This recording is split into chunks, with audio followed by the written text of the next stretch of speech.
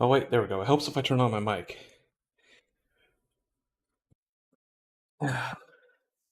Sorry for being a couple minutes late. I had to switch over some laundry that I totally forgot about. So I just had to run over to my laundry machine and just take care of that real quick.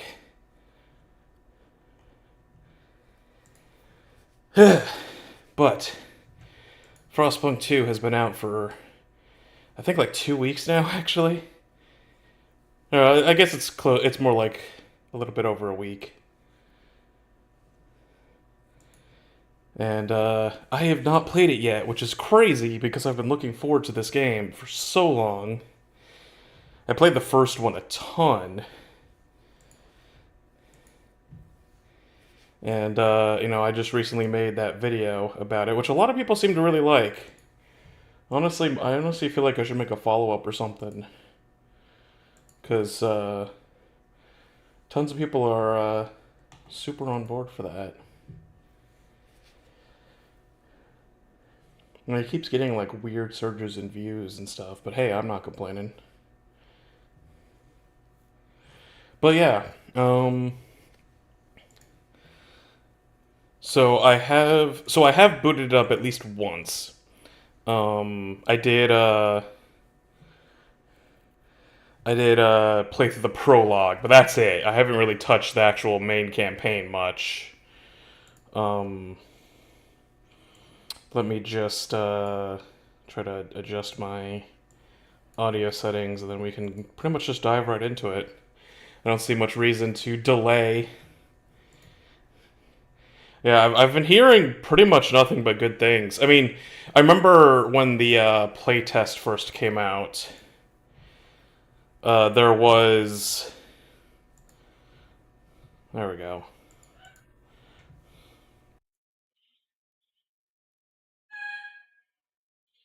I remember that there was. Sorry, I was just messing with some settings. Let's just load up the game real quick. Where's the game?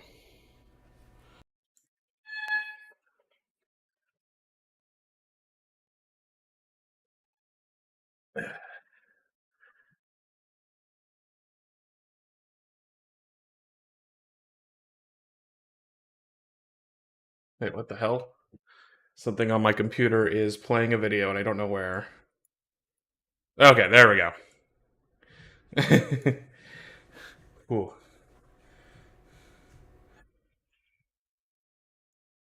There we go. Okay.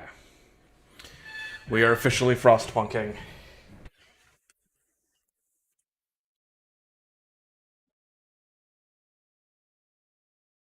Let me just make sure everything is all set up.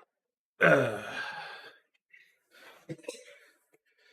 okay. Also, yeah, that was the other thing is that I always got the feeling it was around turn of the century in the first game, but I don't remember if they actually explicitly gave us a timeline. And the intro to this game finally gives us a concrete timeline. So the first game takes place in 1887, when the world froze to death. And then this game takes place basically a generation later. Because, yeah, the first game, it was on. The time scale was like a month. Like, you played through about like a month of people just trying to survive and everything. And this game, like what was a day in the previous game is now a week in this game. So like months just fly by. So I think that's also really interesting. Which means that I think that I think you can actually like have children that grow up in your colony rather than them just being children forever, which is interesting. Um, Also, right here behind myself, so you can't really see it, unfortunately, is there's apparently a sort of Iron Man mode where you can't pause and you can only save on exit, which I think is interesting. I'm not going to do that for my first run. In fact, I'll play through the prologue again just to show it off. But yeah, let's uh, let's stop wasting time. Very intrigued because the one thing I know about this is that this game is a lot more focused on like politicking. You do a lot of uh like you have to talk to the people and negotiate a lot more rather than just kind of being the sort of authoritarian leader that can invoke whatever laws they want. Although I think you can get to that point, which is interesting. Oh, I should probably turn on the game audio. A generation ago, we fled the crumbling British Empire as the world froze around us. I held Is he naked? New London together. I didn't notice that the first time I watched this. United, we survived 30 years of whiteouts.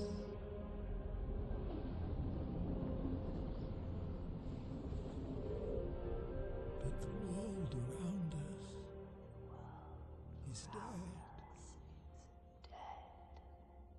Empty.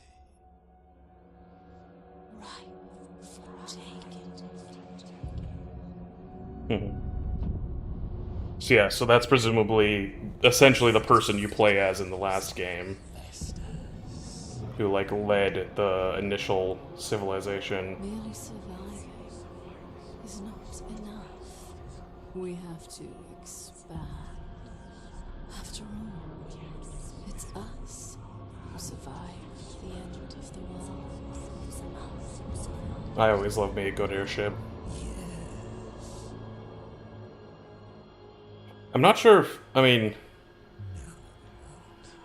because like airships would accumulate a lot of snow on them, wouldn't they? I feel like that's maybe not the most practical thing in a frozen apocalypse like this, but you know, who am I to complain? I'll take an airship any day.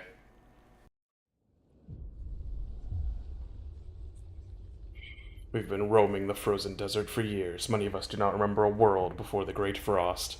I mean, yeah, if it's been 30 years, especially since I imagine a lot of older folk probably just sort of died off, like early on during the Great Frost.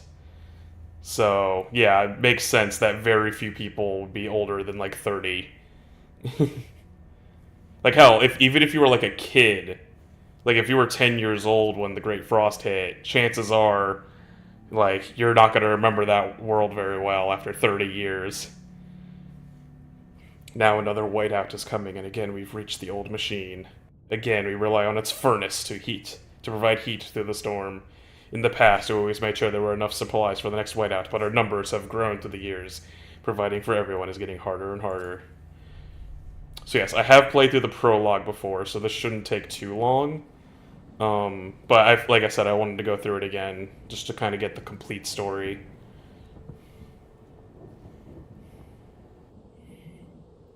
Kind of show off the tutorial.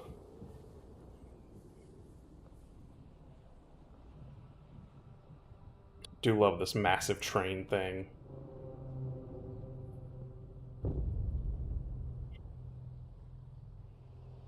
This style of, like, text has become really popular as of late, hasn't it?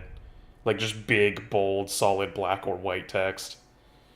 Instead of, like, outlining it or anything. The basics of construction and controls. You'll need it for what awaits in a larger city. We shall restart the furnace. So, yes. So, the thing about this game is that it is much larger in scale compared to... oh, I didn't realize the first time I played this that you can actually ice break on this. Oh. That actually would make things a lot easier, wouldn't it? So it's much larger in scale than the first game. So in order to actually build things, you have to excavate, like, the ice away from them. And, like, work your way out. Which I think is really interesting. Let's say I can make it to there, and I can't quite make it to there, but I can do that on the next one. So yeah, you have to do frost breaking. And you have these, like, excavators going around digging up the ice. And then once you do that, then instead of making individual buildings, you build entire districts around the various elements.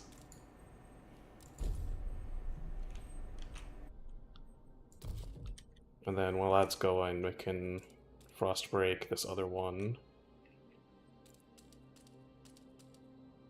There's nothing else over here, right? Yeah, so... Frostbreaking costs something too, doesn't it? Yeah, it costs scraps. But yeah, like in the first game, you would have a colony of like 100 people. This game, like this group of wanderers, is 3,000 strong, which is kind of insane.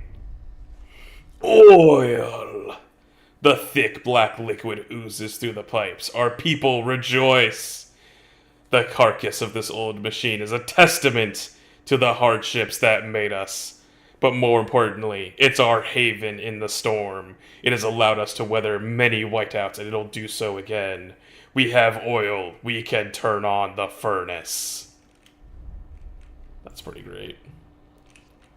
So yeah, so now I can turn that on. But the other thing I need is basic infrastructure. The furnace is on. We have enough oil to cover our current needs, but the oil will still affect our people until they have proper shelter. Housing will best protect us from the cold if built in close proximity to other housing or the furnace itself. However, we'll need prefabricated parts for construction. We brought some with us, but the rest we'll need to extract from the wagon wreckages. There we go.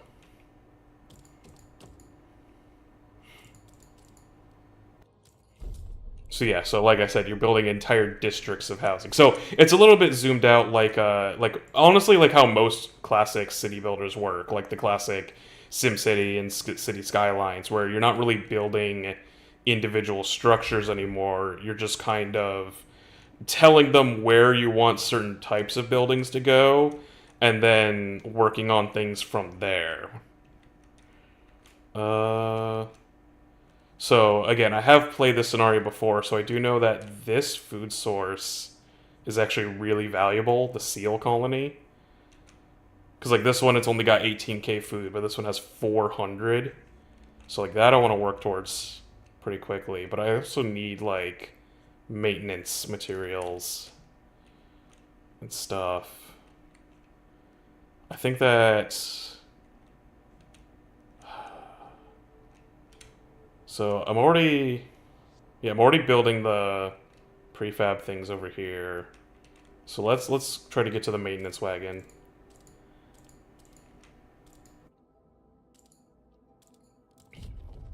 We can get some food in the meantime. And I think I need a second housing district.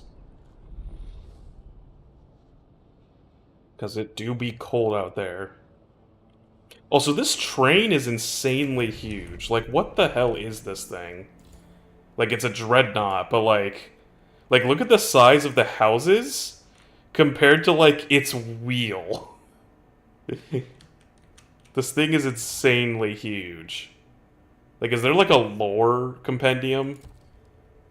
Yeah, no, this just tells you, like, how it works.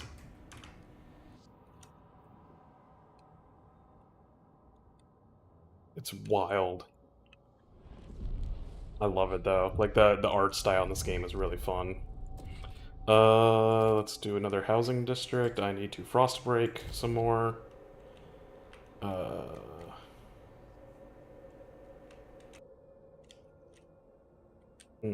Where to frost break? This doesn't count as next to the generator, does it? Actually, I guess we can check. No, it does not.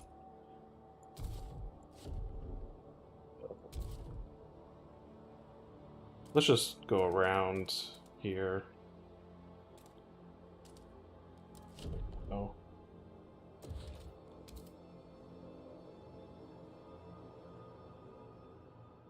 Wait, why can't I... Weird.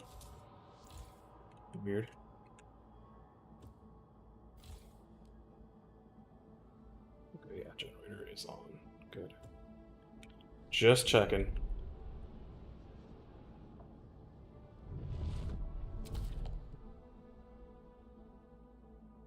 Also need to grab this thing. Ah, perfect. We can get both of them in one frost break. There we go. Now I can build more housing.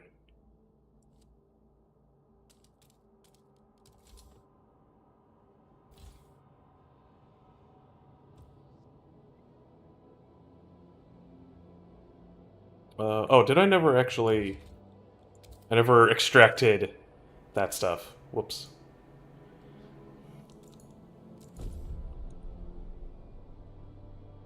So I was gonna say, it's like, construction wagons. Like, didn't I already do that? Nope. Oh, whatever. Better late than never, right? Okay. So now... let's get a food district up and running. And then an extraction district on that.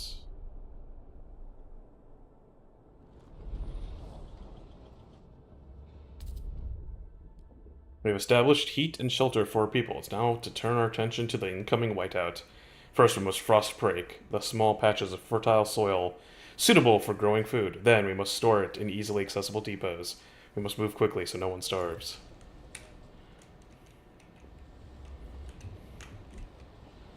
Huddle the camp close together. Easier to trap in the warmth. Better prepare for the whiteout like this.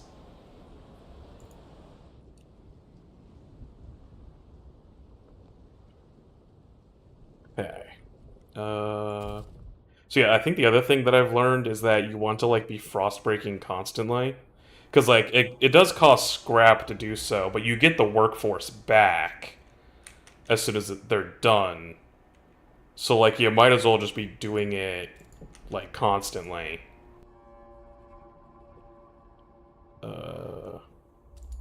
Yes, let's start working down. Can I like expand the housing district a little bit?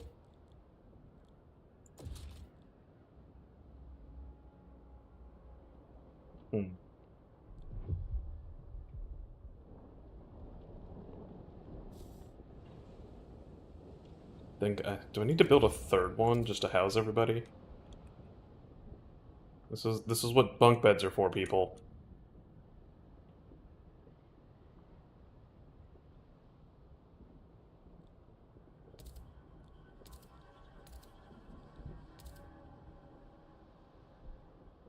Interesting that you can put houses here, but not... Oh, I guess that's not actually frostbroken territory. That's frostbroken territory. Right. Yeah, I need to... Yeah, and that's too small to fit a housing... Okay, I get it now. That's why I can't put stuff there.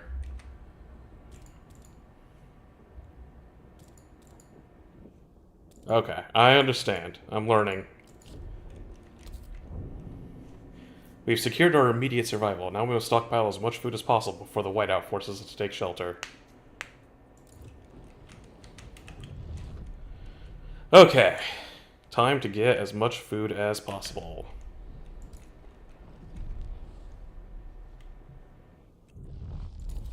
Oh, you can run multiple frost-breaking operations at once. Oh, it's just that you can't, obviously, frost-break past where... Okay, I actually didn't know that. I thought you could only run one at a time. But I guess that was just because I was focusing so much on trying to like expand in one direction the first time around. There we go. So now we could go up and get the supplies, or it can go down. And I think, yeah, we can make it there. And then in the meantime, more food, please.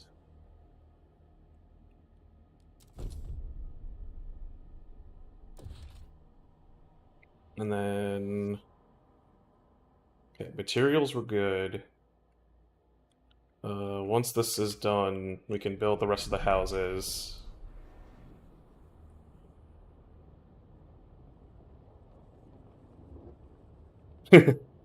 Yeah, seriously. I have a feeling I'm probably...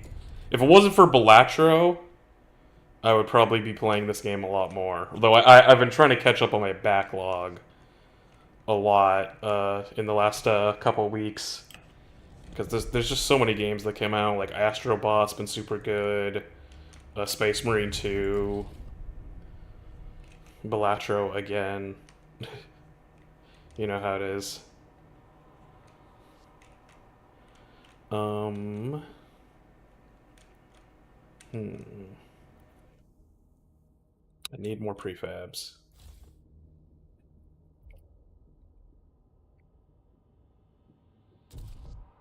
Maybe I need... Yeah, I think next on the agenda is to grab that resource.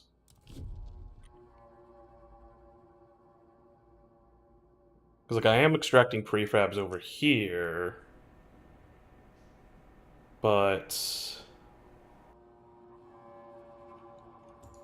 Yeah, I'm running low. I can't actually build another food district until I reach 140.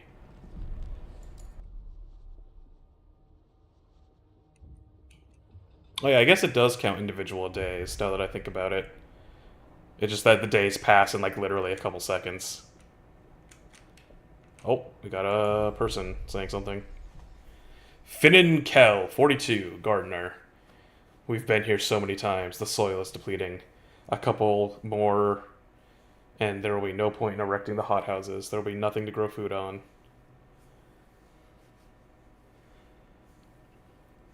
And the yield is so low. Either we pull out emergency shifts or we tighten our belts. Otherwise, it might not be enough for everyone. We may not be able to fill food stockpiles without exceptional measures. Consider asking the Wanderers to tighten belts or instill emergency shifts in food districts. Okay, so how do you tell people to tighten belts? Oh, there we go. Got it. Favors. Relations significantly worsen. Ooh. Tighten belts. Hunger is significantly increased. Food demand per capita is decreased.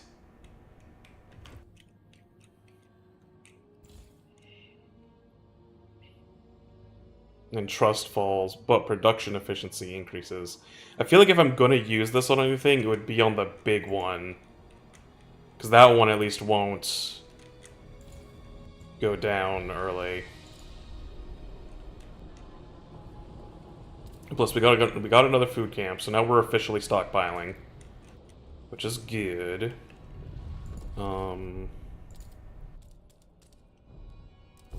Let's get some more of that going. Oh, I never did build that other housing district. People are freezing to death. Is there any way I can, like, expand this just, like, a little bit? Because it's so annoying that it's so close. And then it's just not quite able to fit. We are losing it. Oh, wait. There's so many things that people want. This really is good old Frostpunk, isn't it? Okay, how's this thing doing? Okay, there's plenty of oil. That's good.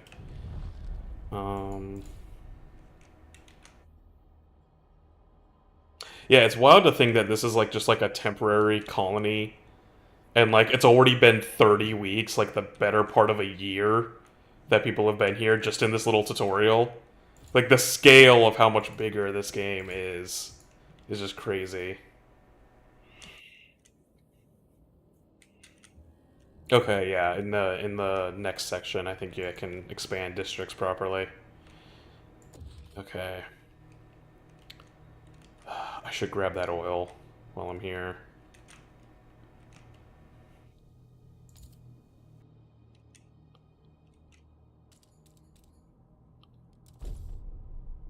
Ooh. Food. It's doing good. Food remaining.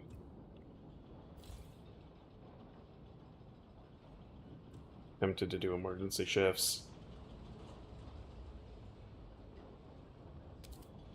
Okay, we got that going.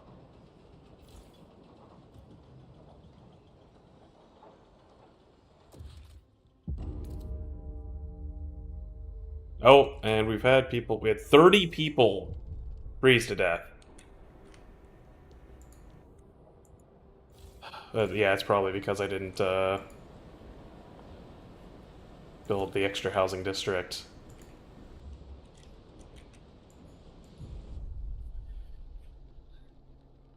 We mourn those who have recently passed. As is our custom, we take them to the oil pits. We gently lower their bodies into the thick blackness. The fuel that keeps us warm in life likewise preserves us in death. But death also erodes trust in our leaders. Without trust, there is no future. So we're burning the dead bodies? Because, like, they put them in the oil pits, but, like, we use that for heat. Is that... I don't think that's a good thing. I don't know if you want to mix people into your fuel source. That seems unwise.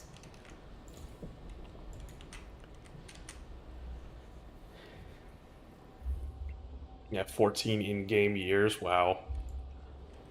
Yeah, that makes sense.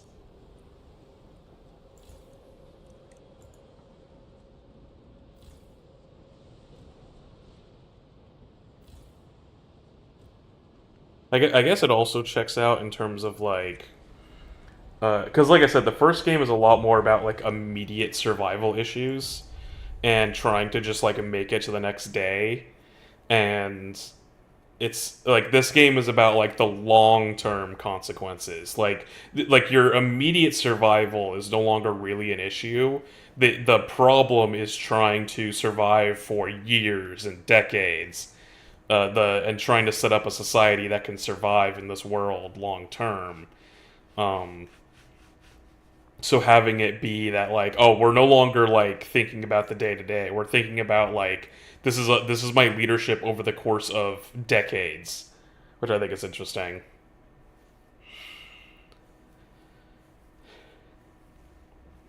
My knees ache and my fingers are so stiff I can't hold the needle anymore. I've lived a full life. It warms my heart to see little Betty and Jacob play by the evening fire. But maybe this is it. I've talked with the other elders. If it comes to it, we will go. I won't let my grandchildren starve. Some people are ready to sacrifice themselves to lower the food required.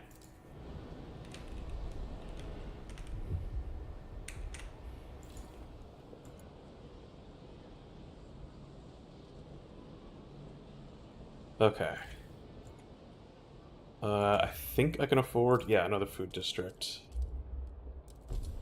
Gucci. I know that one's big. Okay, we're profiting on everything but housing.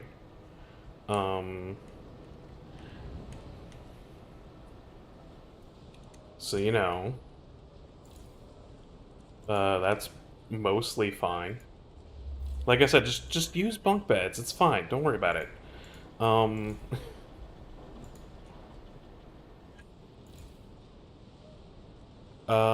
extraction districts. I guess we are about to stop making a surplus of materials, so I'll keep that in mind. But for now, it seems to be fine.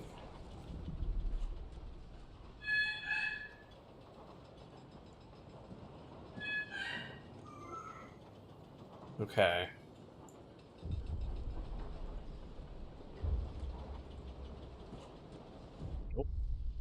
Mysterious symbol, the captain's legacy.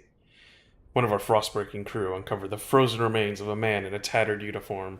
His shoulder patch reads, New London Scouts, 3rd Platoon. And he bears an obscure insignia. Some of our elders claim it belongs to a military organization, while others argue it has religious significance. Maybe you've heard of this New London before and can settle their debate.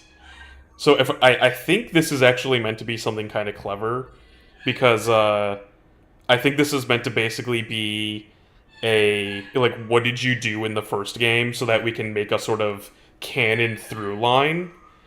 Because I believe once I actually transition out of the prologue, I go to New London, And this, I don't, again, I haven't really played the actual first chapter yet, but I think this actually, like, changes some stuff in it based on whether you decide that New London embraced order or faith. So I think that's actually kind of clever.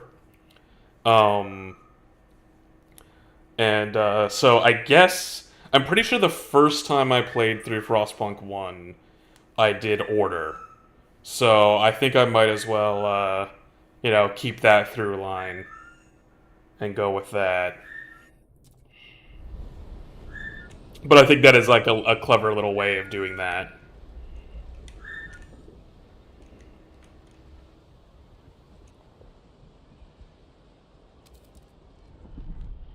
Okay.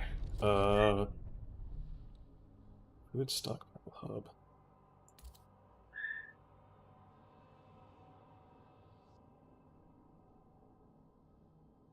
So yeah, so I know I need one of these because you can't actually hold 40,000 food by default. You need to build those hubs in order to, like, actually fit it all. We are now officially losing materials, so need to build another one of those.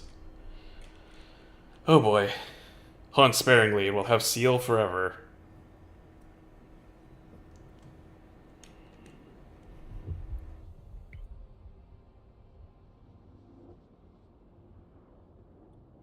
Okay, we're making... So... Okay, that is unfortunate. Time left 45 weeks. Whiteout arriving in... Okay, well, it says stockpile will be ready in 42 weeks. Okay, I misread that. I thought that this was saying that it would be ready in 45 weeks. Okay, so we're actually slightly ahead of curve. Okay. That's pretty good, right? Oops. So... I mean, we probably want to keep... Oh, heat demand. Oh, crap. I need to build oil shit. And this is empty, so I should just get rid of it. Demolish. Yes. Get back my resources.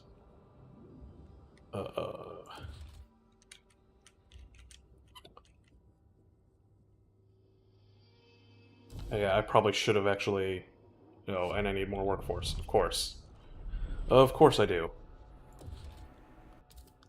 If I build another one of these...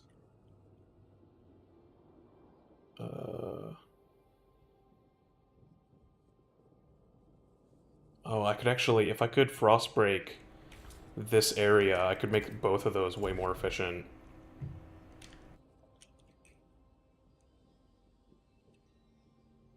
Okay, I need to frostbreak. Oh, it's saving? There we go. Okay. What can I... Oh, this is about to go out.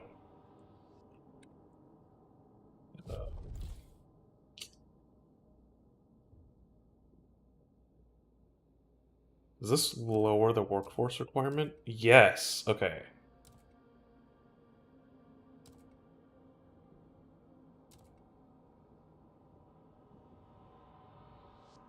Okay, what does this require? 300. I don't think this actually has enough people in it. Yeah, I'd have to just deactivate it entirely. That's okay. Because we can put people back on it later. Dupe. Dupe. Okay. We'll do that. I mean, we've got a good number of prefabs. Is there even any other prefabs on the map? No. Yeah, we pretty much have to work with what we got anyways. Okay. So now, we can build another food stockpile hub to buff both of these places. Give me back more workforce. And then we can turn this on just to get the rest of the prefabs out of there. And then we'll demolish it. Get back those people.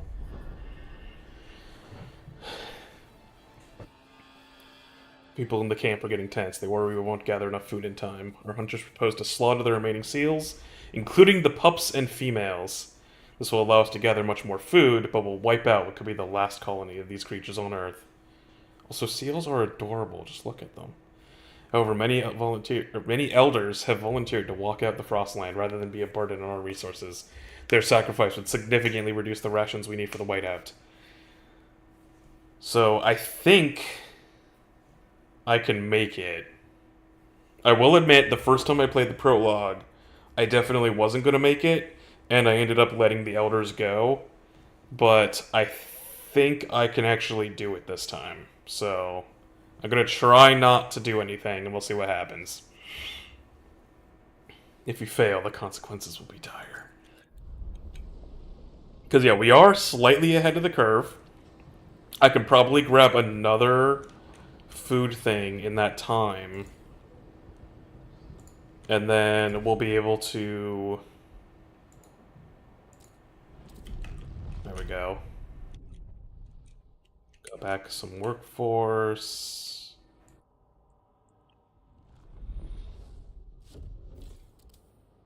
Okay, there we go. So now that is empty, so we can demolish. Yep. And then we can turn these down a little bit.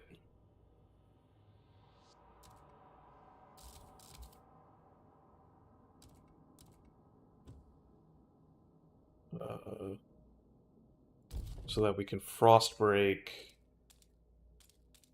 here. And then maybe make it there as well. Okay. We're cutting it close, but close is still good enough. Oh, but these are about to be empty. Oh, that's a problem. That's a problem.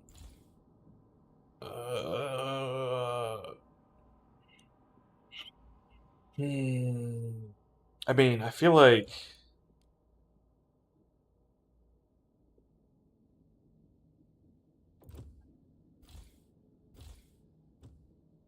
Do I resort to overtime? I mean, I feel like overtime in prep for a whiteout is not the worst thing, and it's not the worst crime I could commit. Of all the things you can do in Frostpunk.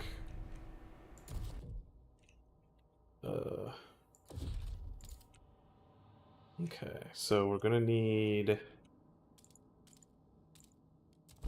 one of these for sure.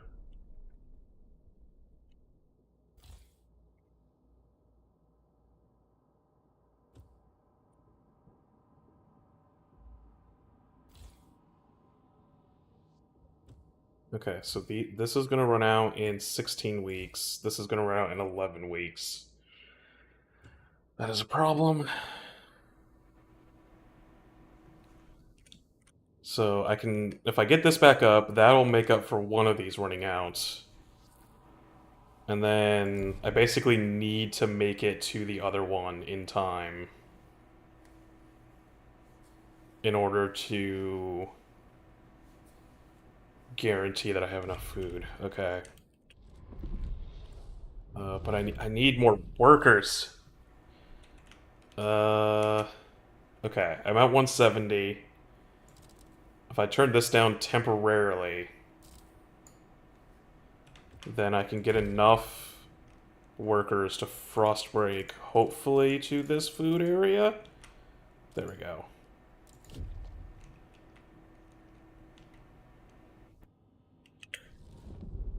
And then as soon as they're done, I can put them back on this so that we don't have things fall apart.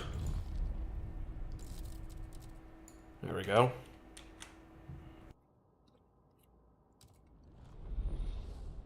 Okay, we've got people working that one, so that's good.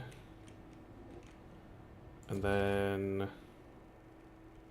Okay, so let's actually turn this off. Because we're already profiting. I just need that to act as my backup. So I don't need it. I mean, I'll need it in 4 weeks, but I don't need it right now. Okay, it's good. It's gonna be close, but I think we can do it. Because once this is done, then I can just transfer the workers to the next one.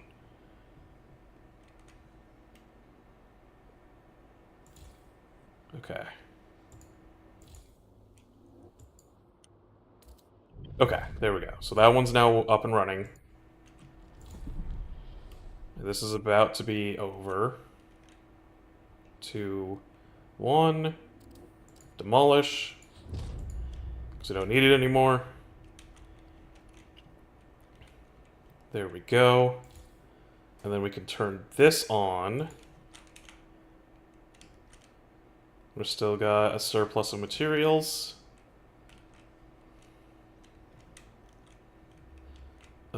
Oil could be better. But I don't think there's any other oil areas on the map, so we're just gonna have to deal with it.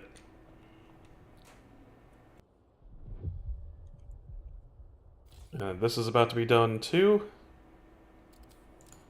That's okay, because both of these are running. So we're still gonna make it. Okay, we did it! We secured enough food to survive the incoming whiteout. Our workers will make some last-minute prep. We should try to keep our people warm for the time. We will survive. Can I afford to build that quick housing district? There we go.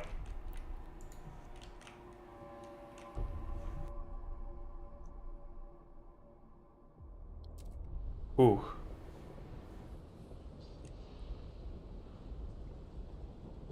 Food stockpile hub full.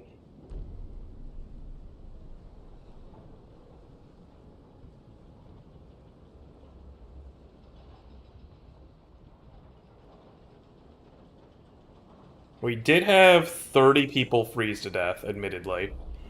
So, not super great in that regard, because I didn't build this housing district until now. But, we didn't have to let all of the elders die, so there's that. So I think that's a slight improvement over my first run, where I had to let all the elders walk out. Very slight. I do like that they also kind of pull their punches for the tutorial moral choices, because it's not, like, actively sacrificing all the elders. It's, like, oh, we're volunteering to go out so that you don't feel as bad if you have to resort to it. You know, it's like, oh, I'm just respecting their wishes to save the lives of their children, you know. But, I think that the game's going to stop pulling their punches soon. When the whiteout hit the camp, the Wanderers were ready. Everyone was thankful we acted fast and gathered enough food in time.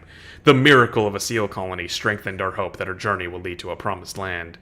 Our elders have added this story to our great tales, alongside warnings about a sinful city that still pumps smoke into the sky.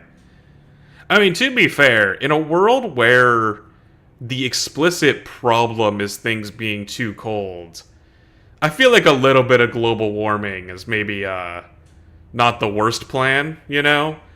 Because, things already are kind of messed up. I mean, I guess the ecosystem's already ruined, but, like, heating things up is only going to help things, I imagine. We survived the end of the world.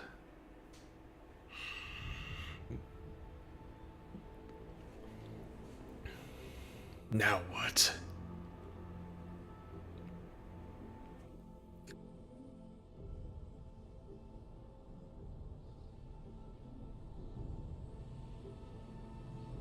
Oh, that was actually a pretty sick transition.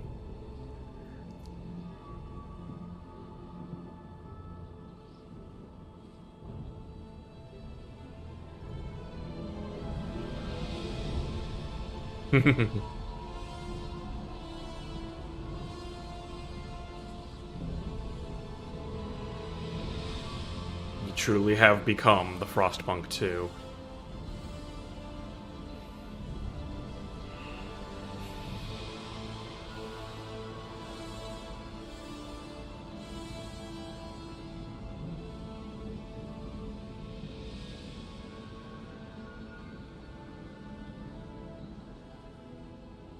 The people may yearn for a future worth dreaming of, but I'll tell you right now that the future worth dreaming of is in the mines. So, you know, we can kill two birds with one stone.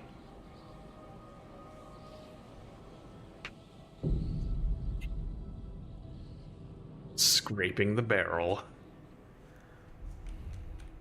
Coal is running out. The captain is dead. As he weakened, growing divisions brought the city maintenance to a grinding halt. Now, New London is left to suffer the consequences. As steward, it is your charge to lead, but you must prove yourself. The overcrowded city is low on resources. Use this warmer year to build more shelter, secure coal, and power the generator back on. Let's get to work. Okay. Now we're dealing with the real stuff. Oh yeah, and like I did play the demo, so I am familiar a bit with the faction. So I wonder, is this what actually changes depending on which choice you make in the prologue, like what factions you start with? Because that would be interesting if you had like the Order faction versus the Faith faction, maybe on the other side.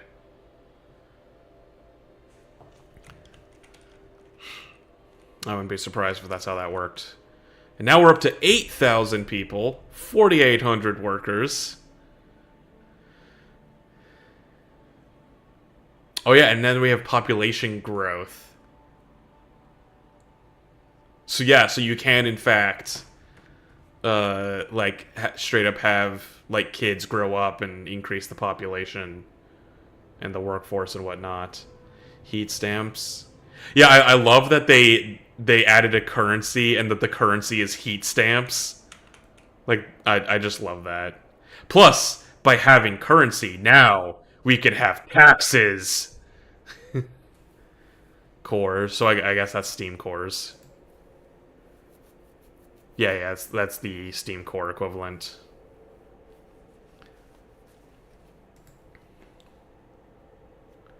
Prefabricated building components can be assembled translate into larger structures like building subs or districts. Currency used in the city. Originally literal stamps redeemable for a fixed quantity of heat. They now function as a universal means of exchange. That is interesting that, like, yeah, they've turned heat into a currency. I mean, I guess heat is the commodity to go around. I love the verticality here.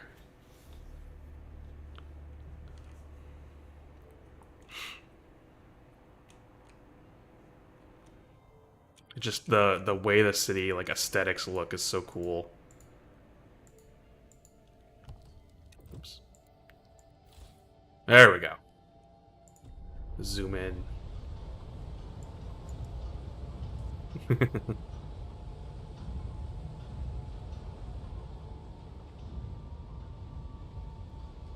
Okay, so frost break to a shallow stream, a shallow coal seam. Sorry, I can read words, I swear. Oh, we got resources all over the place. I do like that they just have the infinity symbol on some of them. 100 million. Yeah, I guess that'll keep us from going for a little while. What's this? Oh, what? Why is it... I don't know why it's being weird. Why is it not... It's like...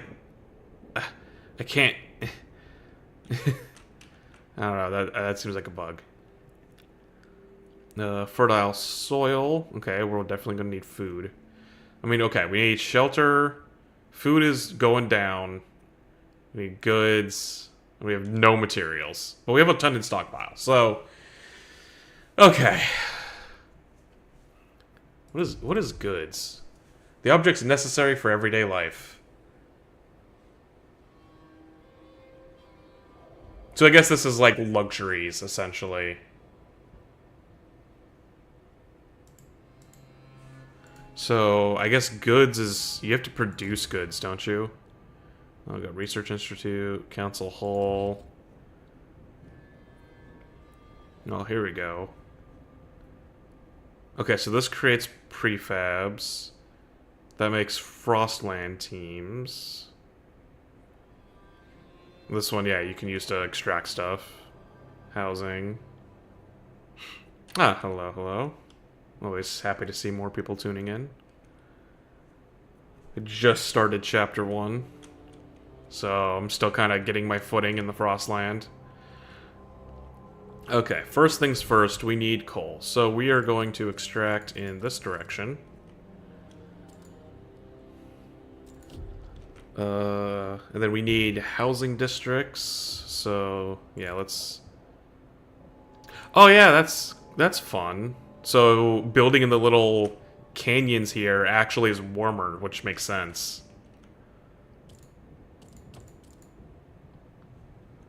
And then...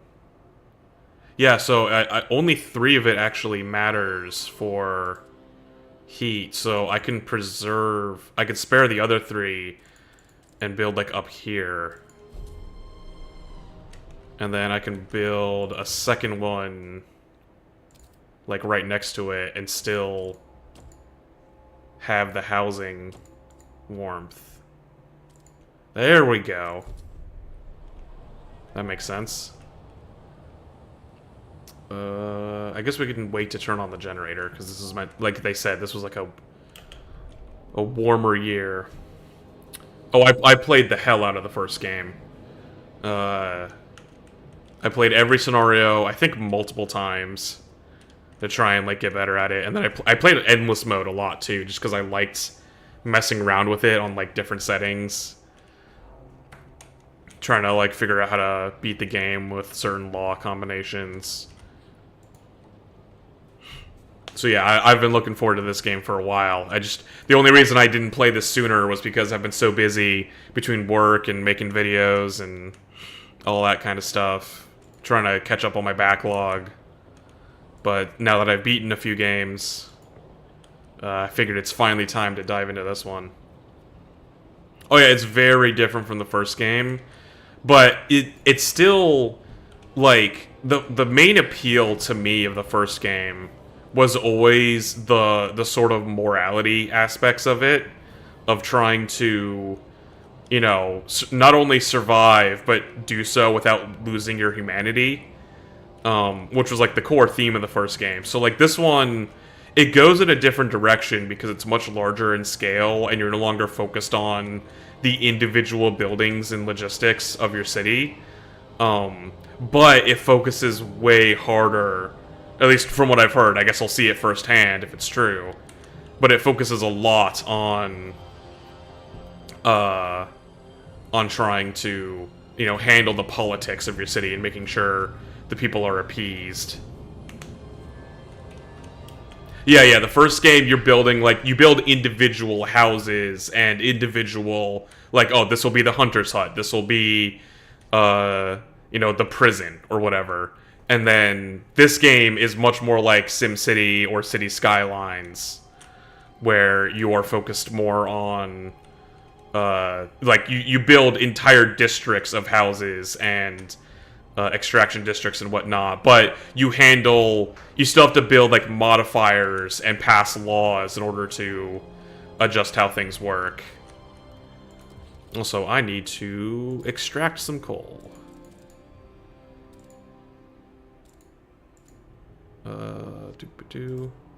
Actually, before I do that, let us keep frost breaking. Yeah, we have prefabs over here. Coal. Okay, I can get coal and prefabs. I can't quite get more. I mean, next time I frost break over here, I can get a ton of coal deposits, so that's fine. And actually, while that's happening, we can Let's go in this direction because we need food. Getting to this infinite food force seems like a good idea.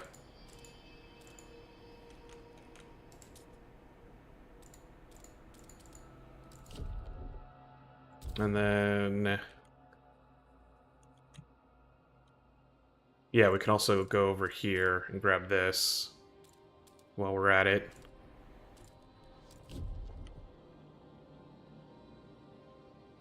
This game kind of seems like it picks up where it takes off. Again, I've only just started. Like, I've just played through the tutorial, and this is chapter 1. But the opening cutscene is literally like the steward, the leader that you're playing as from the first game, kind of growing old and dying. And it's been now 30 years since the start of the Endless Winter.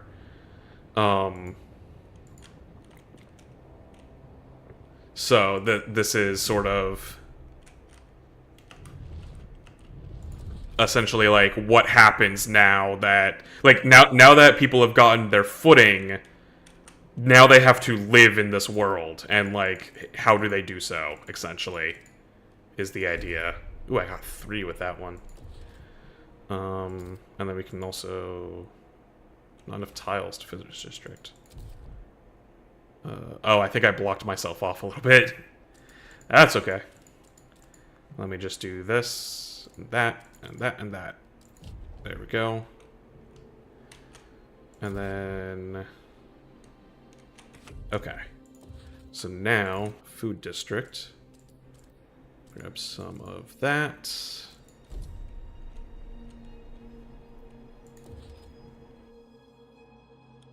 And then, yeah, we need... yeah, this is the materials.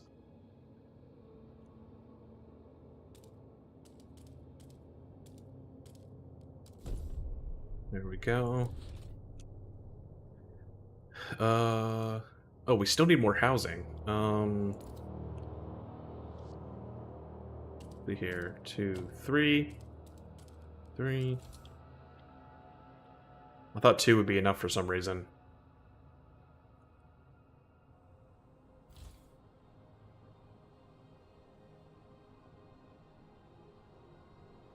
It's 20 from housing district. Okay, so each one provides 20. So actually this third one will not quite be enough. I'll need another one after that. So doop boo doop. Doop. Doop. Doop. There we go. Okay. Now we should have enough houses once those are done. And then... probably should go ahead and make another food district.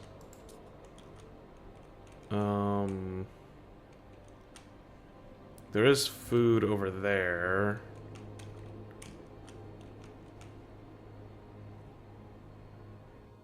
I do like how you can share heat by, like, adjacency. It makes sense. Oh, interesting. I was wondering why this is like candy cane land over here. So yeah, so there are negative... so you don't want to put food next to industry. That makes sense, you know? Actually, that checks out. I'll believe it. Can I get more than just the one?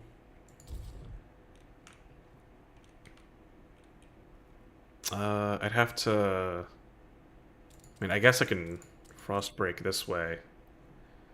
And then... we can work towards that other materials. Okay.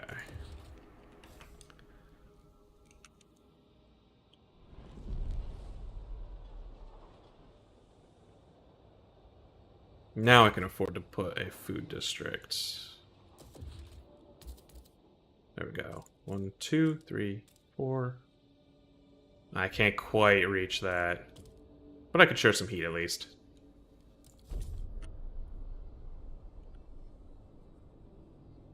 Oh, I like how there's like little tunnels that they dug through the snow.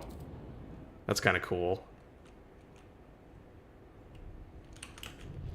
Okay, I guess it's time to do the thing.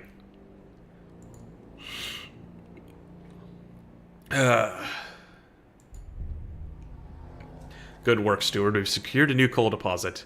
It's part of the last vein in New London. There are still some deposits left, but they won't last for long. We'll need to improve our mining to use it efficiently. But the city's communities are voicing different ideas on how to do it. We must decide whose ideas are worth pursuing. We must choose a solution. Coal left around New London, 636. So that's what? So 52 weeks in a year.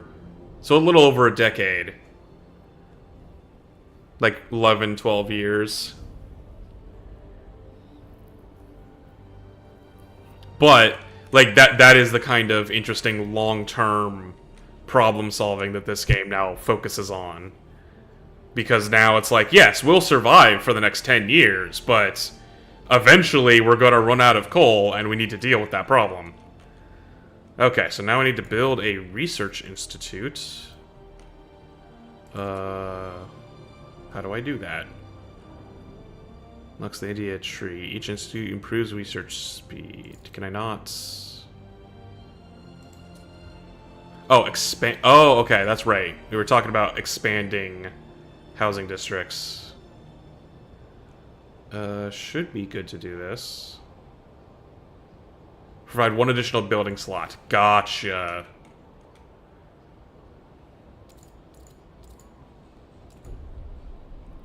Okay.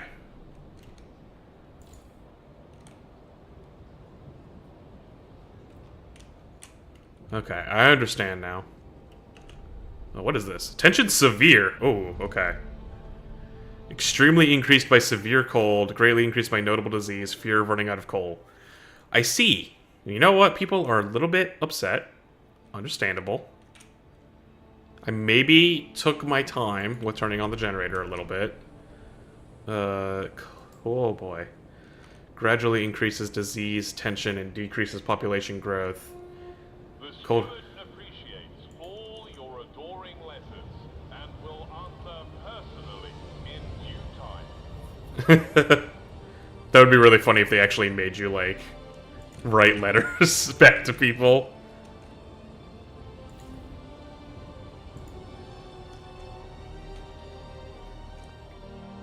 Well, yeah, the tensions are real high. That's...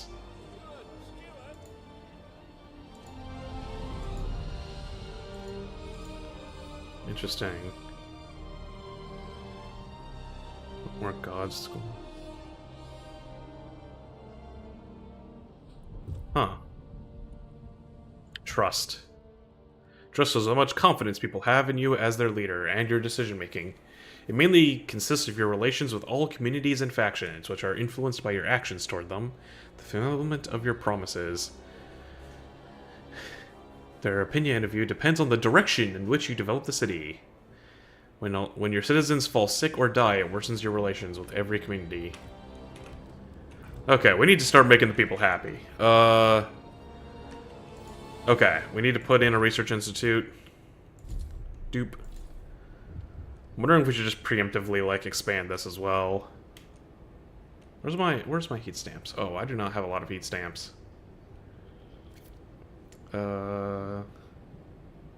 Okay, we're making heat stamps though, so. Oh, what's this? The generator wakes. A child is born.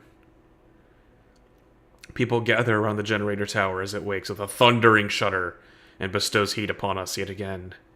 This is the heart of our city, our last line of defense against the cold, our first hope for a future, any future. There's a couple who says their first child, a daughter, was born at the exact moment the generator sprang to life again. They call her Lily May. They ask that you bless her. You gave us hope back. Thanks to you, our child may yet have a future ahead of her. The people are hopeful that there is a future for them after all. Very well, Lily May. May your life be warm and the winds spare your paths. Okay, so that's being built. What's this? Merit, tradition, progress, Oh. Oh, these are like the different alignments. Interesting. I think I remember seeing some of these in the demo. You can monitor the zeitgeist of your city in the bottom left corner of the screen. Zeitgeist means spirit of time. Huh, I never put that together. Because, yeah, Geist is like spirit, right? So I guess Zeit is time. And describes the direction of your city on 3 axes. Technology, economy, and society. So it's kind of like a alignment chart, I guess, but like 3-dimensional. Laws you pass, the buildings you build, and the choices you make, they all impact the zeitgeist. At the same time, your communities have a natural tendency to favor some solutions over others. Your relations with them will change depending on how their views are aligned with the current zeitgeist. The more you develop the city, yada yada yada. Click on... Okay, and then hover over the icons above their name. So... Okay, so their progress... Okay, give me a second. They are neutral. Okay. Their adaptation. Oh, so I'm guessing there's probably at least 6 different kinds of factions. Maybe 8, because I imagine there's probably a couple of minor neutral factions. And then each faction depends on whether they focus on one of these 6 ideals. Okay, so let's just go over these real quick. Build machines to carve our place in ice. We will improve ourselves in technology and rip resources from the frozen earth to sustain everyone. We will bend nature to our will. And we will thrive. Fighting against the cold is futile. We will not give in to the hubris of machines. The frost makes steel brittle. Gonna have to say, I think I'm leaning on progress there. Cause, look. You can, you can get better at handling the cold, but, this game gets really cold. Like, in the first game, you get down to, like, negative 100°C. Like, that's, like, instant death territory.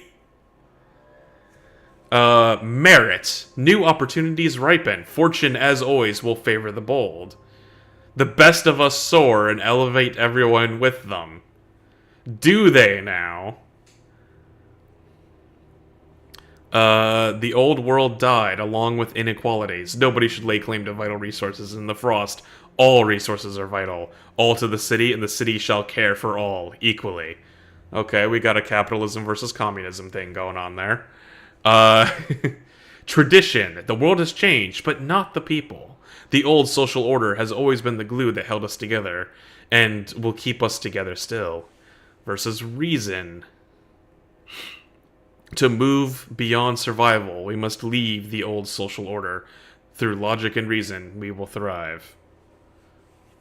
I mean, I like to think of myself as a reasonable individual.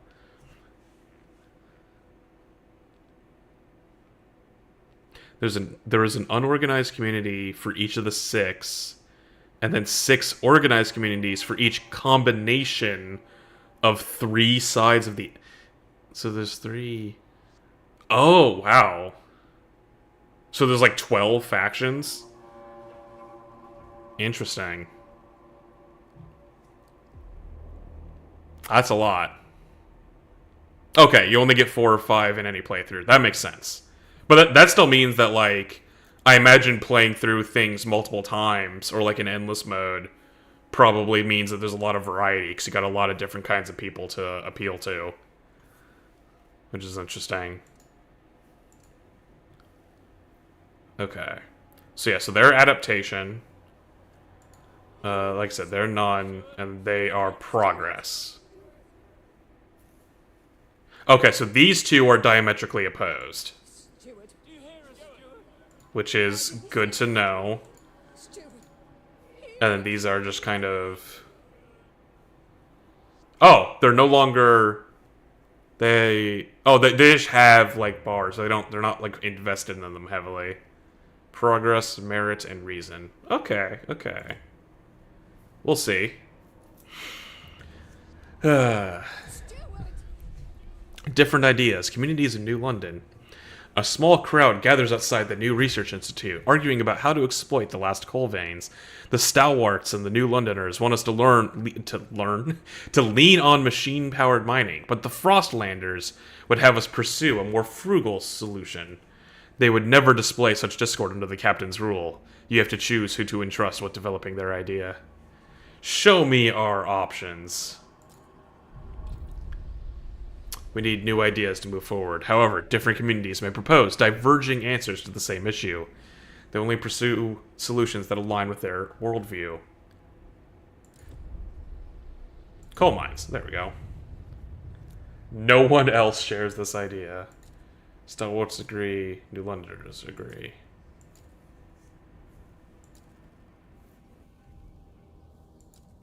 Okay. So these two factions are like in agreement with either of these solutions, but only the Frostlanders like this solution. Interesting. Oh, because they're offering the same solution. Duh. That makes sense. Oh, so that is actually interesting though, because that means that the only options you get are based on what factions you have, it seems like. Okay, so basically the Frostlanders mining operation where residual coal dust is sucked up and compressed into briquettes to make maximum use of the resource. So it requires more workforce, and it outputs less, but it requires a lot less materials.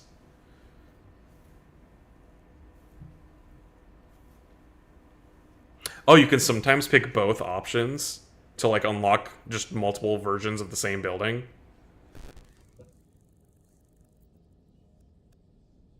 I did not think that would be a thing, but I guess that makes sense.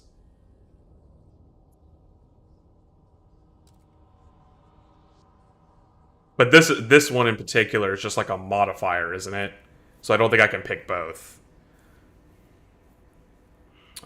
Operation using explosive drilling to rapidly exploit coal deposits, generating noxious fumes. Okay, so this one creates squalor and demands more materials, but it requires less people, and it outputs more coal.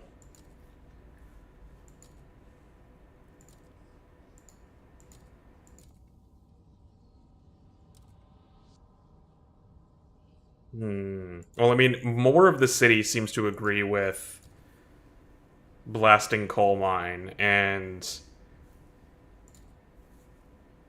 reducing disease. Plus, at least this particular scenario, it feels like I have a lot of materials to work with. So I think I'd rather reduce the workforce requirement and increase the overall output, because that seems better for my current situation, I think. Squalor, the filth, grime, and pollution present in the city. It is produced by the generator, heavy machinery, and poor sanitation. Okay, let's go with the blasting mine.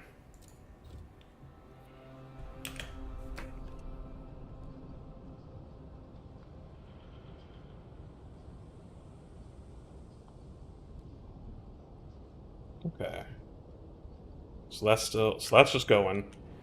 Construct the newly researched building in the extraction district. So, do these...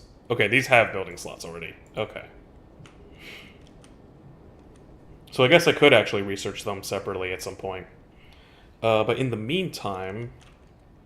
what else do we need? We need more goods.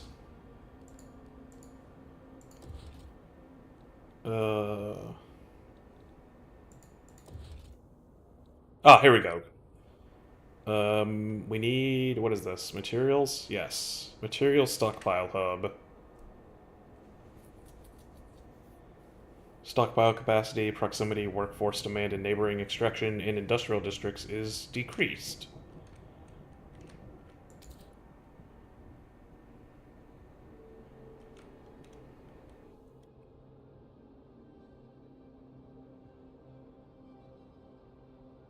There we go. We can put that there. And then when I expand this, it'll also affect Goods are made in industrial districts. Ah, okay, yeah, that makes sense. Process materials into prefabs or goods. Oh, yeah, prefabs or goods. Okay, yeah, I just saw the prefab thing listed there. Can produce other resource with additional infrastructure. Okay. Oh, and then if you build it near an extraction district. So housing Oh, okay. Oh, but then it produces squalor. So it benefits from being near housing districts, but housing districts are penalized for being near it. Whereas putting it near an extraction district is good.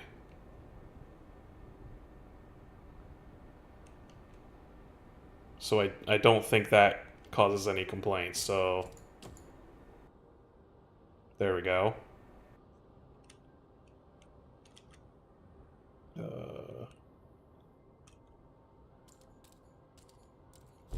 we go.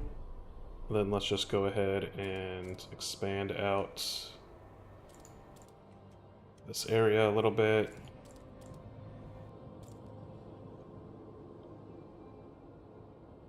Housing and food can coexist. That makes sense. So, like, if I put a housing district here in my food area, they would be happy with each other.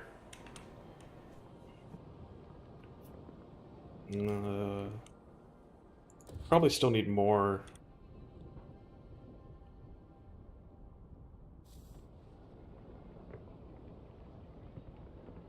We will need more workforce.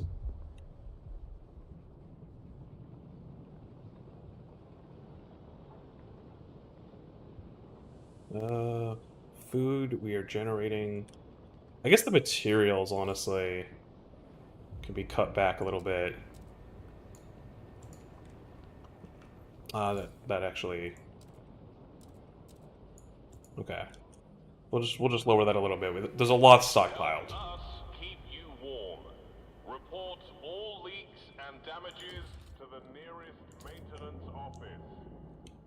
Because, yeah, we want all of this goodness. That's going to be a productive coal district.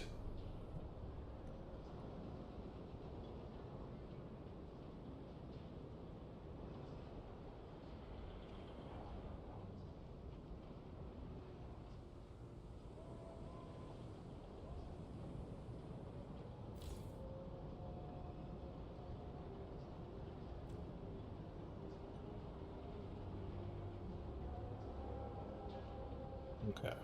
That's still going.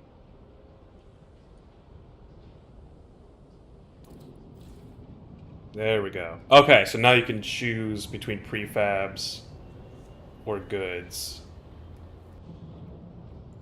So I guess I'll switch that to goods for now, so that is closer to being good.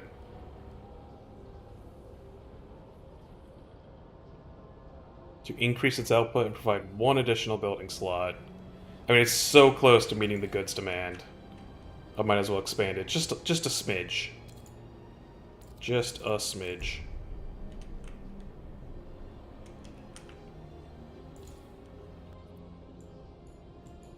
Okay. We've got housing, we've got food. We're stockpiling lots of food.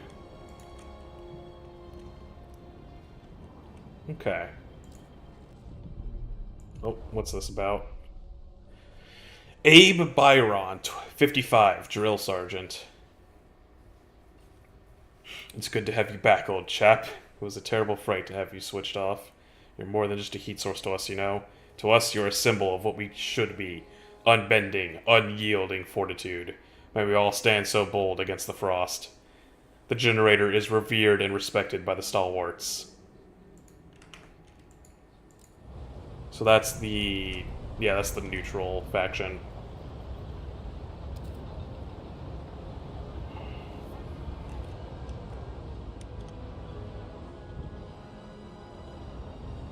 It is fun being able to just watch these buildings go up and down like that. There we go. No. There we go. We want that. We are exactly meeting the demand for goods. It would be nice if we could stockpile them a little bit, but guess we can't all get what we want. Okay, and now we have this massive coal area, which is about to get even better.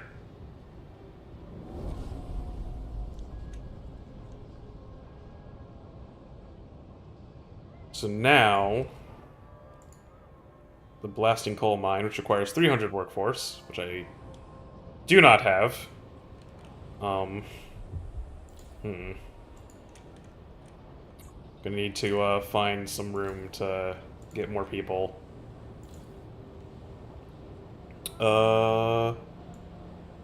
can afford to take some people off of food.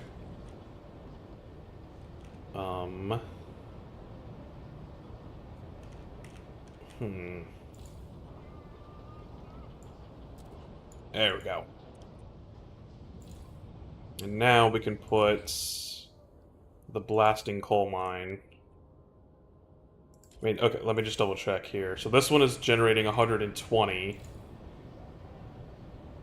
Okay, so so I guess the output doesn't matter. It doesn't matter how many sources you have. It's just that it'll last a lot longer, which I guess that makes sense.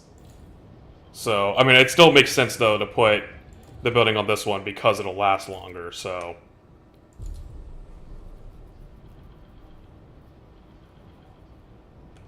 Yeah, it's kind of annoying that they switch back to prefabs by default, because if you don't catch that, that could be a problem. It is nice that you can just kind of freely swap back and forth, though. Maintain. It might just save your life.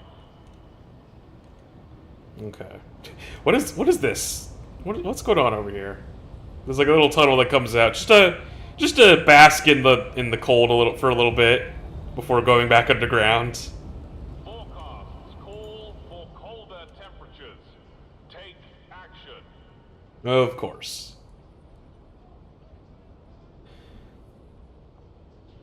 Relations favorable. Place to settle differences. With the new mine, the impending doom of depleting coal is postponed. Yet, differences between the communities remain. The weakening captain wanted to establish a council to settle them. He didn't live to see it through. It falls to you, steward. The people of New London want to say in how it's run. The first decision, whether you should continue to lead the city. Okay.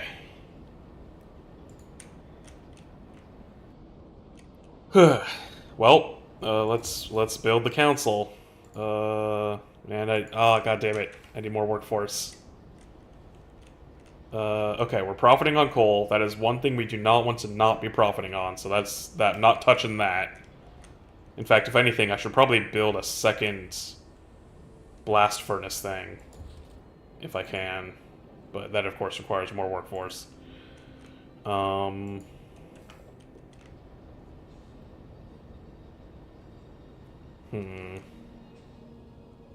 much food do we got? We've got lots of spare food. I can turn this off for just a little bit in order to get some workforce. So yeah, let's... Because this doesn't actually increase the workforce demand, does it? Oh, it does. Never mind. Okay. In that case, let's just build the city hall. And get that over with. Then I guess we can turn this back on. Oh no, but that needs... I do like that you have this scale, though. Because, like, in the first game, you would allocate people to buildings in order to, like, you know, determine how efficient they were and whatnot, and you have to differentiate between engineers and workers and children, if you decided. So this is kind of like a much more abstract way of doing it, but I also like that it's still an option. So that you can be like, okay, I'm not going to turn the building entirely off, But this way I still have some workforce working on it.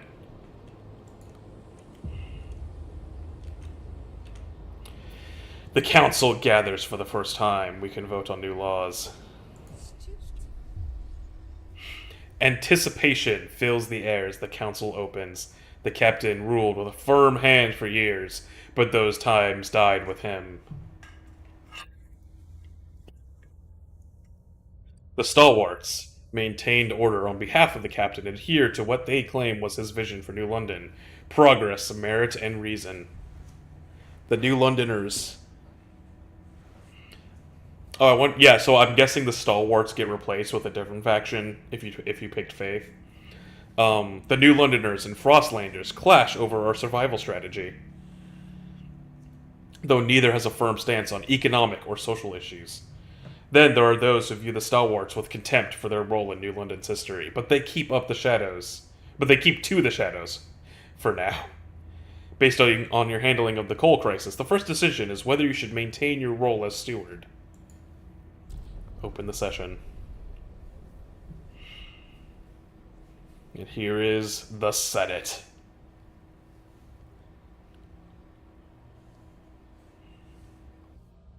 I just love this as a concept. When you return to the council in the future, you'll be able to propose new laws to vote upon. But for now... Oh, you get the Faith Keepers? That makes sense. Yeah. Yeah, like progress, equality, and tradition. Yeah, that checks out. But for now, a special vote needs to happen. The communities of New London have to accept you as their leader. Be careful.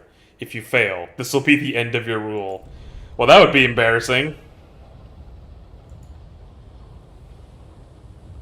Originally hailing from New London, these colonists of Frostland outposts tried to establish a permanent foothold beyond the city. The whiteout years destroyed that dream, but taught them the value of adaptation and grit. Progress, merit, and reason. Okay, so no matter what, they like progress. But the Faith Keepers are basically the opposite in the other two categories. Interesting.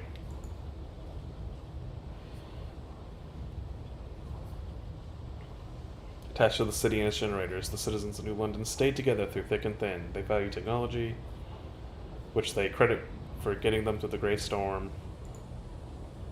That makes sense. Oh, you can actually, like, look at each individual person. Okay, it just brings up... Oh, there we go.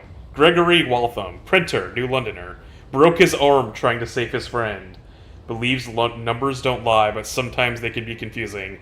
Easily persuaded by buzzwords. Oh, this is great. I love this. Belle Lloyd, cleaner, Frostlander, lost her job when it was automated. Wish people valued intelligence more than they seem to. Has always wanted to capture a bear. Survived a cliff fall by landing on his father's body. Makes origami cranes when anxious, terrified of being considered dead weight. Oh my god, I love this so much. Nell Casey. Plans to walk into the frost once senile. Makes puppets out of old socks. An automaton crushed his foot as a child. Thinks bugs should make a comeback. What does that even mean? Like, as food? Like, or just like, that bug should exist again. That readily accepts flattery regarding his boxing days. Reads romance novels about scouts. I mean, I get, yeah, it's been 30 years. There would be people, like, writing novels. Because, like, all it takes is, like, a typewriter and some paper. Some people would have probably kept that from the old world. Embarrassed about his lack of Frostland stories. Lived in India as a child. Devout follower of the 5-second rule. Tried to keep a seal as a pet.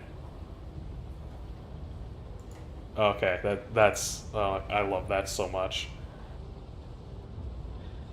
Okay, More people are for it than against. That's good, at least.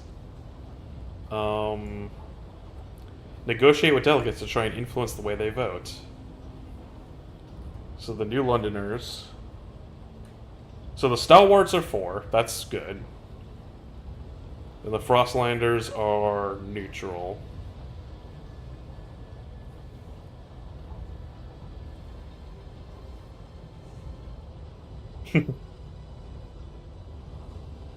So...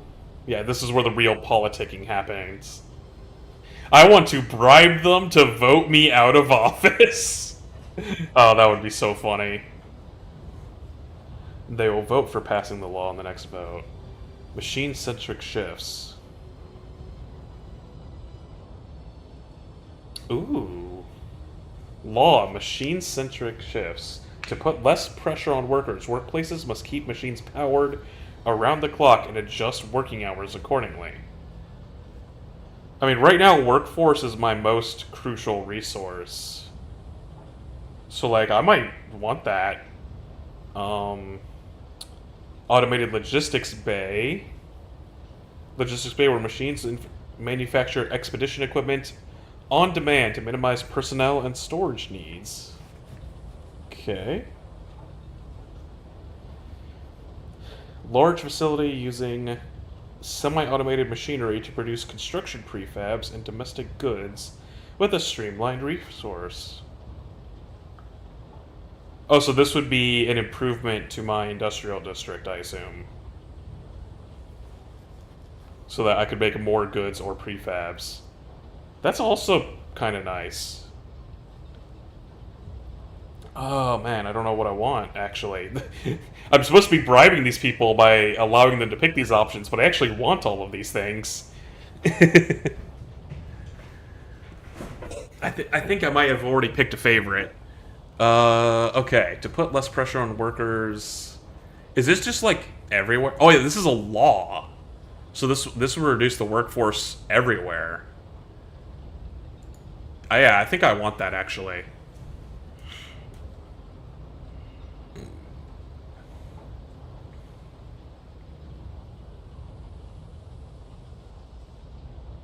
Oh, the factory does both? So you don't have to, like, pick one or the other? Oh. I'll probably do that anyways, but I kind of want to get the machine-centric shifts. Okay, that's good to know, though. Because I think just reducing the workforce requirement in my city is going to be good long-term, so that's going to be my first thing I'm going to focus on. So I will agree to... I love that they use, like, a handshake here. So yeah, so I'll agree to those terms. And now they can vote on whether I continue to exist. I am tolerated.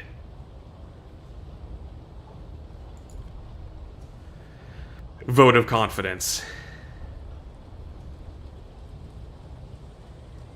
Hear ye, hear ye. That's pretty good. This law has been approved. 70%.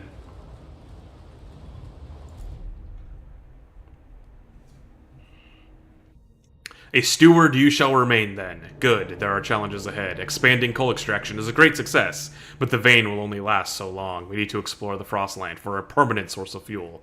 Otherwise, the city will have no future at all. Okay, so now I need to research machine-centric shifts. Worker shifts. Here we go.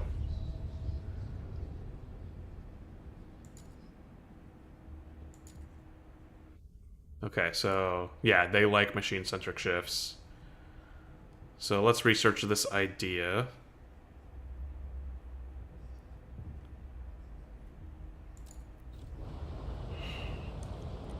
And now we need a logistics district on the old way station, which I think is this thing up here that I can't hover on for some reason.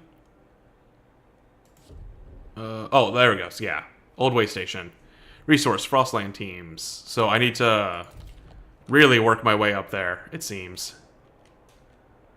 Ooh, what's this? Iron vein.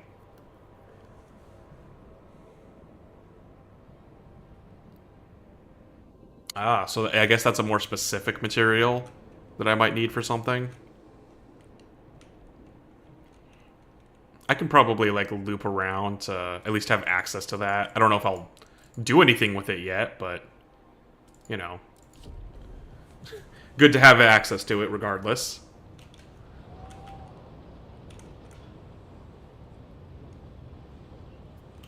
Okay, what's my workforce looking at? Okay, we're producing extra coal. That's good.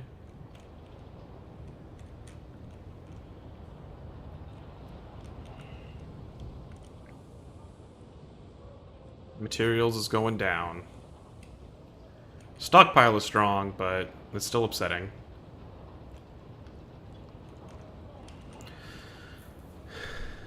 And... okay, yeah, these are going down, but at least we have lots of...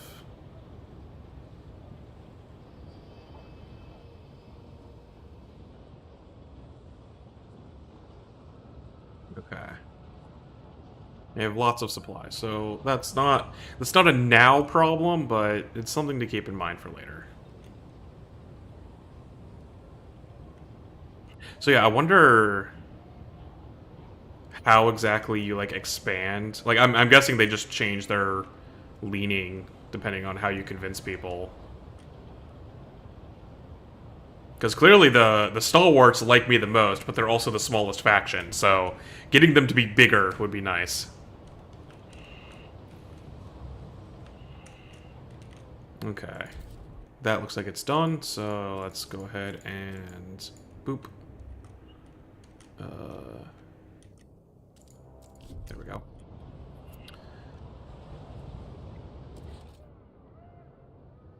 Yeah, we need more workforce on everything, unfortunately.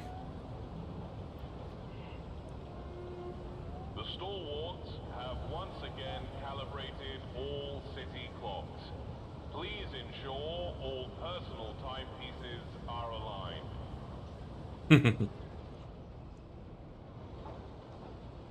I love that there's just random announcements like that.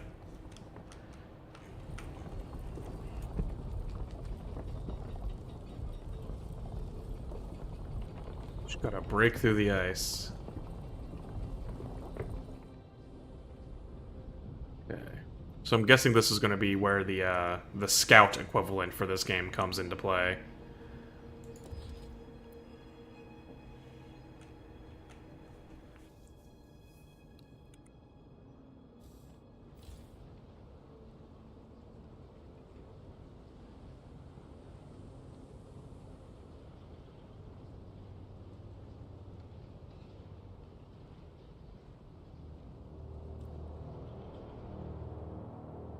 Okay, so that's done. So now...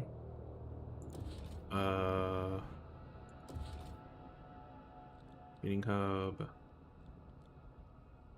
do I actually build on this? Build a logistics district here to access the Frostland.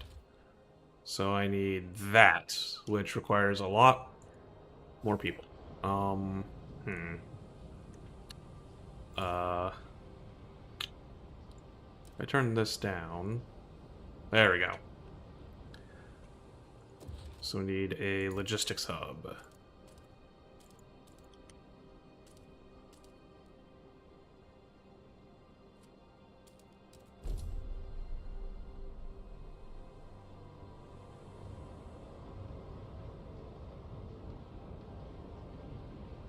Okay, that makes sense. The promises have, like, time limits. So that you can't just go completely off track. And... there we go. New Londoners' demand met. The New Londoners are delighted you kept your word. They will now look upon your rule more positively and consider you a leader with integrity. Ah, it didn't quite increase my relations, but... So is that, like, now a building I have to add?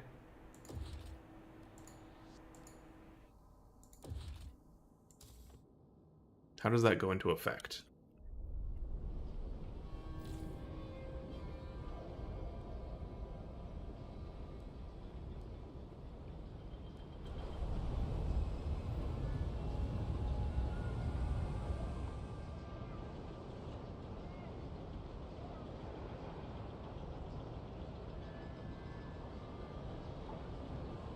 Oh, now I have to get the law to pass. Ah, okay. That makes sense. Ah, okay, yeah. So now, in 10 weeks, to put less pressures on workers, workplaces must... Okay, so they're already supporting it because a huge amount of people are already for it, so I don't even need to do any politicking.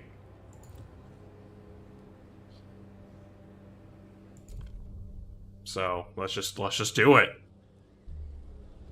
Yeah, everybody loves it. Everybody that I paid loves this. Hear ye. The eyes have it. There we go. And now they require slightly less workers, which still frees up a good number of people. Because now, if anything... City, your council has voted. Okay, so... this is the bigger problem. So let's boot that back up.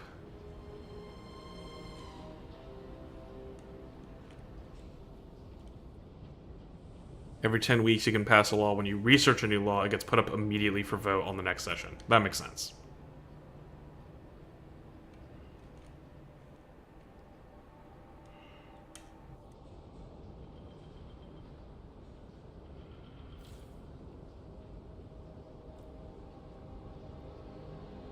Okay. It looks like my materials problem is going to become a now problem very soon. Because we are rapidly running out of resources.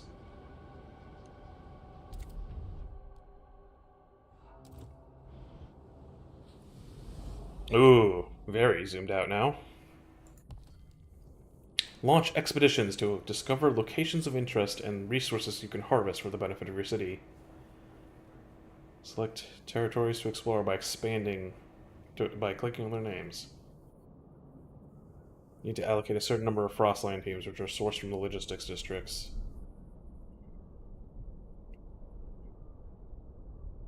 Okay, so there's different, like, terrains and stuff they need to worry about.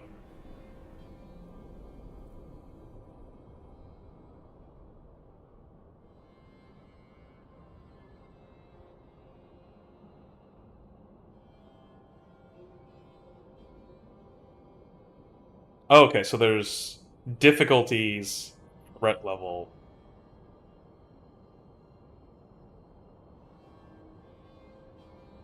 Exploration of a territory always causes injuries or deaths associated with a specific threat level, but the number of people affected may differ each time.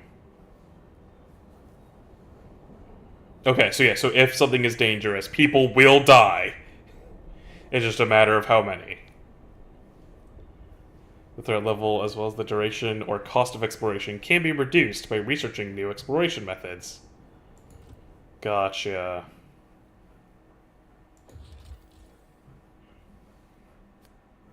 Oh, there's more people here. Overpopulation and dwindling fuel reserves forced many residents of New London to take refuge in these temporary shelters, built around a small hot spring. Its inhabitants will wait for conditions to improve enough to return home. Oh wow, 2,000 people? That's a lot of people. But it would also mean a lot more workers, so... And that's kind of my biggest thing right now, is I need more people. So this might actually be worth it.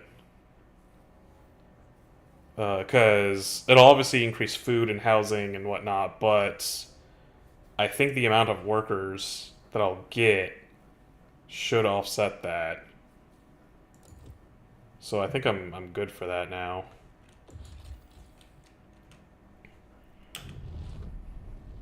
These windswept hills used to be thoroughly explored, but whiteouts have erased the paths and safe houses we constructed. Had an old coal mine, so maybe there's leftover coal. The frozen bay has people. Labor will be the cause and solution of all your problems. See, the real problem with running a city is the fact that there has to be people in it. If I could just replace all the people with machines, then I would no longer have any problems. The Gorge. Dangerous. Many scouts will be injured. And then there's the Highlands, which is also dangerous. There are rumors of wise women in these hills who tell stories of the old world. Years ago, some young woman complained the infirmary could not treat their ailments. They sought out these hills and never returned, sparking rumors that they had become wise women themselves. Or they froze to death. You know? It's very cold. I don't know if you know this, but it's been quite chilly recently. The foothills seems like the best place to start out with, because, like, there's more people this way, it looks like. But this place has, like, everything. It's got Frostland dwellers, cores, prefabs, potentially coal, I think. Yeah, there's an old coal mine. So, yeah, this seems like the place to go. Oh, I love how smooth that transition is.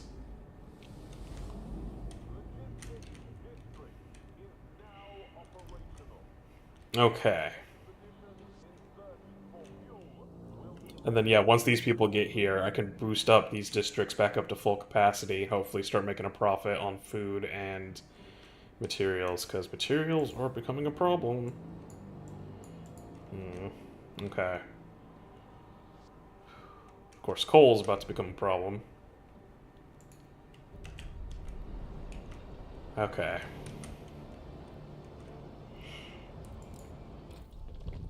What idea do we want to work on? Filtration towers, what is that? Structure that circulates the ambient air through natural moss that absorbs and filters impurities. Huh. Unlocks the Rapid Filtration District ability, which decreases squalor but will result in injuries.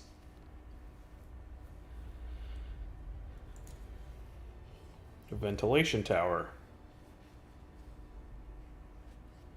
Uses high-powered mechanical fans to disperse foul air outside the city.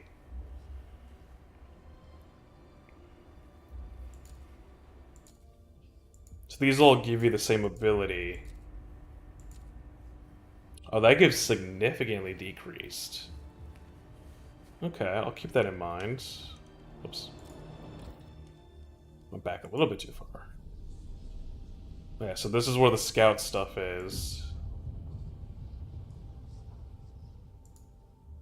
And this city. Oh my god, there's so much. Watchtowers, hospitals, youth. Hubs. Oh my god. Fighting hub. Excuse me?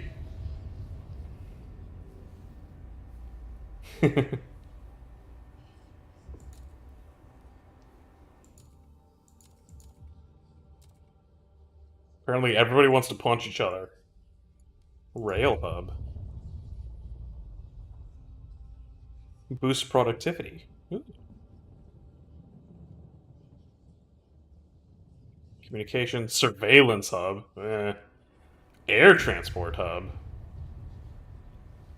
Dramatically reducing commute time. Huh. And of course, heating. Housing insulation. Advanced coal mine. Oh, advanced coal mines, you say? Operation is using a large vertical shaft to allow more teams to mine coal at the same time.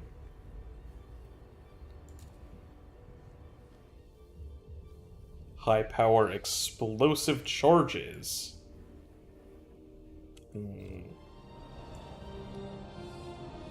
Lots of different directions to go.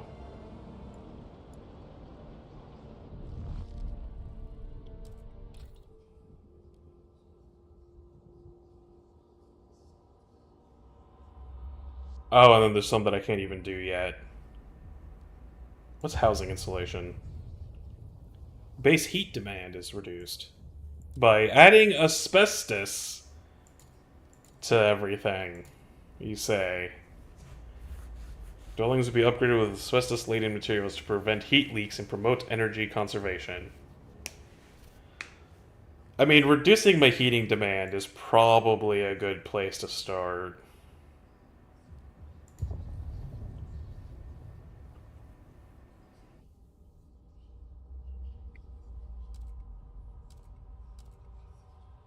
Facility using semi-automated machinery. Oh, this is the factory that I was looking at earlier. So this actually requires more materials, but this requires more people, of course. I'm getting the gist that the Frostlanders like just throwing people at the problem.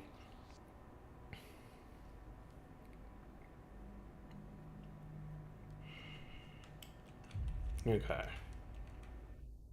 I'm gonna wait until the refugees get here, which is now. Um, okay, I wanna get that back up to full. Get this up to full. We apparently need more. Unsurprisingly. Let's extract in this direction because clearly there is a lot more food this way.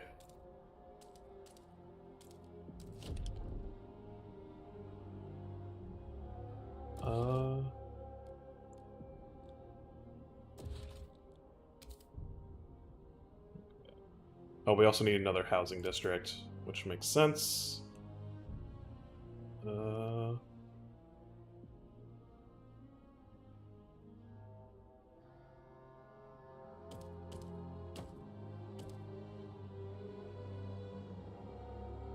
Just barely avoiding the the problem there.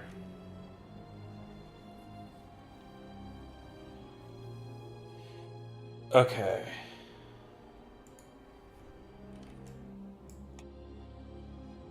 Oh, I don't have enough room to actually. I need to. Oh wait, could I not? Oh no, that does. Yeah, I need to expand in one direction or the other. This way seems a little bit more open. So that makes more sense. To me, at least.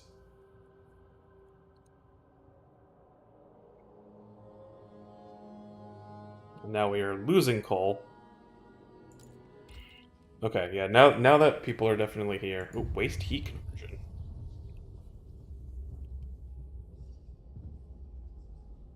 Heat demand in housing districts is reduced. Ooh. Heat overclocking. The excess heat produced by industrial machines are re-injected back into the machines to increase their efficiency. Ooh.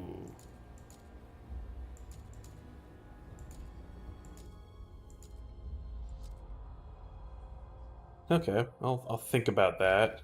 Your city has not moved far enough towards progress to envision this. But I am getting a little tease of it, though. Where was it? Heating. Housing insulation. This is what I wanted, because this one was like... Everybody likes this one. So, I guess asbestos it is. That causes cancer, doesn't it? Or something like that. That's a problem for future us.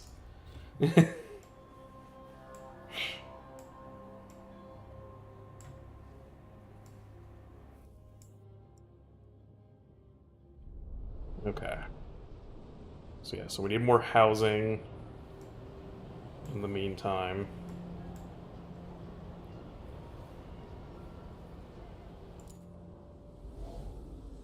Okay, and so that's the progress of them getting there, it seems. So that'll take a while.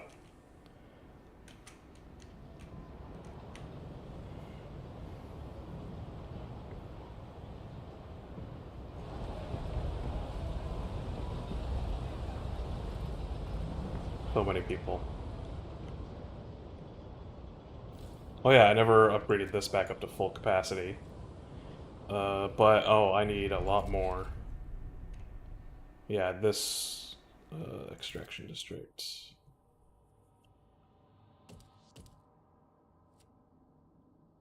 There we go.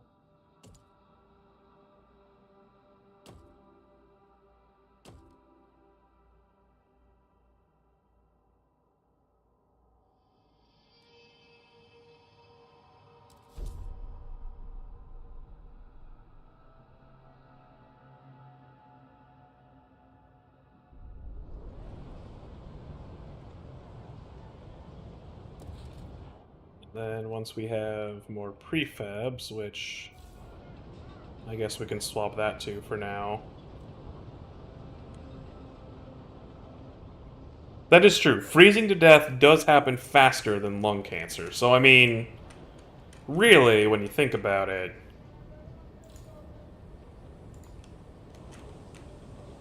I'm not a fan of how many bars I have that are red.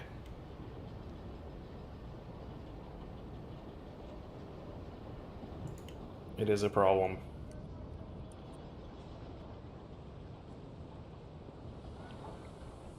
Okay, let me build houses real quick.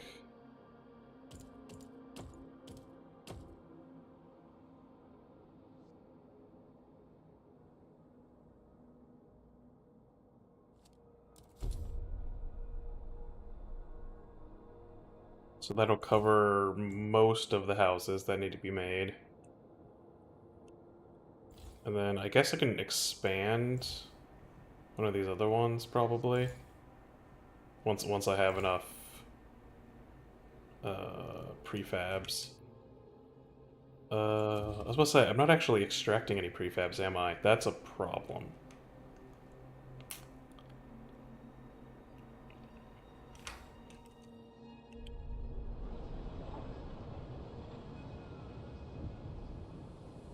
Yeah, the only prefabs I have are the ones I'm making, so I need to build a thing over some prefabs. Current output will satisfy some of the demand, but problems will mount over time. We must search for new deposits. Otherwise, the city and us will suffer. Yeah. Do not be alarmed by any unusual noises coming from the generator. Routine maintenance work is underway. That's probably fine, right? Okay. Um...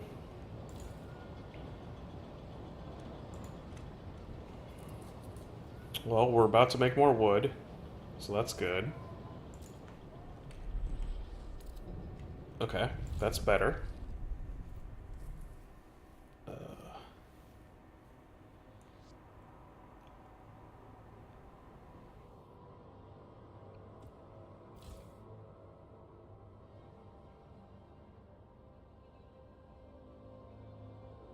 And cause squalor to increase. Okay, yeah, so... Also, we need more coal. So I should probably build the, other blast coal mine, yeah. While we're here. Okay. Now we need more materials. And prefabs. And everything. We need everything.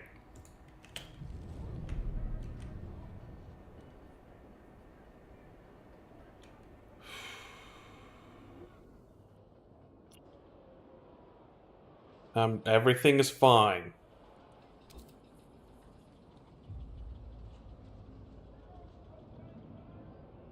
Okay, now we have a very big surplus of coal. That is good. We're not at least freezing to death immediately.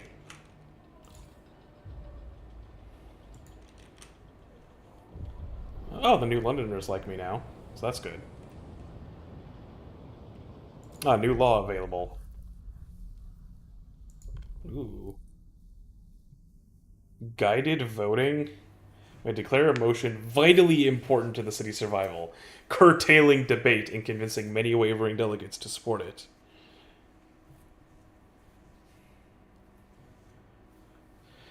Or guard enforcers, the steward may deploy squads of well-trained, well-equipped guards to put down disruptions and otherwise keep the peace.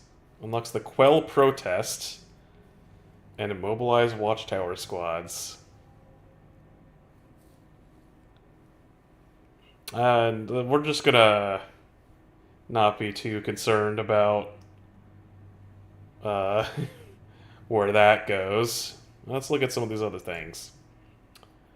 Food additives. There are no established standards for which additives can be put in food in times of need.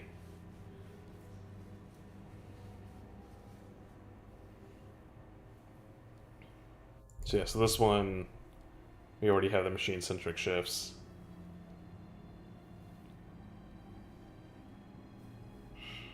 So unregulated, they would be against that, which makes sense. Because we just put that in place. Goods. Now, no standards for how goods are produced.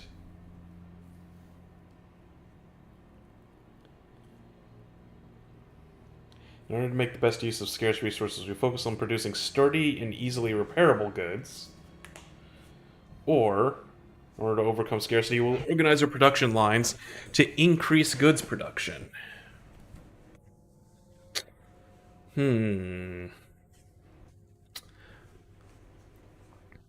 mean, I kind of like reducing the demand more than increasing capacity. Because right now we don't have a ton of ability to increase production.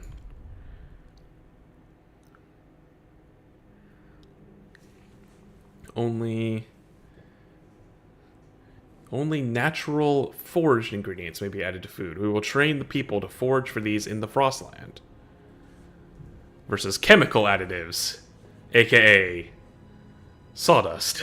The city will approve chemical additives with tested and tolerable risk levels. I wonder if I can maybe convince people to go for this, because this might be easier to work with. Because food and goods, I could definitely use a boost in. Community service. Contagion prevention.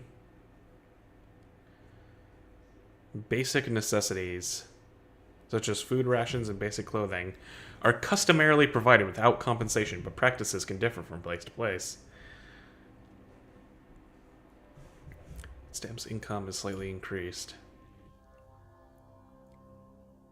There are no rules that define who is responsible for the care and education of children.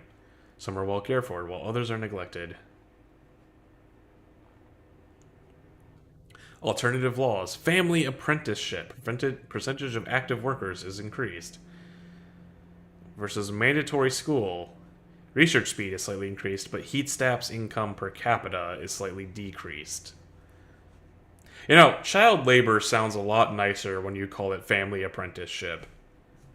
You know? I like how also these three tabs are labeled with a white background, and then this one is suspiciously labeled with a black background. Also, yeah, that is interesting. Rules laws require 2/3 majority to pass. In times of high tension, they'll be more inclined to support giving you more power.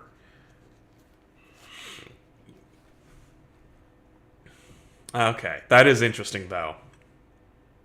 So these are actually harder to get.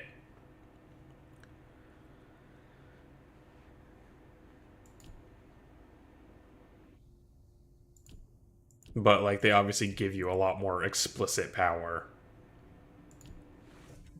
Okay, let's do food additives. I'm feeling food additives because I think I could maybe get that group of people to like agree with me if I, because like the Frostlanders would agree with this, so I just need to appease the people who already like me.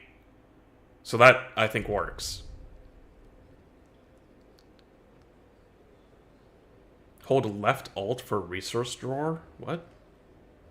Oh, okay, that tells you where you are. Okay, so now let's negotiate. The stalwarts won't negotiate. Interesting.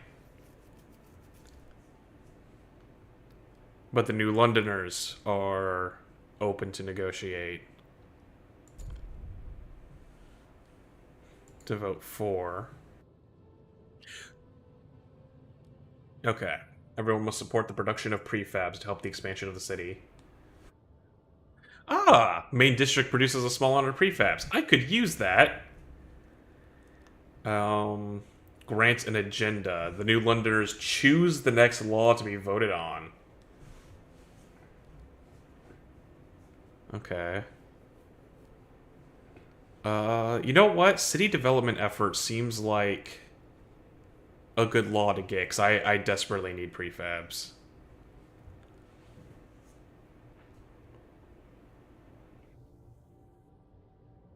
Yeah, so we'll work towards that.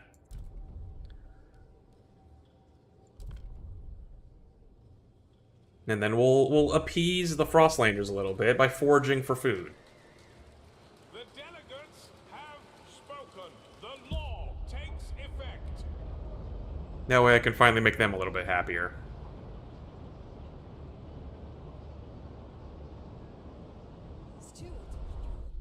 Infectious agents, the first crack. That man is naked. During a routine medical examination performed by the stalwarts, a small group of Frostlanders refused to be assessed. These checkups are relics of years past, when a cough could endanger the city. That's gone now. We've adapted, one said. No point in continuing this evasion of privacy. The stalwarts maintain that regular physicals help ensure the safety of our workers. It's vital we monitor our citizens' health. One foreman pushed back. We've had epidemics in the past. We mustn't allow another one. And now, in the modern day, I feel like watching out for disease might be a good idea. I like how if you don't do anything, it makes everyone mad. I love that. So ban mandatory checkups. The subgroup of Frostlanders will support this decision. Whereas, for the sake of safety, no one can afford to be bashful. Yeah, no, we need checkups. Like, come on, people.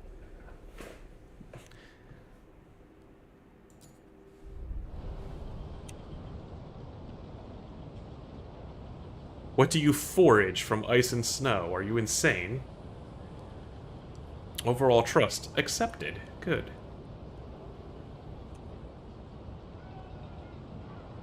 Okay. Past city development effort.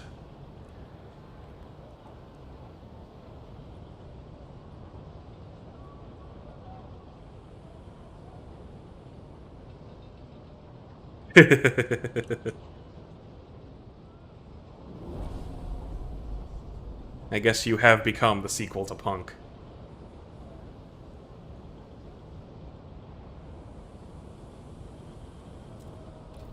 City development effort. So what is that?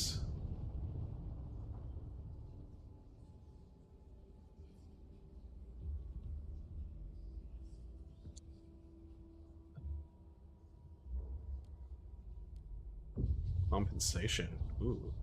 Efficiency bonuses. To encourage competition, the city will allocate special bonuses to the people who work the most efficiently. Okay. Housing block.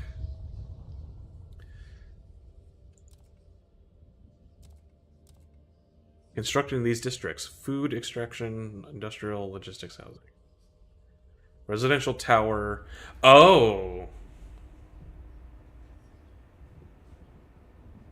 So you can build, like, an apartment in, like, an industrial district. Which I imagine has sanitation problems with squalor and whatnot. Although I guess if you put it in a food district, that probably isn't so bad. Residential tower. Disease is slightly increased.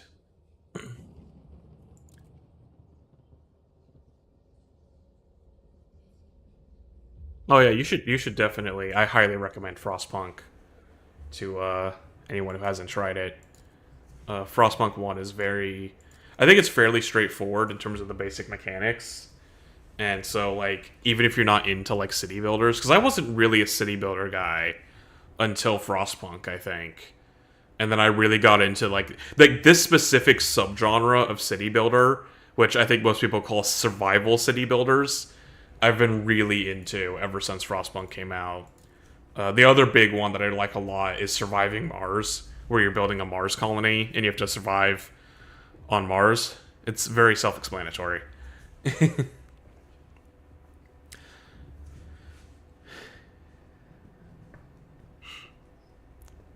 Oh, and then there's the other housing block. Is much better. Oh, but it only provides 10 shelter. Okay.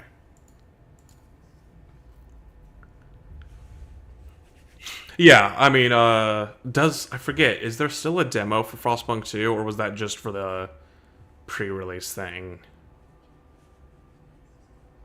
There might not still be a demo, but yeah. But I think Frostpunk 1 is also super cheap right now because of the sequel, so at least it's not a very big investment to try it out. It might be on Game Pass too, if you've got that, so lots of ways to see. Six bays.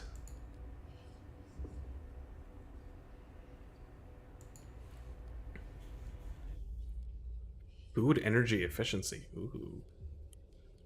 So many ways to go.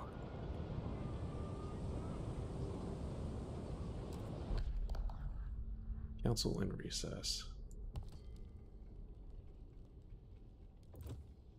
Okay. So I made a promise to you guys, right?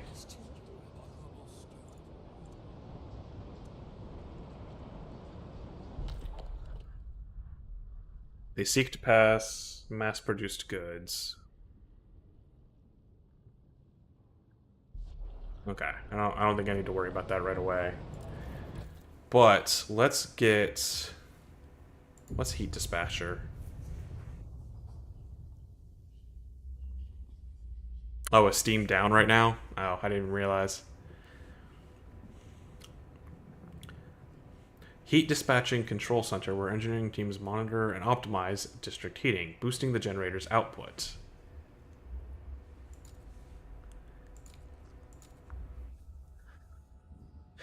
Actuated heat dispatcher.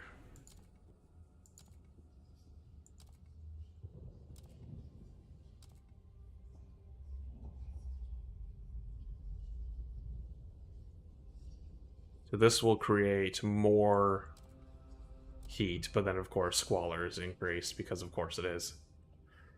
Naturally. How's my heat stamps doing? Not super great. But it would mean more heat. Is there any other way to like boost heat efficiency right away? Oh yeah, there's also the factories. There's a story mode in both of these games. I'm currently playing through the story of this one. So like the stories have endpoints, but there is also an endless mode. So like the story will have pre-written like events that happen throughout the campaign.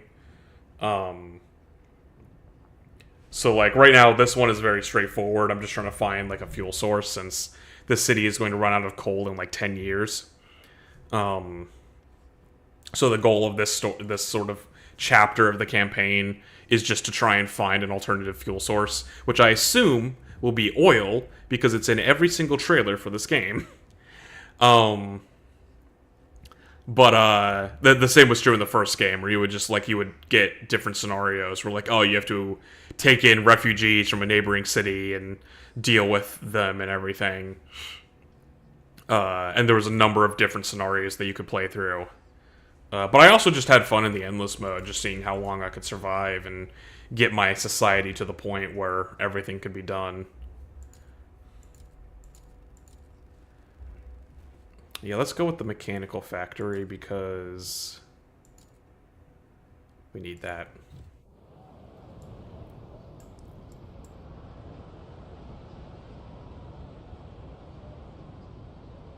And yeah, we're making progress on progress.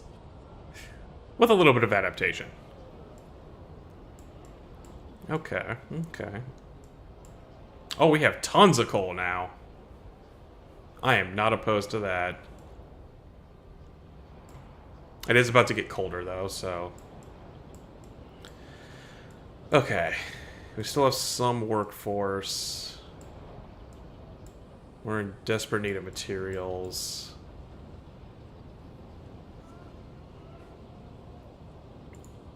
Oh. So now, rusted engine. The jettisoned secondary engine of its dreadnought. Under its hull, we found a core, an irreproducible component from before the frost that we can use to power our most advanced technology. Fissures in the ice suggest the dreadnought traveled to the frozen bay a long time ago. So it'll be +2 cores, but we lose 5 Frostland teams. I'll take it. And then, yeah, now they need to come back and... If you're unsure whether foraged food additive is safe for consumption, consult your local scout office. Hey, I am only foraging natural ingredients, I'll have you know. Oh, our population grew. Holy shit.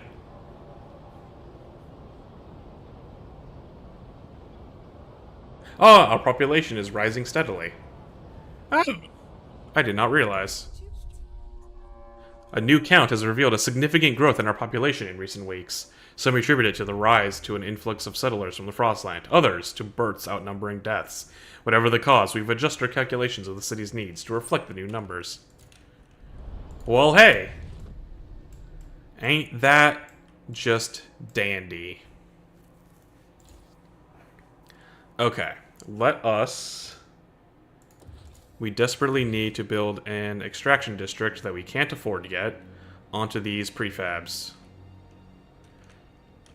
And then once that's done, I think we need to build another food district.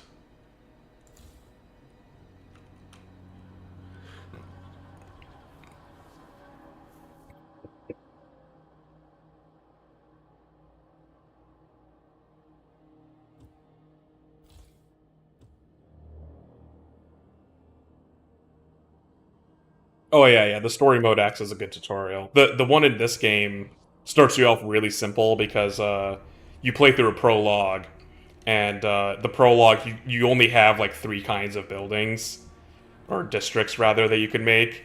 So it's very simplified just to kind of get you used to the interface. And then when you start the new chapter, it still walks you through the process of like, okay, you got to get coal, you got to get houses, that kind of thing.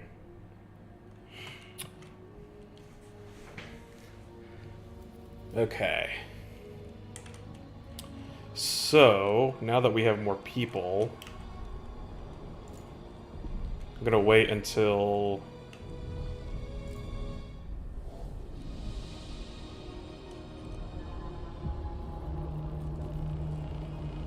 The temperatures will soon plummet.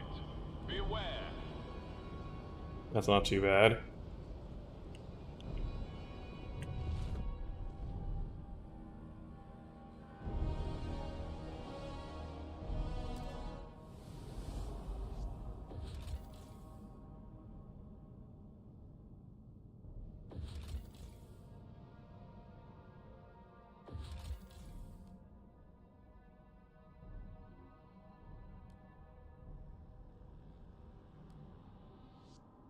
Future miners will surely appreciate a maintained trail. Years. The approach trail is in poor condition. We found a warehouse with prefabs the captain intended to use to improve it. We could take them or leave them in place. We want to use the mine again.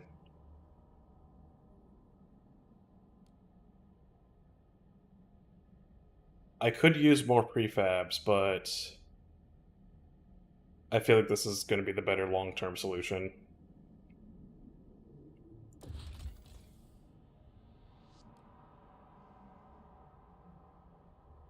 Mining complex once inhabited by children who, over many years, grew older and are now elder citizens of New London. Oh yeah, because there was, in the first game, one of the scenarios was that a nearby settlement was a mining facility that used child labor. So I guess this was what came of them. So, you know. Oh, well, they do say they are now elder citizens of New London, so presumably they moved in. You don't have to necessarily assume the worst. Connect trails, so I guess that'll come to here. Yeah. Or how does this work?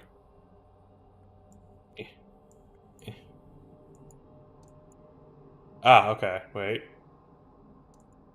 Uh, uh, there we go.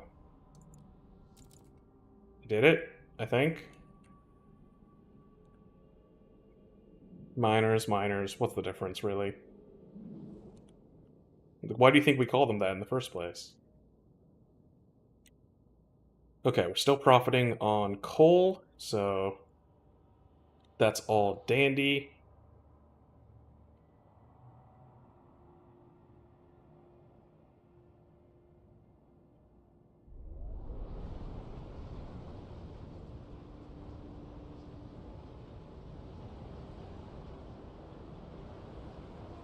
Okay, we definitely need more. I think I need 150. Yes. Once we reach that. There we go.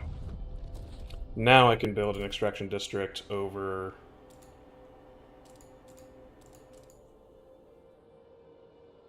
all of this.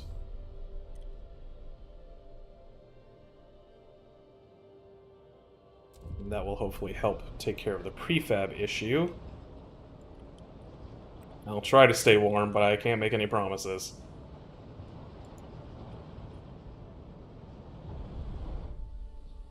Sue Miller, 12, street urchin. Looking for trouble. Oh god. The accent is thick in the text. Cindy's pa went and got her a governess. Like she's gonna be a duchess or something. Not on our watch. We roughened up the little bitch, alright. Ferguson's boys will learn this too if they try and wife us again tonight. We'll pull razors and say we'll cut out our eyes. It'll be good fun. But what we's wanted is a proper rumble. Short blades only. Come on, who wants to play? The lack of a law regulating childhood is causing tension to rise throughout the city.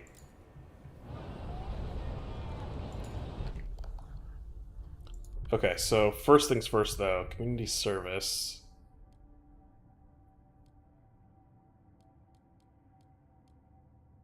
We already have a huge amount of people that want the production of prefabs, so let's take care of this first, and then once that is done, we can address the chillins.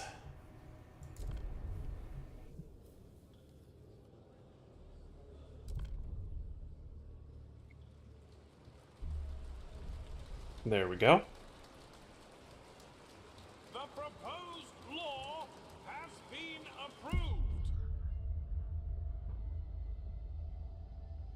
The New Londoners are delighted you kept your word, and now look upon your rule more positively and consider you a leader with integrity. Everybody should help build the city, like in the captain's times. So yeah, so now we have a little bit of prefabs.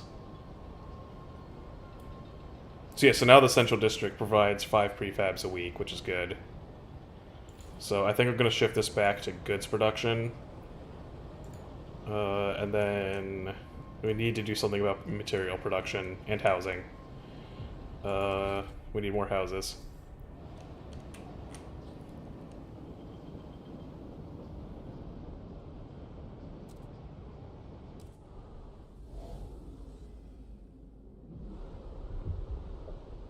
We are making a lot of coal, actually.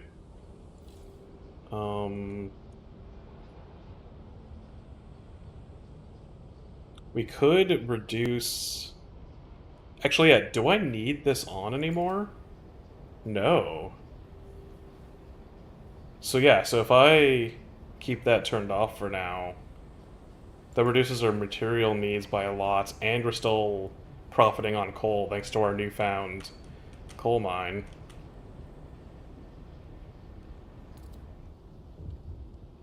And now we're finally making more prefabs.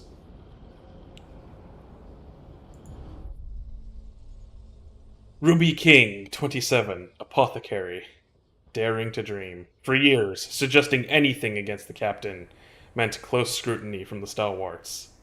But despite the bullshit booming from their bloody speakers, We managed to find our own way, kept to our principles, stayed frugal, put families first, watched out for our neighbors, continued our traditions. Now we have a council. Maybe it's time for us to stop dreaming and make a change. The council has inspired people to suggest new ideas about the city's future. New voice, Pilgrims. Recognized by the city. Pilgrim delegates will be joining the next council session. Interesting. 546 Frostlanders have organized in a faction. These pilgrims form a resilient, spirited community, held together by the bonds of tradition. They dislike lasting coal mine, city development effort, and machine-centric shifts.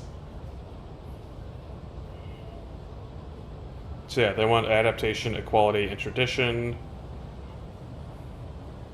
Unlock deploy guides, community action. Experienced pilgrims with deep knowledge of the Frost will guide scout teams.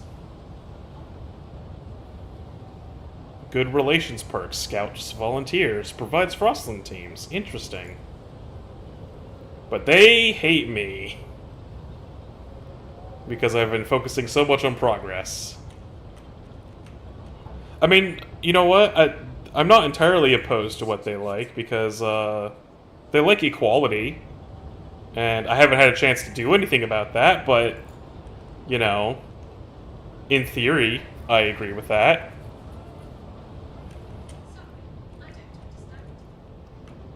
Okay. Assigned research increases relations. New building proposed by Londoners. Prefabs factories. Oh, that's right, because, we now have the mechanical factory.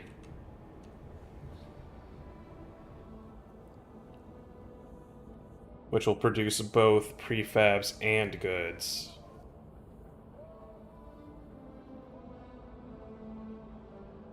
But we need more heat stamps. Which, I mean, we're profiting on heat stamps, right? Yeah, we get 16 a week. So, give it a couple more weeks.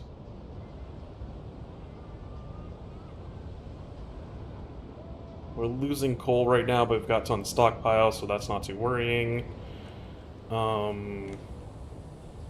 We definitely could use a new food district.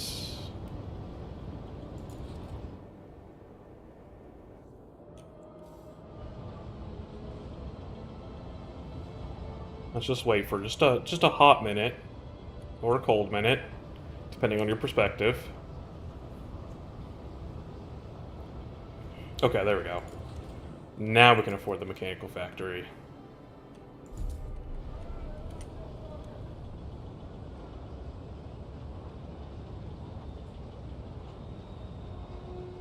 The steward appreciates all your adoring letters and will answer personally in due time.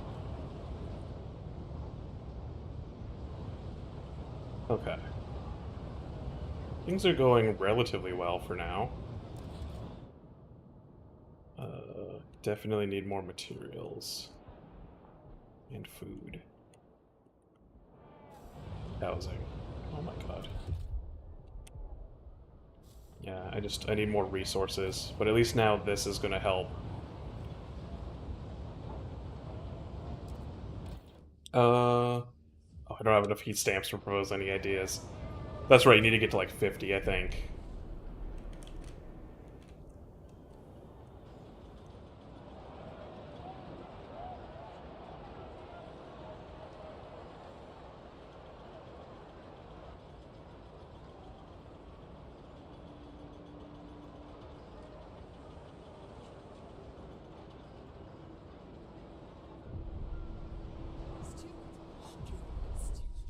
Feral children. 5 children are dead and dozens lay wounded after 2 large youth gangs met for what they called a rumble. Most of the children were armed with knives. The fighting escalated to a full-scale battle. As the parents of the deceased mourn, many insist these children should not have been left unattended. Indeed, many backstreet alleys seem to be overtaken by uncared-for youths. Some areas are beginning to be dangerous even for adults. I was planning on addressing this next, so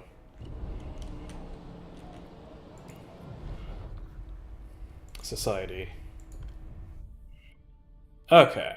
Do we want to go with family apprenticeship? Must work alongside one of their relatives so that they learn their trade and continue the family tradition, which is supported by the Pilgrims. So I could make my new faction slightly happier. Or do I want school to increase research speed, but then decrease my heat stamps per capita?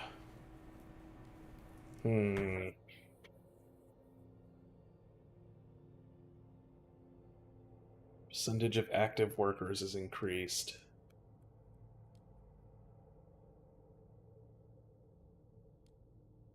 Mandatory school. I mean, increasing research speed would be nice too, wouldn't it?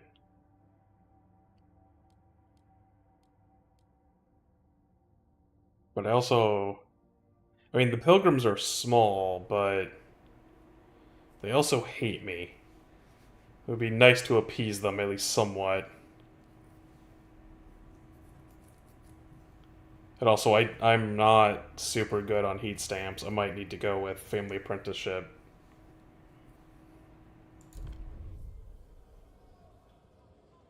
What can I negotiate?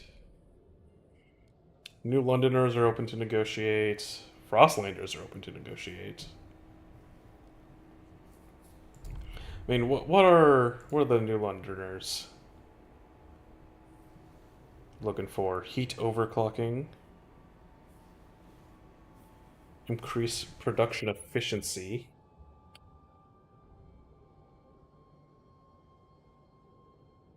That could be nice. Actuated heat dispatcher.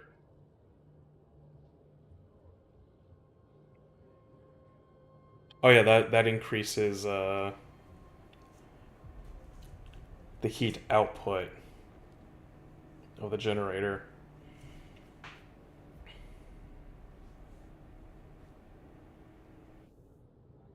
I don't know if I want to poison my food. Heat overclocking seems like it could be good, though. Allowing for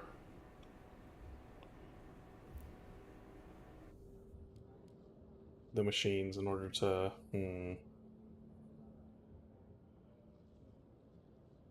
Yeah, let's work towards that.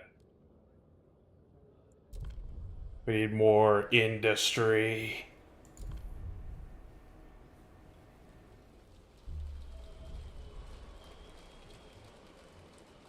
Hear ye, hear ye. The delegates have spoken. The law...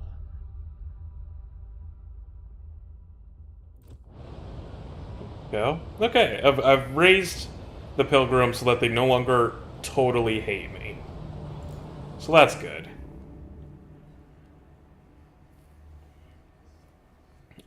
But for now, they are looking for heat overclocking. So let's go ahead and research that idea while we're here.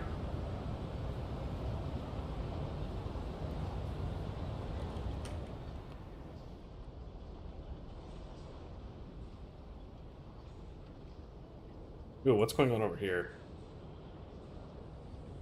Oh, district wear. Oh, is that because of the materials? Crap.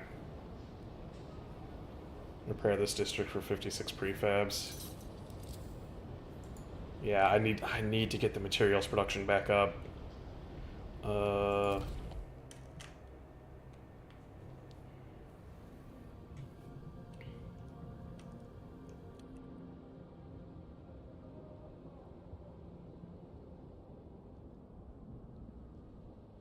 Oh, it does look like this place could also be a good place for materials, now that I look at it.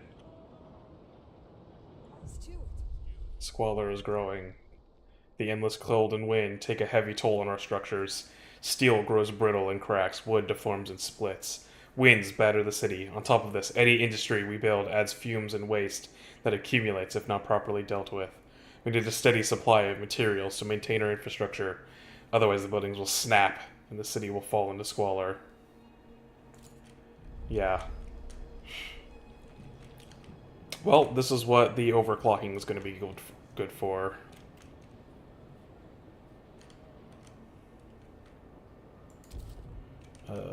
And then while we're at it, I guess we could...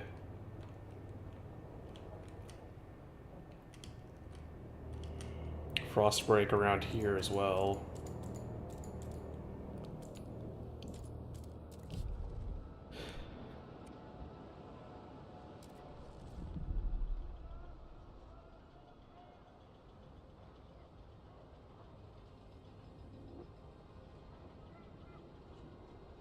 Okay.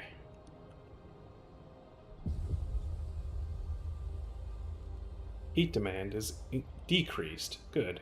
Yeah, now I'm profiting on coal again. And it looks like I will for a good while. Okay. So now let's build an extraction district.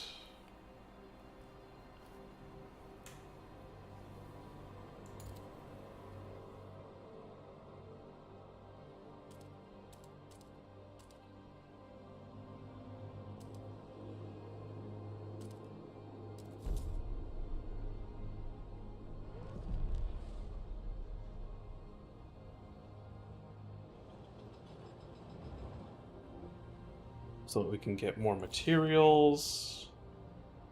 Goods is almost matched what we need, so that's good. We're struggling with heat stamps. A group of stalwarts have come forward with an idea on how to solve it. We should pass service exemptions. Let us pursue it, and the city will benefit.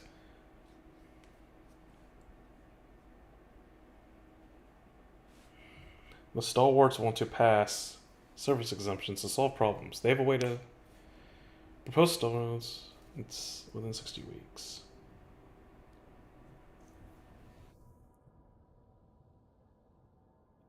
Is there a way I can, like, look at what that means?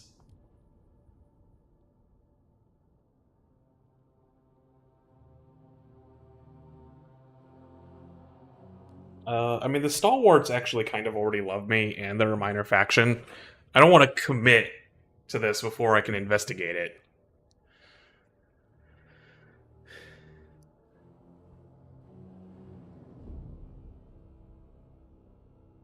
I'll disregard this issue for now.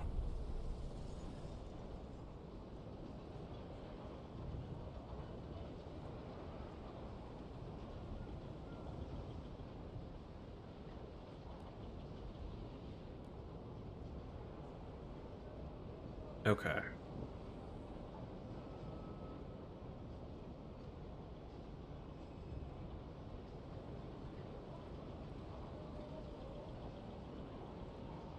So heat overclocking is being done, which is good.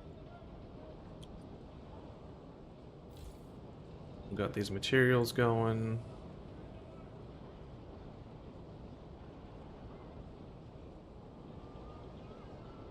We still need more houses. But yeah, I can afford to build a housing district now, so that's good.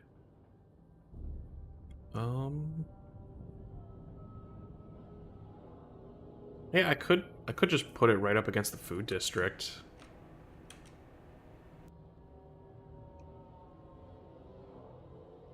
Oh, actually, yeah, this seems like a good spot for it.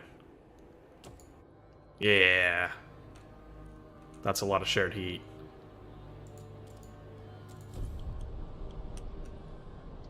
Okay. That should mostly take care of that.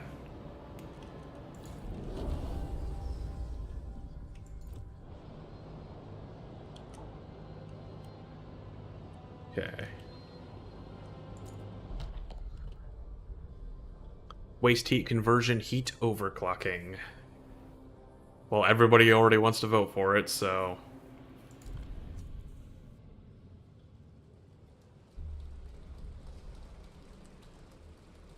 Hear ye, hear I mean, hey, I'm pretty consistently getting 2/3 representation on all my laws. I think that's pretty. That's usually a good sign, right? So what if I have to, you know, make deals with people behind the scenes all the time? The delegates have reached a decision.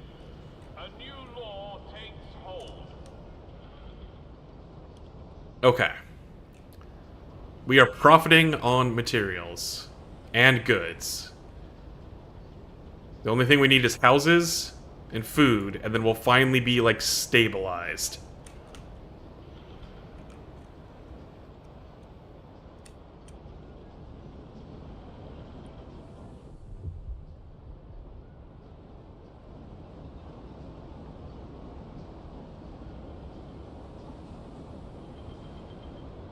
Okay.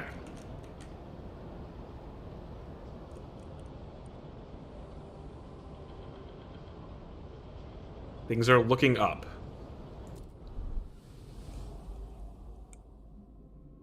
What are you?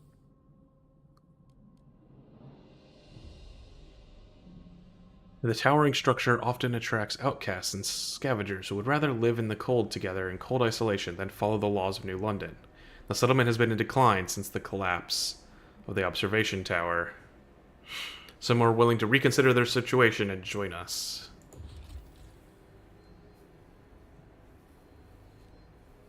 Okay, so that just happens forever, so I don't need to worry about that. Escort willing Frostlanders to New London? Sure.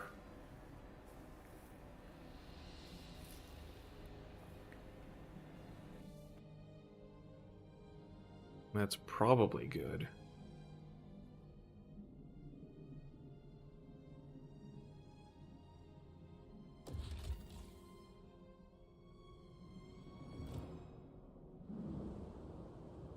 What? Where am I? Oh, hey, it actually, like... You can zoom out and see that beacon over there. Oh, that's actually the coal mine. I didn't realize it was actually, like, physically represented on the map. Huh. That's actually kind of cool. Oh god, we'll repair the district again. I'm profiting on materials now. Stop falling apart everything. Okay. Come on, give us more prefabs. Come on.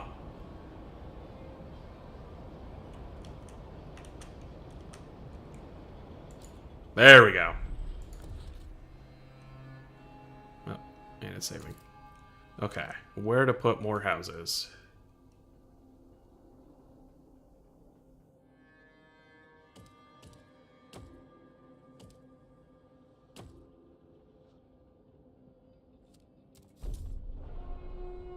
The pilgrims will be hosting ice baths and cold breathing sessions by the generator tonight at 11 p.m.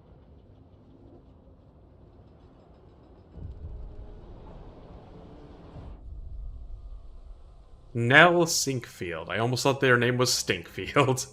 Worried about her son, looking for a culprit. Little Joey's been coughing all night. His forehead's as hot as the generator. It's them Turners. I know them. They got the new flu. And then here they are, strolling about the neighborhood, carrying on with their business. They're killing people, that's what they're doing. Oh, please, Lord Almighty, I can't stand to lose another child. Someone's got to get through to them. So now we need a law regarding contagion prevention.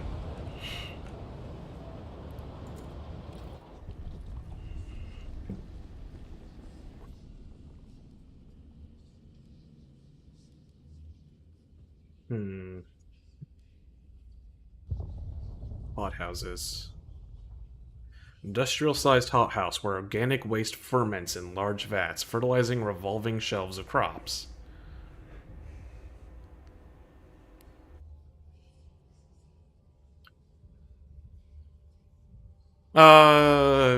Some children are apprenticing in the city, and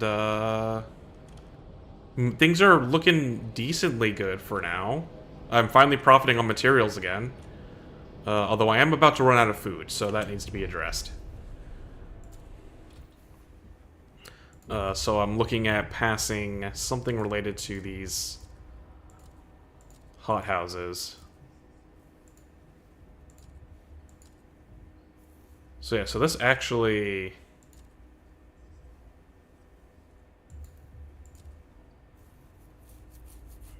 that unlocks more food output than the chemical hothouse.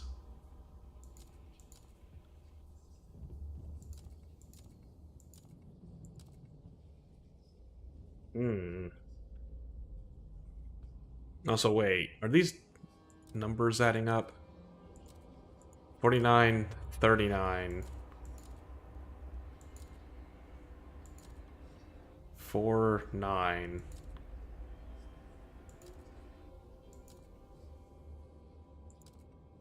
So that would be... wait, would that not be 101%? Am I not mathing right?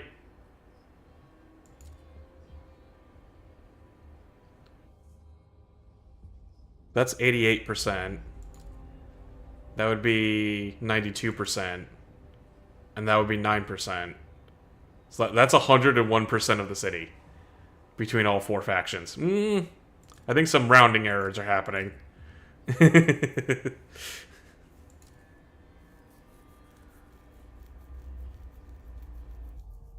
That's fair. Yeah, there's always going to be a big backlog for everybody.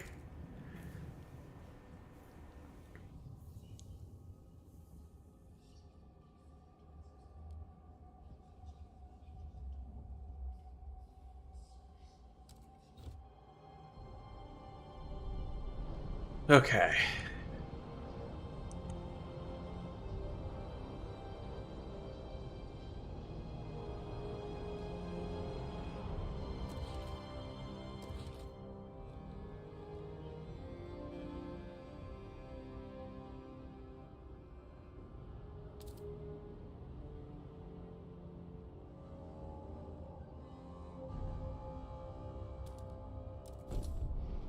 There we go.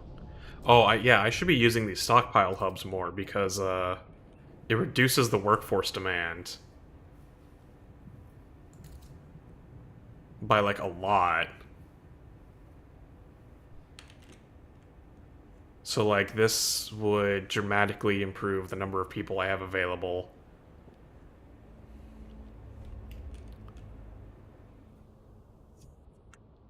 Oh man, you haven't beaten Tears of the Kingdom yet? So good though. Yeah, I mean to be fair, because yeah, that new Zelda game also just came out. The Echoes of Wisdom or something like that, where like you can just create random physics objects or whatever. Plus, and then there's the new Mario and Luigi RPG. Oh my god. Nintendo is like going crazy for a console that is clearly about to be replaced.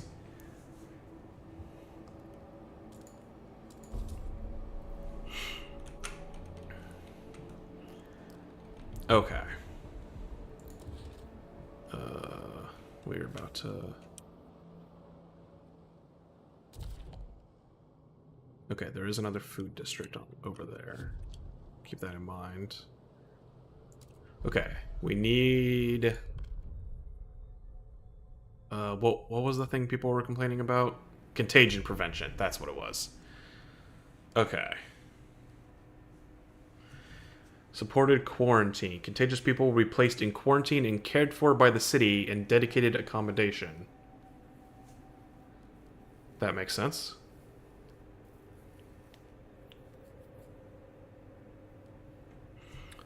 Or contagious people will be required to wear a specific badge that allows others to limit their interactions with them if they deem it appropriate. That's just weird. Like, you have to wear a sickness badge so that, like, you could still go out, but people can go, oh my god, he's sick, and, like, refuse business to you? That is weird. Yeah, it makes sense that that would increase tension. Yeah, I'm gonna go with the quarantine. Like, oh yeah, Xenoblade Chronicles is another, like, I played a bunch of the first game a while ago, and I really liked it, and I got pretty far, but I never finished it. And that's something that I regret, is I really need to go back and actually finish that at some point. Okay. The Stalwarts hate this idea, and the Pilgrims. Oh, the Pilgrims won't negotiate because they love it. That makes sense. What can I do for the Frostlanders?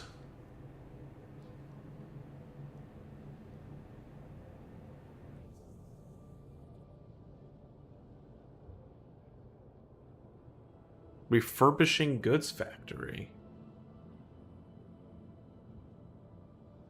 Weather adjusted shifts.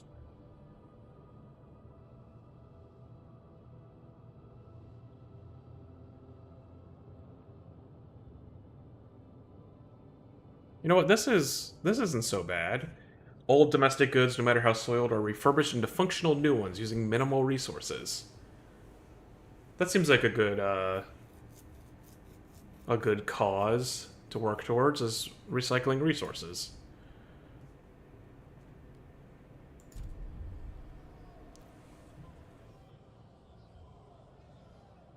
Oh yeah.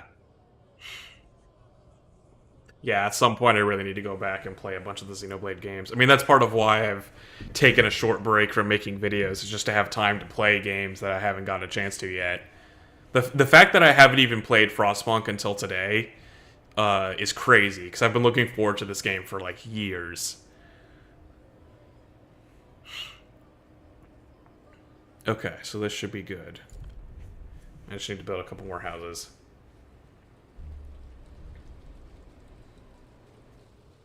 The votes are in.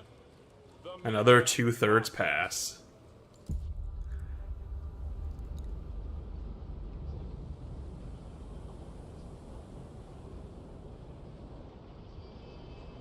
Okay.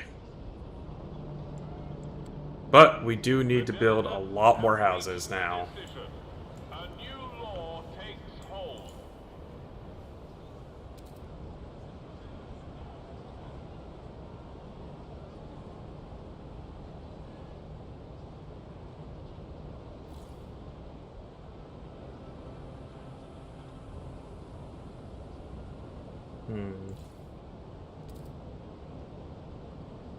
How much extra space do I get for expanding a housing district?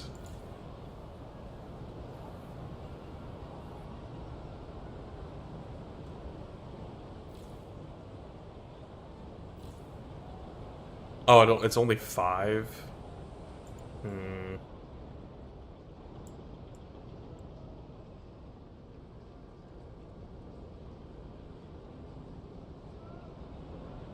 Okay. 194.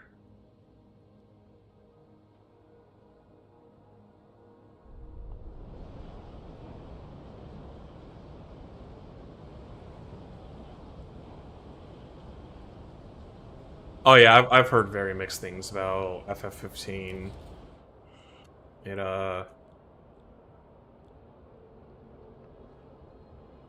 yeah. It's like long, and the story goes in a lot of weird directions.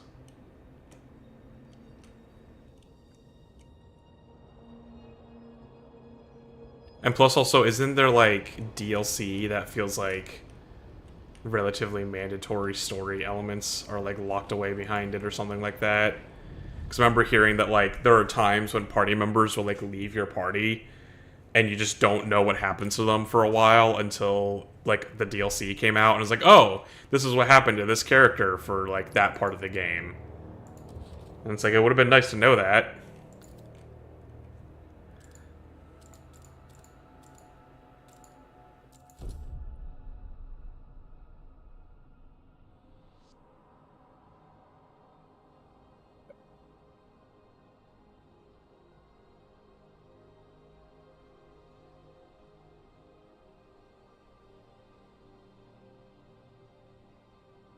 I appreciate how much coal we're stockpiling. That's always the number one.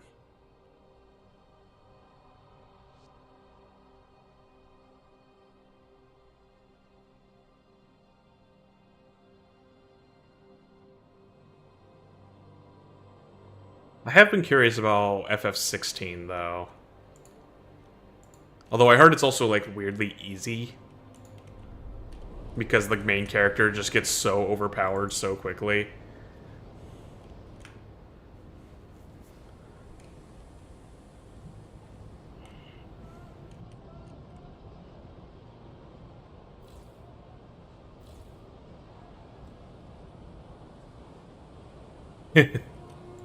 Well, I mean, Exercise caution. no game is complete without a fishing minigame. One illness does not make you invulnerable to others.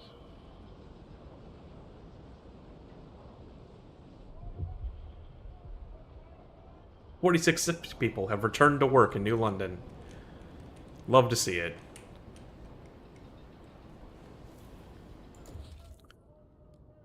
Factory. Okay. We desperately need that food. We probably should be...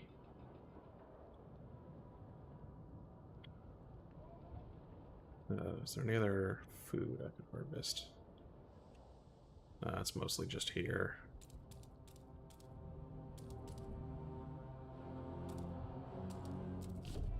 Oh, but I could build a food stockpile.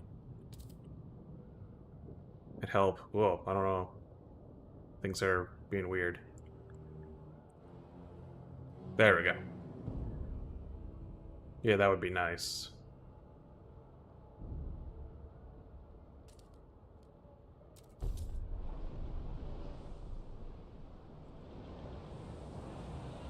Okay.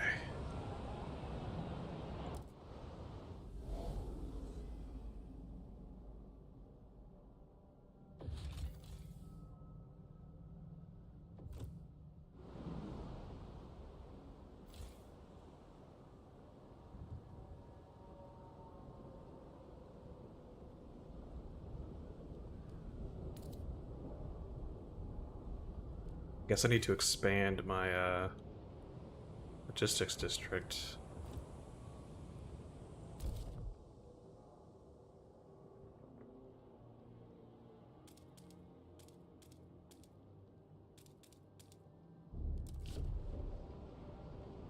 I need more frost teams in order to actually, like,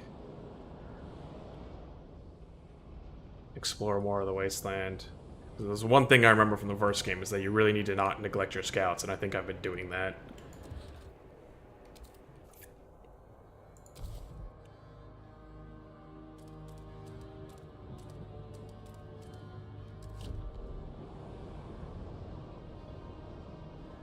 Okay. Food is still slightly under production. Aha! But we just unlocked the bio-waste hothouse, which will produce 70 food.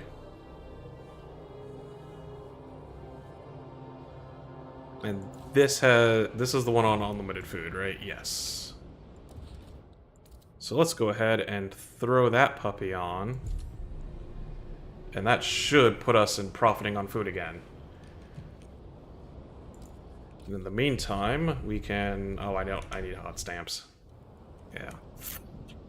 We'll just let that cook for a little bit. Oh, our materials are back under production again. Crap.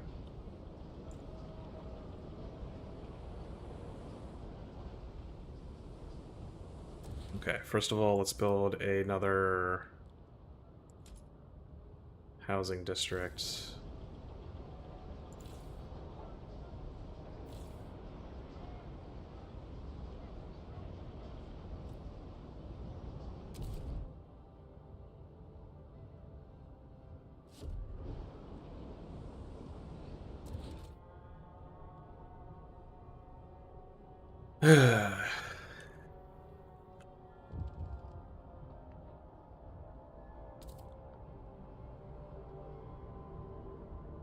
So yeah, we need homes.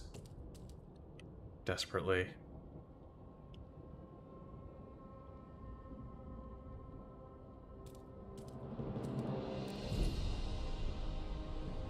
Why is there like this weird little notch here? Sometimes the roads are a little bit silly.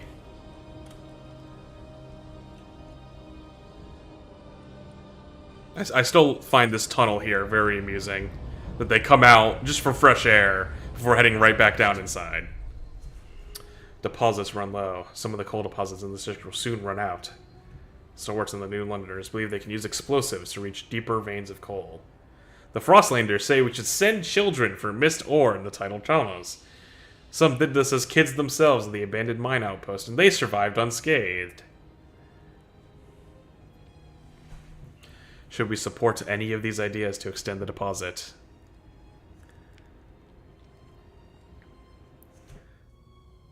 The child volunteers will increase the deposits by 15%, while the explosives will do 10%. We should not take any drastic actions. There must be other fuel sources out there.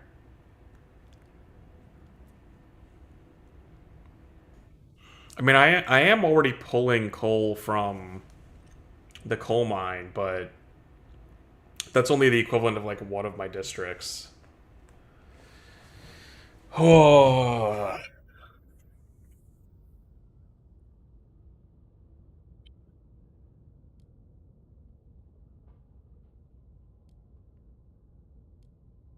I want to avoid the risks. For now. I mean, 10% isn't even that much. Let's avoid the rest for now. I don't want to start just sending off massive explosions of coal.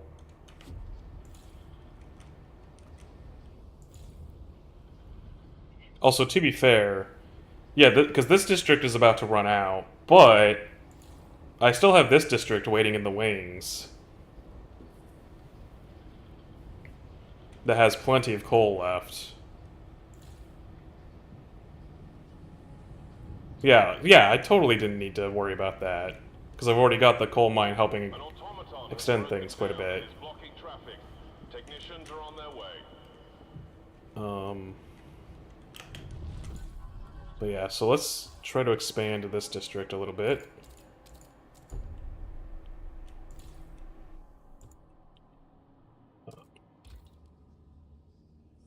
Right, I need more heat stamps.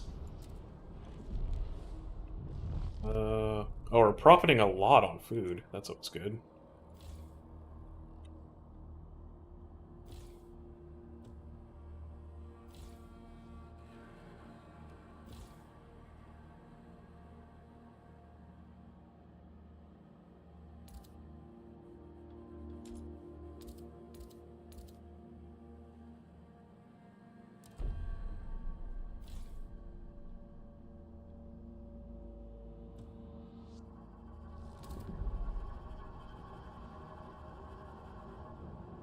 There we go, now we're profiting on materials.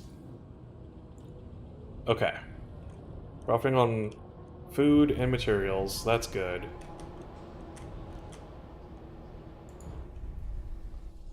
Sue Miller, 12, apprentice. Spinning dog hair into yarn.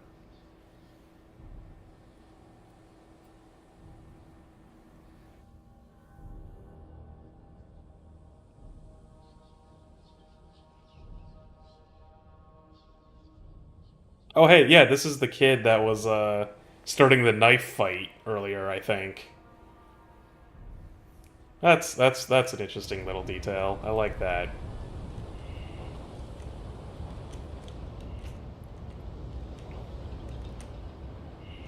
It looks like this prefab district is about to run out. Yeah. I'm gonna have to start making my own prefabs again.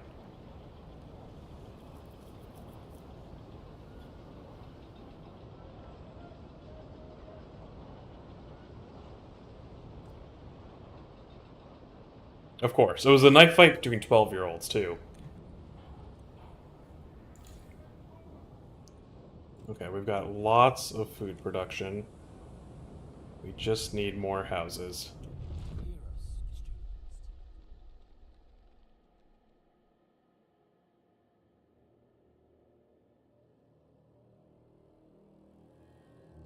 Makes no bloody sense, complained an anonymous clerk. We keep maintaining these places just in case, when they could make some folks happy now. A mixed coalition of delegates agrees with the complaints, drafted a new law which would deregulate the issue of contagion altogether.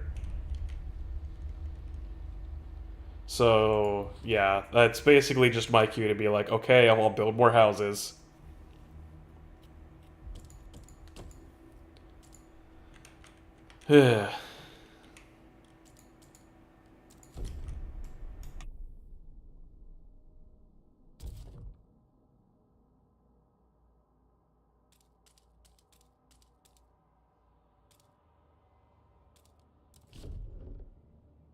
Okay. Once I build enough houses, I should be able to keep things steady. Okay, so goods factories. You are the people that I agreed with.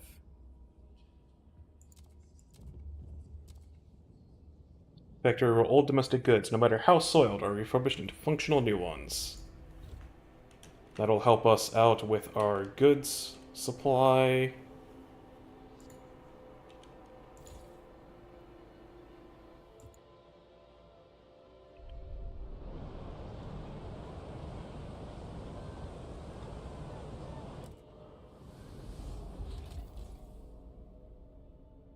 Huh, launch expedition.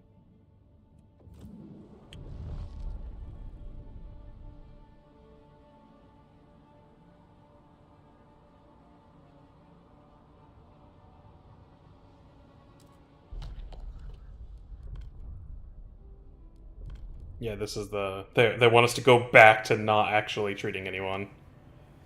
But we're going to ignore that because that is stupid. Um...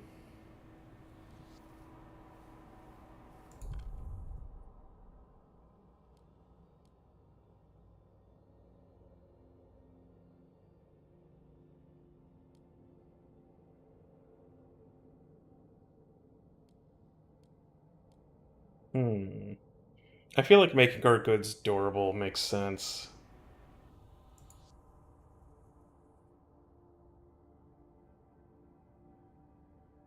Yeah, goods demand per capita slightly decreased. This alone could actually push us over the edge. Uh... Wow, nobody wants to negotiate except for the New Londoners. Well, what do you want this time, guys?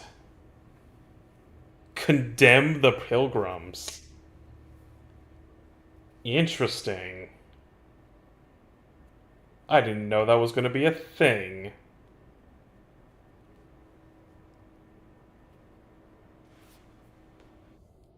Oh. Well, I won't do that right away. This is a really close vote, too. Let's keep cool. And maybe focus on the standardized prefabs factory for now. Because we could definitely use more prefabs.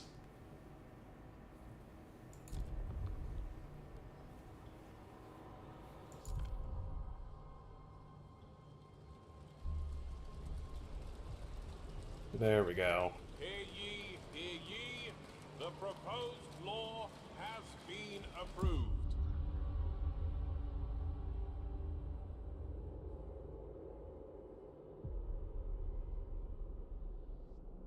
Okay. Take note. A new rule enters into force.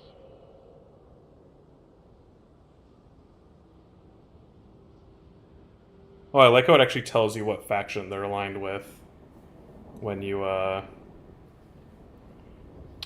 That's interesting.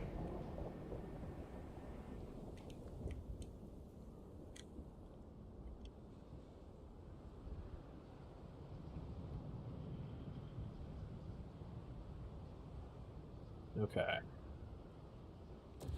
I think once we get to 200, I can make another housing district.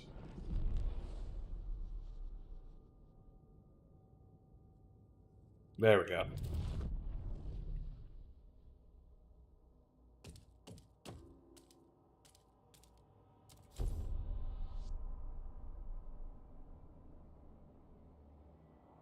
We're getting close to housing, everyone.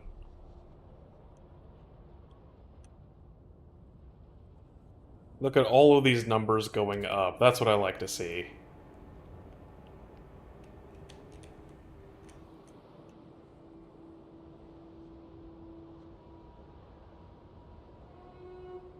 Do not succumb to wasteful fashion. A well-made coat is always in style. A well-made coat is always in style. Our bio-waste house has begun cooperating with people who forage for food additives in the Frostland. On top of their regular duties, they provide it with leaves, animal carcasses, and feces in order to enrich its compost. This will, no doubt, increase our food output. Bio-waste hothouse produces more food thanks to foraged additives. That's rad! I love that!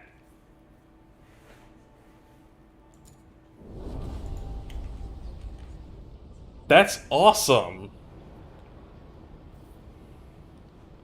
Oh wow, I'm making a ton of food now!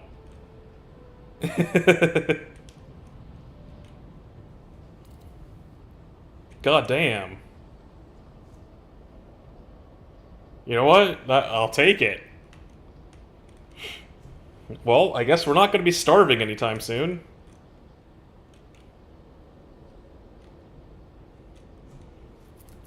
Okay. Oh, and our housing is back up to actually usable levels.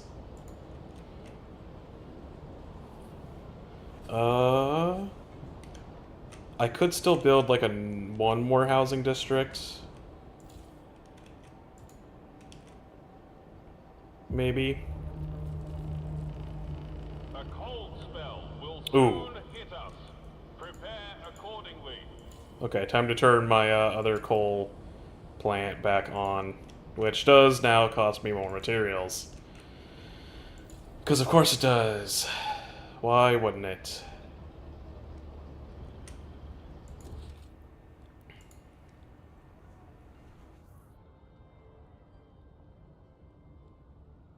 I need something to enhance extraction districts at some point.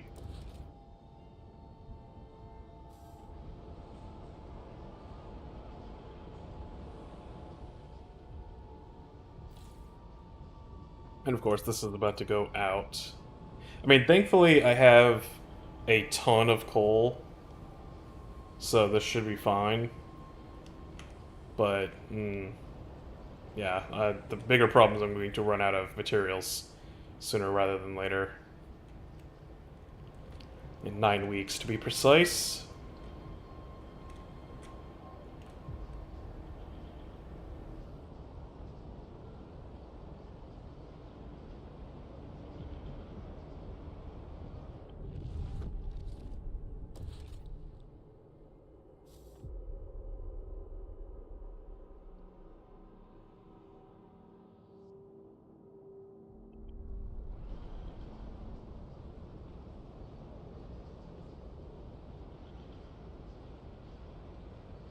I think I'm going to not quite meet this promise in time, unfortunately. Because, yeah, that's going to take 7 more weeks. And I totally forgot that there was a time limit on that. So that's a problem. I'm still going to build the factory, though, so... I mean... It'll just be a little bit slower than they maybe wanted.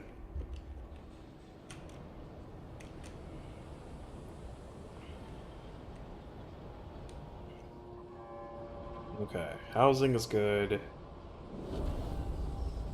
Never mind! Wow, the game just really wanted to prove me wrong.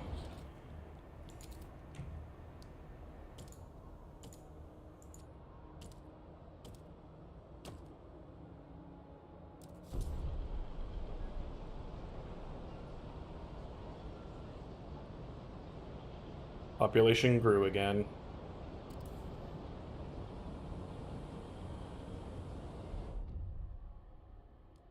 Damn it. Oh, they got real mad.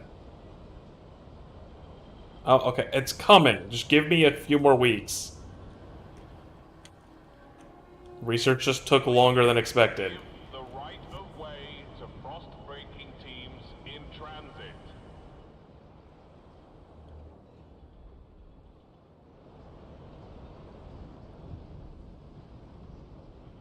Oh, yeah, this extraction district.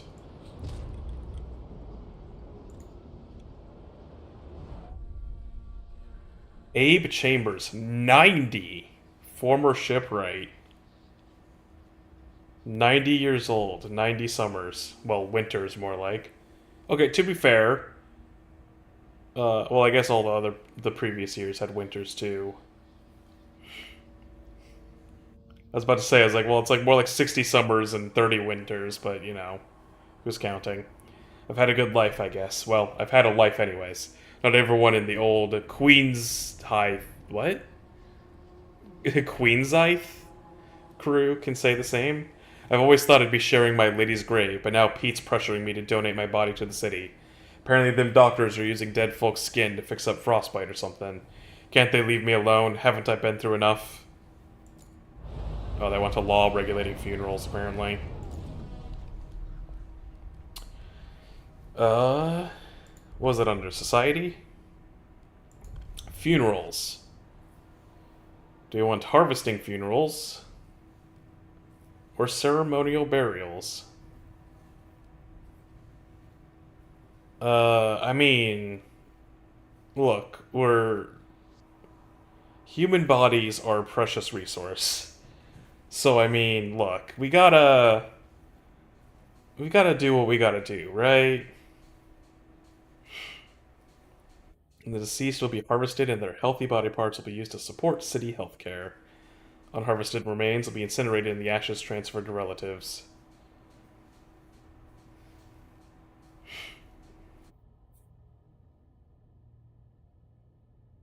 We gotta do something to help cut down on disease.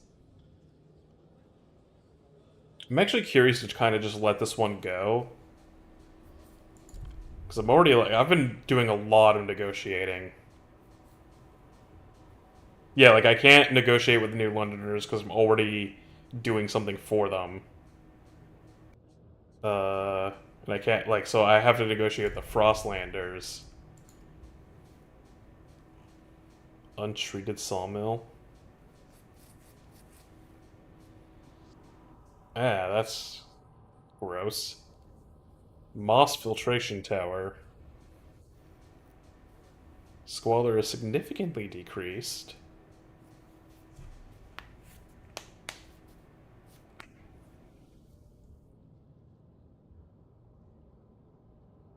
I mean, that's not too bad. I could probably go with that.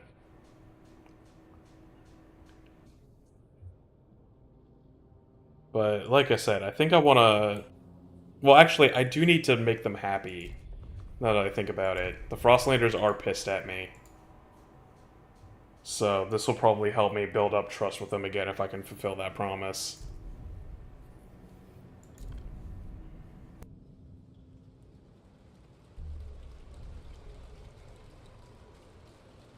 Hear ye, hear ye. The proposed law has been approved. Voting reason. Yeah, so now I'm leaning towards reason over tradition on that one. Progress, equality, and reason.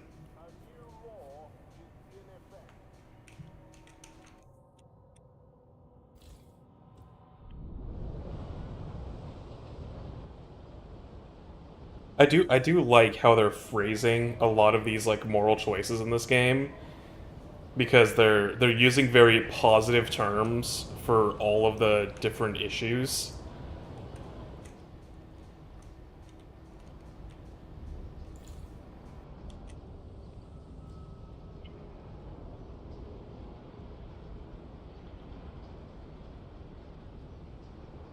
Because it's like, oh, we're not getting rid of tradition, we're just using reason.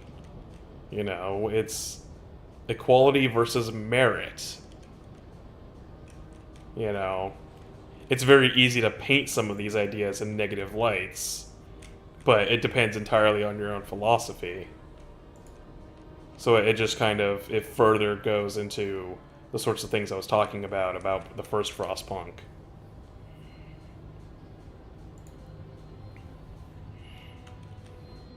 And like so far, based on what I've seen in this game, it seems like they're really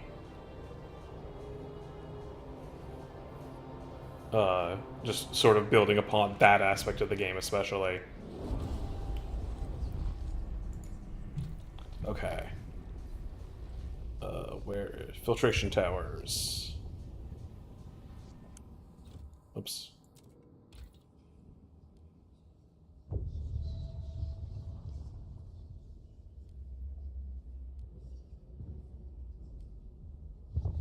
Wait, who do I...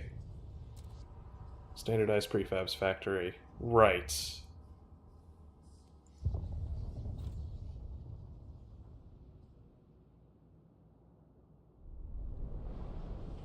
But I have that now, don't I?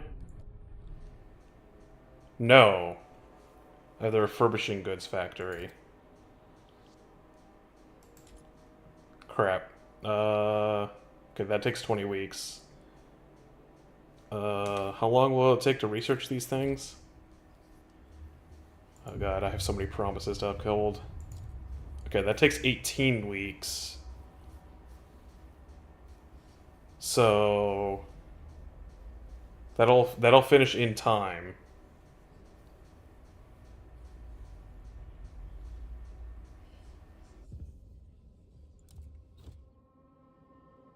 And then out of curiosity, this will take 10 weeks to research.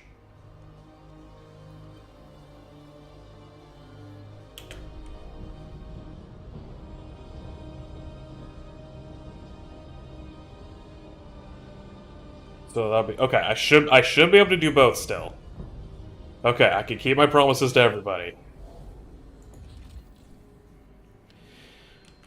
Bodies in a sturdy frostland gear, neatly laid side by side and left to freeze, with black oil markings over their closed eyes. A ghastly burial ritual?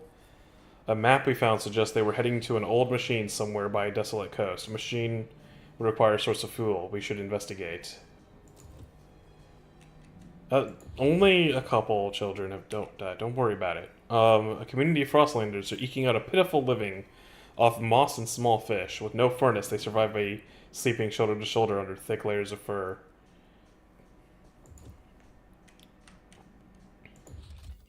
In the old observatory. Okay. Ah, desolate coast. I think this is where... Likely they would have survived so long on their own without a source of fuel. This is where I think the alternate fuel source is. Because I desperately need to start getting on that. Also, where am I? There we go. Found the city.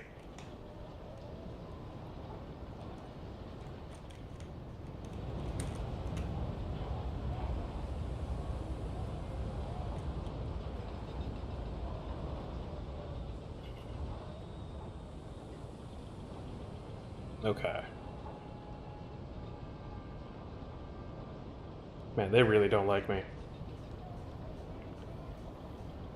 I love how the tension meter is literally like a boiling pot of water.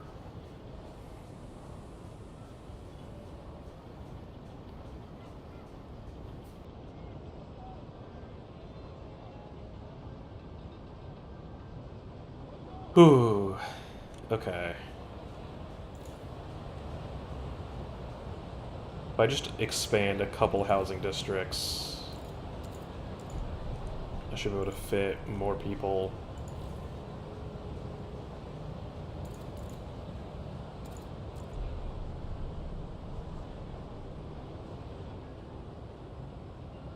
Okay.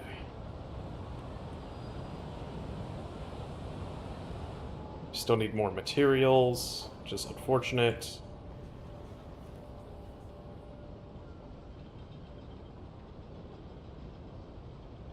Oh, it does have giant robots. Uh, the first game had them more explicitly. Oh yeah, here's one. Oh, uh, I think it disappeared. There was a. They're around.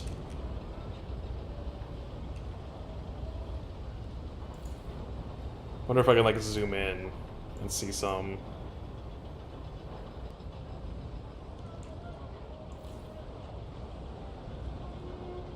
Terminal patients are encouraged to maintain a healthy diet. Chances of a But successful in the first game, one of the big unlocks that you can get is to build automatons, which are basically just automated workers. So that you know it takes the load off of like a certain workplace. So instead of sending mines, instead of sending people into the mines, you could send one of these automatons into it. But what catches a lot of people off guard is the fact that like when you build an automaton, it's like a 40-foot tall robot that actually goes over a building. Yeah, here's one. So you can see this is what the automatons look like. And like these little spots next to it are the people. So they're insanely huge. But like they're super useful because they literally remove all of the workforce needed from a certain building that you equip it to. It doesn't look like they have much of a focus in this game, at least not yet. But they do passively exist in the background, it seems. I think there's some laws or research that you can do that like focus on them. Yeah, automated workforce, I imagine, involves focusing on the automatons.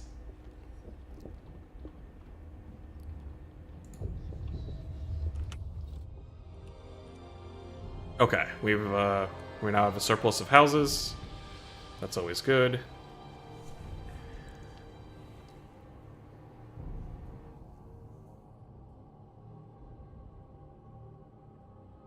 Looks like squalor is our biggest problem right now.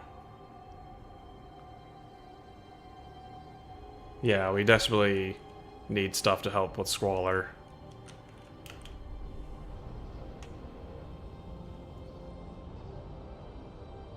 Can I build a second research institute to, like...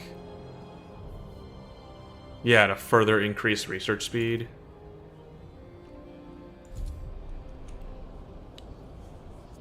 Because I think that's, that would be a nice thing to have.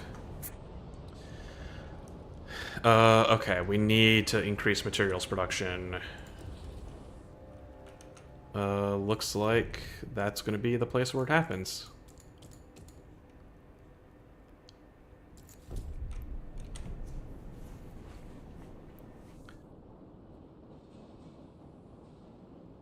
Okay. And goods are low, but that's not the end of the world. We still have some surplus.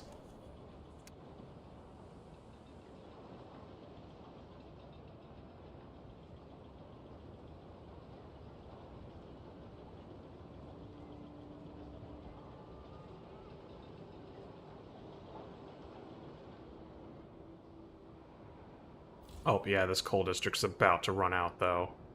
In 2 weeks. Great.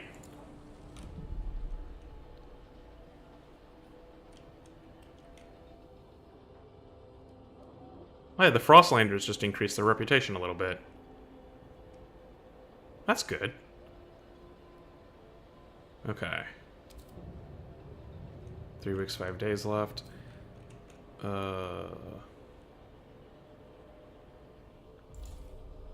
I could probably just build another one.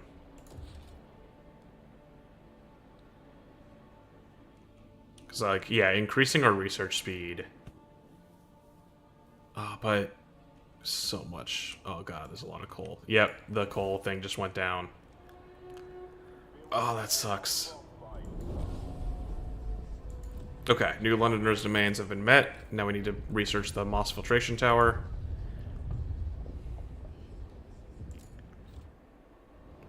Okay, that only takes 8 weeks, so we have plenty of time. Good. Unwanted Destiny. A father has come to our offices with a son. They both ask you to hear him out. This boy is not cut out for a blacksmith. His knack is for words, poetry. I can bend steel, but he can stir souls. Let him be apprenticed under someone who can teach him to use his talents. Their plea echoes the sentiment of some, that family apprenticeship limits the prospects of children born into an arduous career path. The city from the first game that you start with in the campaign is New London. So, like, this is that same city 30 years later. When you play Endless Mode, you can name the city whatever you want. But yeah, no, I did not name the city New London. And no, the coincidence of it being Fallout London is completely unintentional. See, Fallout takes place after a nuclear winter. This is just a normal endless winter.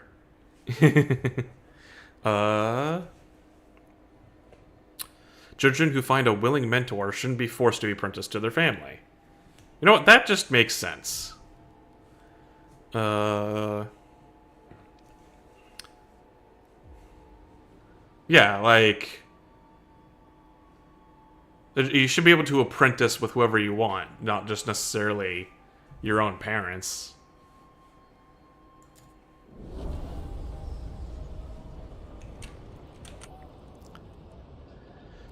Okay, they're almost done. That's right, I was demolishing this building.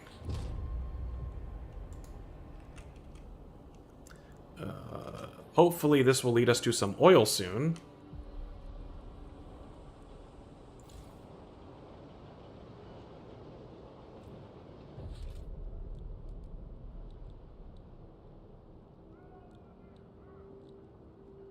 Standardized prefabs factory. Manufacture construction prefabs with a limited workforce. I mean, my prefabs... I've got a decent prefab income right now, I think. Okay, what have we discovered? We found oil! A ruined machine lies across... Oh, hey, that's the location in the prologue.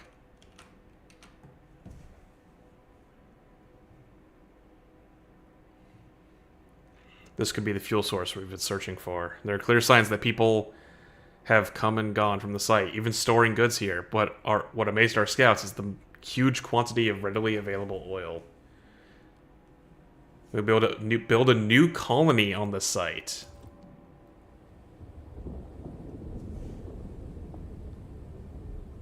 Huh.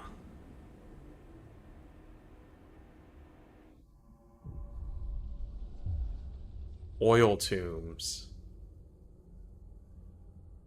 Oh, this is... Is this happening because people died in the prologue?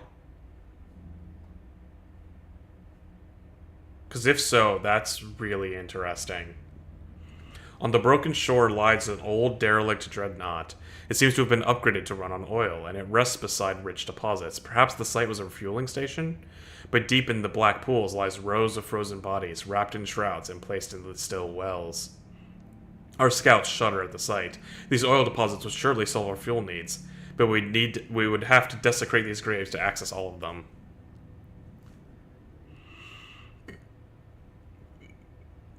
Look, the Wanderers aren't here anymore, so I'm just saying we can bury them somewhere else. We need to adapt our generator to use it. In the meantime, we'll establish a reliable supply. It's time we settled beyond New London. Create a colony at the old dreadnought and connect it with a solid trail to New London. Only then can the supply be assured. So how do I do that? Connect path. There we go.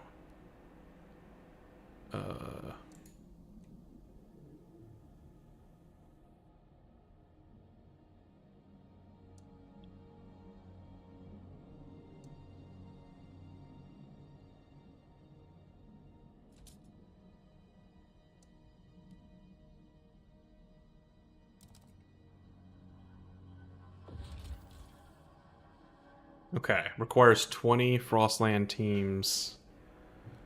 Requires trail connected to the city.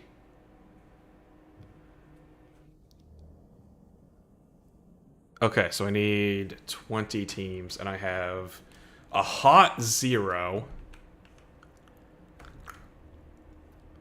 So, time to build another logistics district, which will be... Do I even have space for one? Logistics district. I think I do. Can I not? Is it too far away?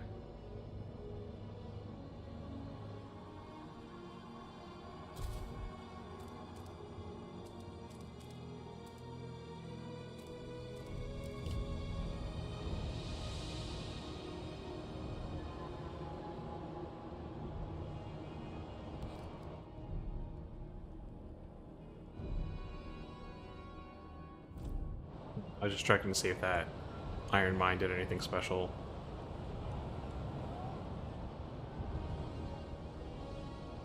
Okay.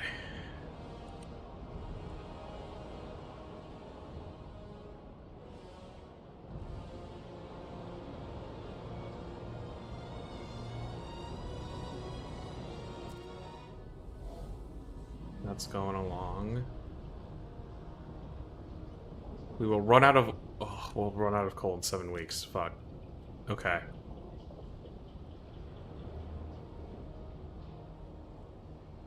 Come on, come on, come on. Finish. There we go.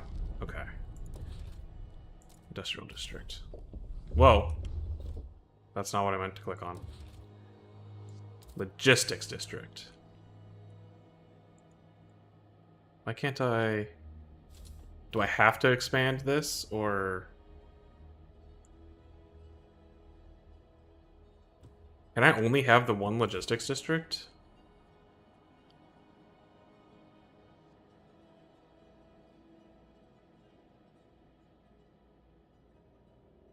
Or does this create more teams over time?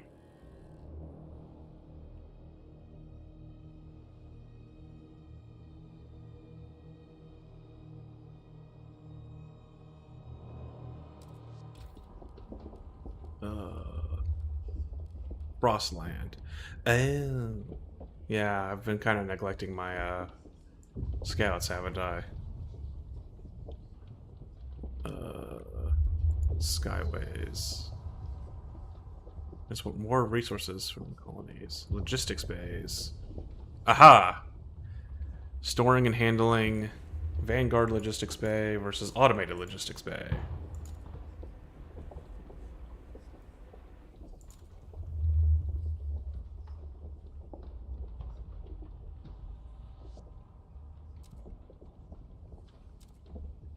I'll probably go with the Vanguard Bay. So once this is done, I might need to yell at these people to hurry up.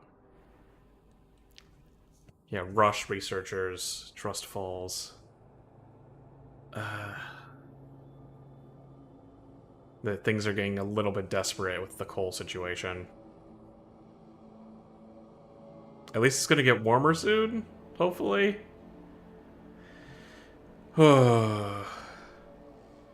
Research speed is extremely increased. Let's do it. Ooh, that did hurt. I am tolerated. But okay.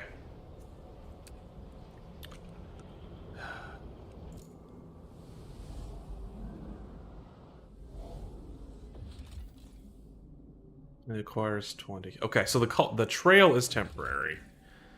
The cart holds a large number of cores. Oil cistern. Tanker filled with oil hangs in a narrow crevice. It'll be dangerous to extract without specialized equipment. I do not have regular workers or mountaineers. Yeah. I could salvage the cores. point. The graveyard. The gorge. Ooh.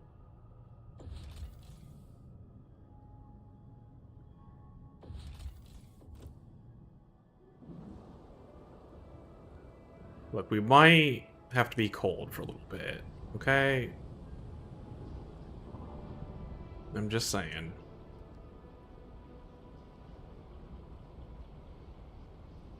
Things are going to get a little bit chilly. I mean, at least there's lots of food going around. Okay. We need logistics space desperately.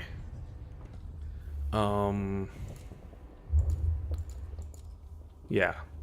20 Frostline teams. Research idea.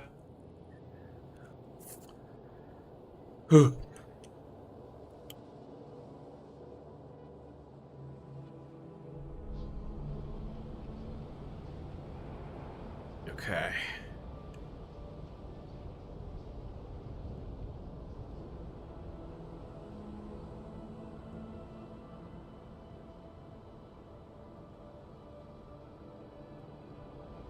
Let's speed things up a little bit. I don't like how little coal we have.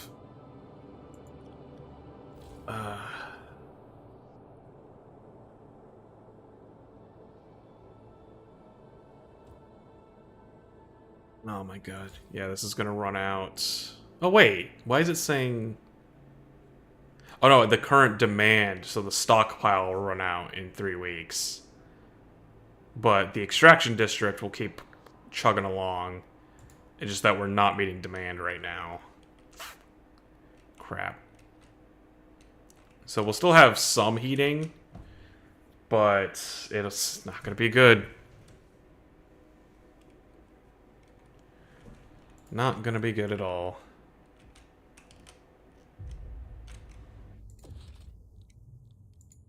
Okay, moss filtration tower.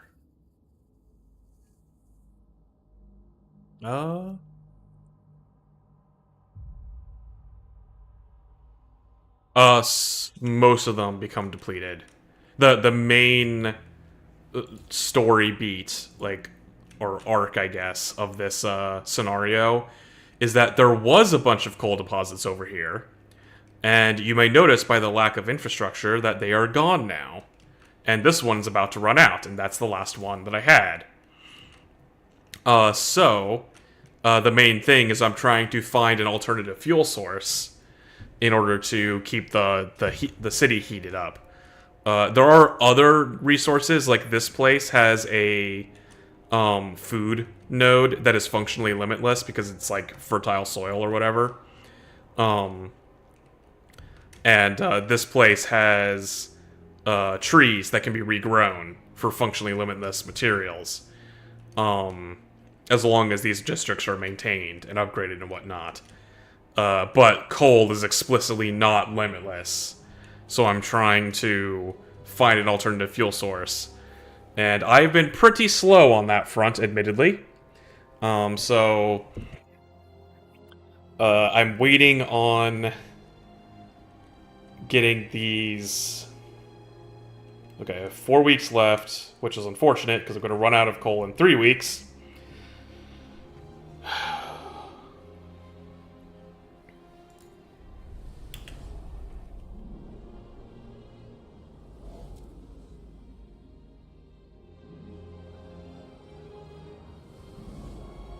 Okay. But yeah, I'm trying to get enough scouts so that I can settle in at the location that has oil. And then I'll be able to finally use that to heat up my city instead. So things are getting a little bit desperate. If you're unsure whether foraged food additive is safe for consumption, consult your local scout office.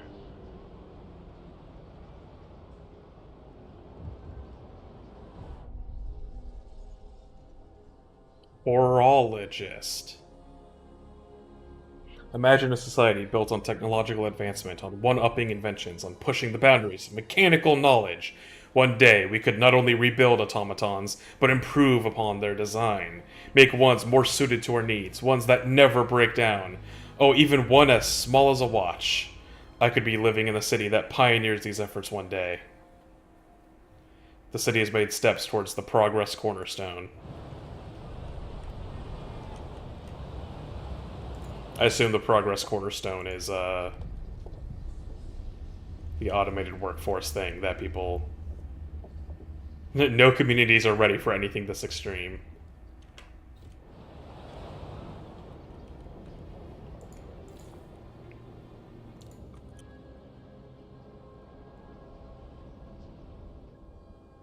I wonder if maybe... Okay. I'm thinking... If I disable this temporarily...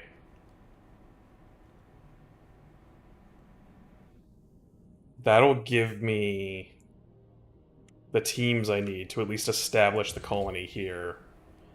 And then I can turn that back on once I have that building.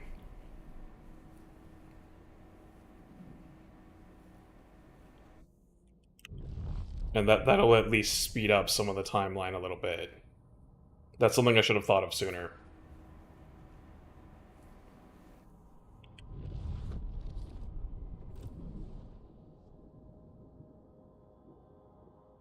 Like, and it'll still suck, because I'm still not producing coal.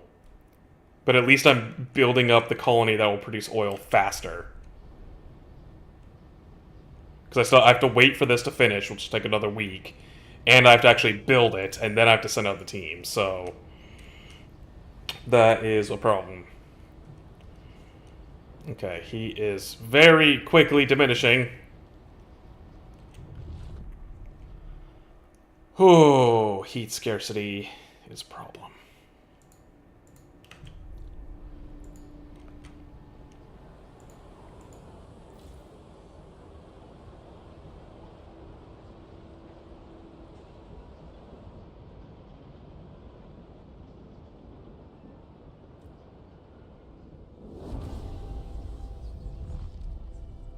Okay. Vanguard Logistics Bay. So now I can... Oh, but... Oh, I just gave away all my workforce to the other colony. That's a problem. But that's okay. I was gonna say, I think I can actually turn this one off. And yeah, I'm good on materials for now. So let me... Oh, I still need a little bit more. We can tune down the food production. Yeah, we can turn this one off as well. Vanguard Logistics Bay. Let's throw that on.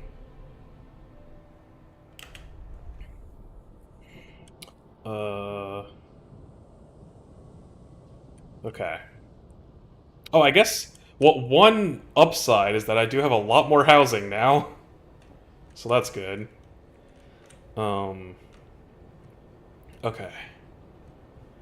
Colony is still being built. They're working on it.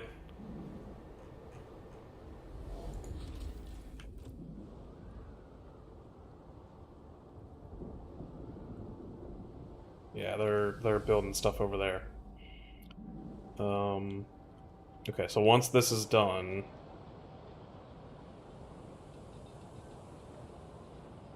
Come on, come on, come on!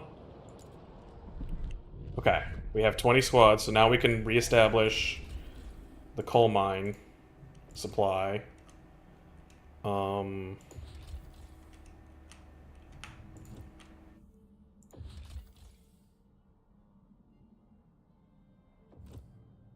So once that is done...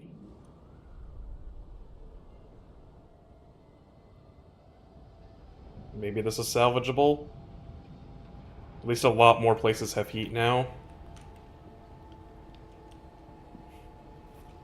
There's always, like, one thing you're missing that causes you strife. Like, I'm finally golden, quite literally, on housing, food, materials, and goods. And now I'm out of heat.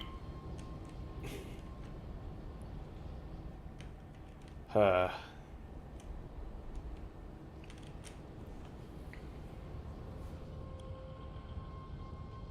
because of course I am.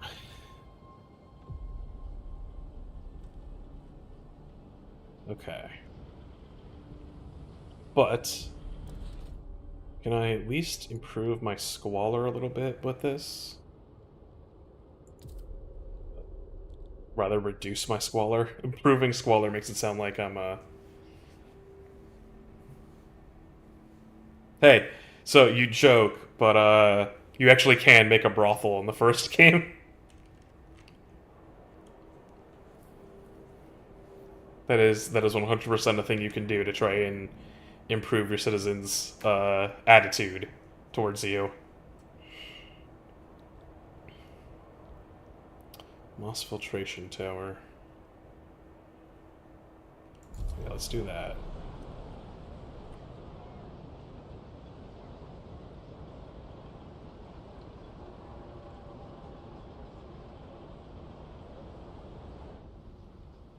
Okay, what can we research to speed this up more? We need... What do we need? We need more heat. Heat dispatcher.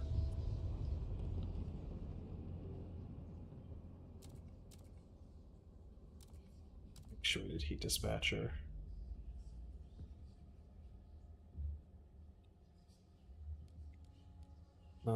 Geothermal plants. Oh, we don't have steam. Advanced coal mines.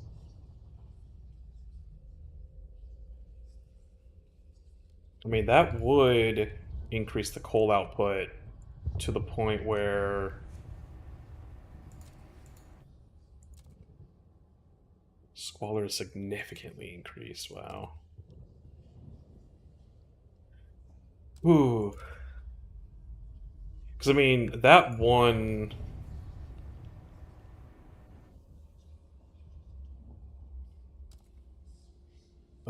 let me check the... Because this still has a good chunk of coal left in it. Yeah, 32 weeks of coal at 264 output.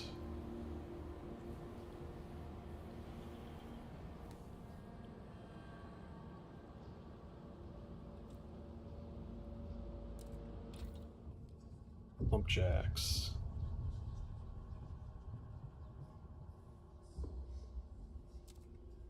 Whoa, wait a minute. The Frostlanders want to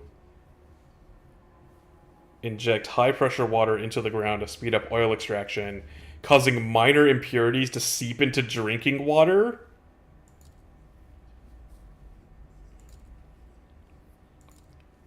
Versus facility utilizing explosives to create fractures in underground rock formations, allowing for the rapid extraction of oil. Well, this one gets us more oil, and we desperately need as much oil as we can get. Whoops. Nope. Oh, God, that's not what I wanted to do. There we go. I'm guessing, like, I think we probably want to go towards oil. Oh, and then this is the upgrade that lets us actually use oil.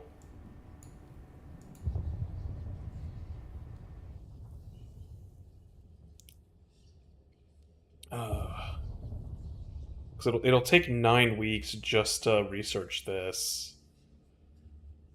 and that'll be so short term.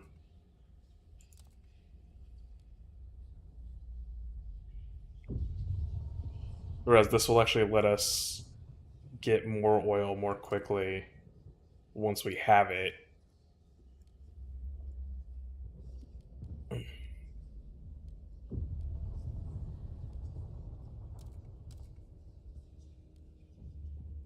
Yeah, let's go with this.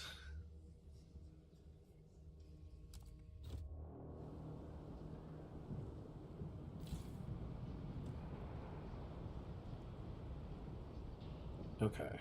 How's the colony doing? Like 50%? Gotcha.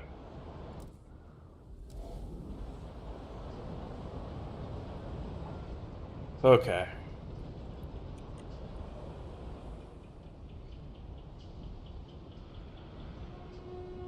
Please do not pilfer moss from the towers.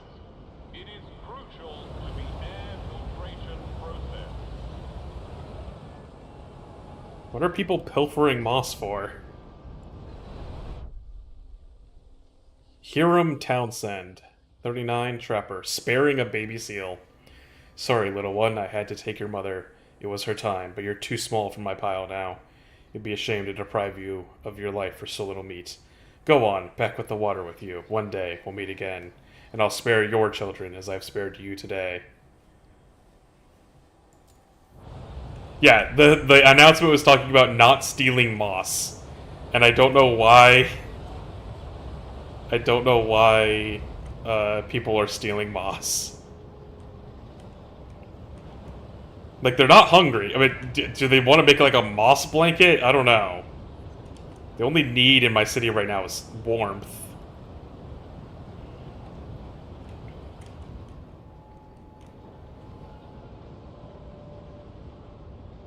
Okay. I think we can survive like this for a little while. It's cold, and it's growing in terms of severity, but it'll get warmer soon, which will reduce the problem. And we're currently working on on the oil colony, which is 75%. We've got tons of food, tons of materials, plenty of goods.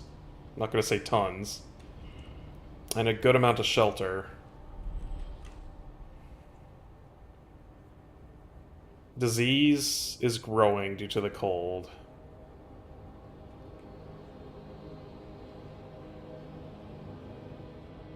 But at least it's not growing too much. Due to the sun cold, some of our people are frozen to death. Ooh. Okay. Oil deposits discovered. Both factions started thinking about how to use these oils when it reaches New London. When it does, we'll have to decide. Everyone in New London is awaiting the moment we get a steady supply of oil. So many fears would vanish, so many dreams made possible. But those dreams seem to be diverging. Stalwarts paint visions of an eternally warm New London, as warm as only the eldest among us could remember. But pilgrims want to use this newfound power to reach out and settle remote places in the Frostland, making it our own.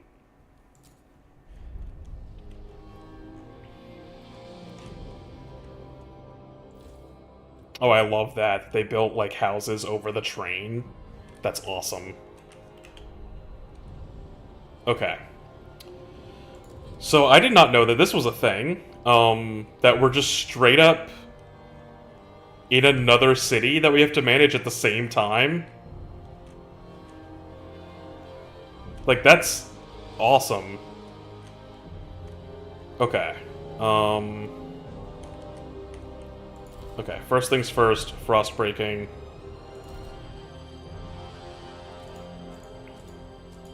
We need that. We need that.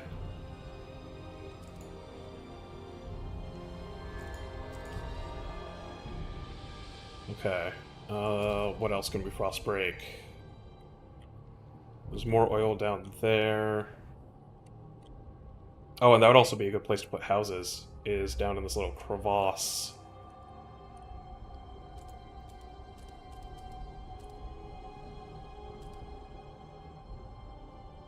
Yeah, so like the people and resources I was sending out are settling this location, which I'm now managing on top of this location at the same time.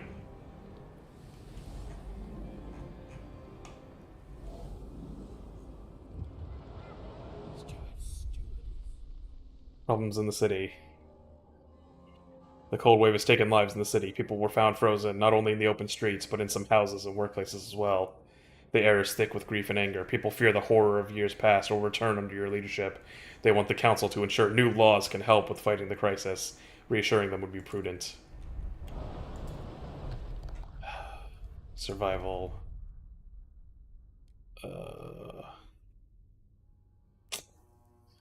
It's not really anything I can do.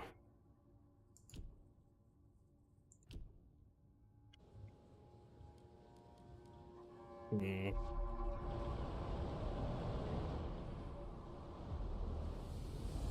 Yeah, no, it's like a whole because like if you look when I zoom in, the resources I have change, and like I can send resources between the two, which is super interesting. Okay. Uh, extraction district on the oil. Actually, before we do that,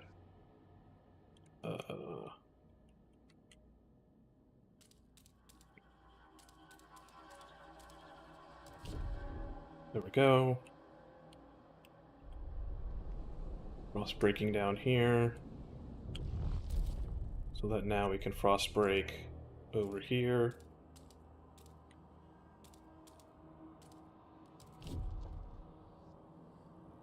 Oh, sorry. Accidentally touched the mic. Resource transfer. So, yeah, once I start actually harvesting the oil, I can start... How much oil is there, actually? Oh, there's a lot. There's a lot of oil. Holy crap. Okay.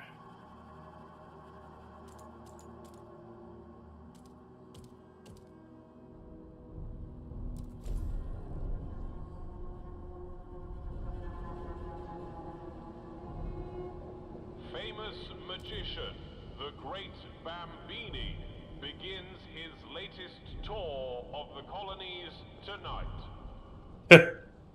Okay. Maybe not the highest priority right now, but go off.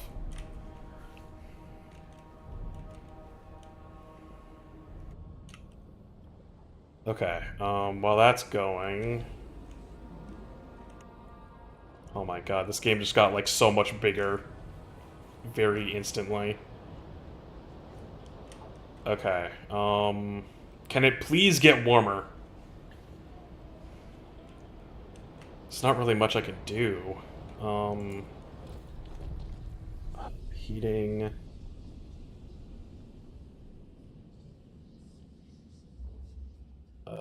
heat dispatcher? Food extraction, industrial logistics, housing.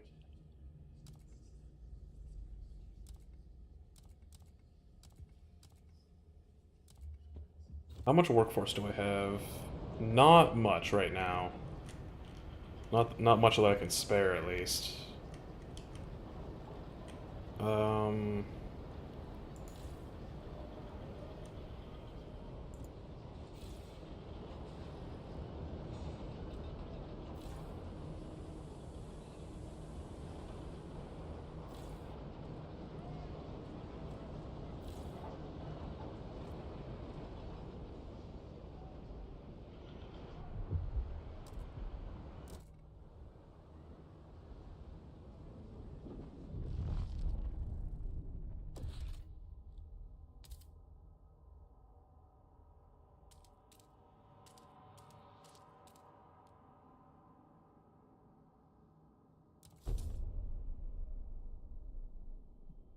and then we can build houses here where it's nice and warm.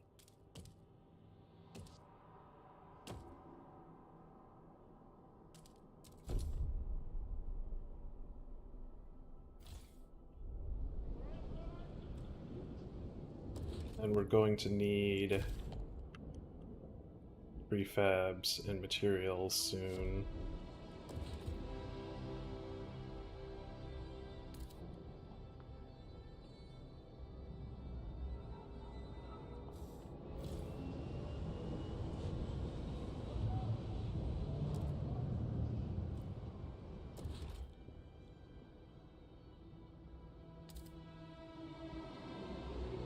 Come on. Save the game. Okay, there we go. Dupe, dupe, dupe, dupe, dupe, and dupe. Okay. Making prefabs. We're technically getting oil, which means I believe we can also turn this on now. So now we're profiting on oil.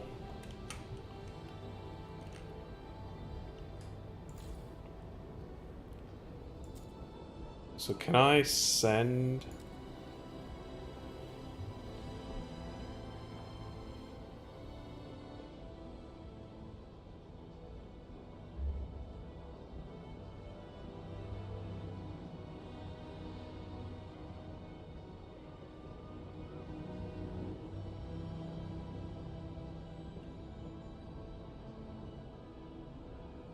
Oh wait, is this oil?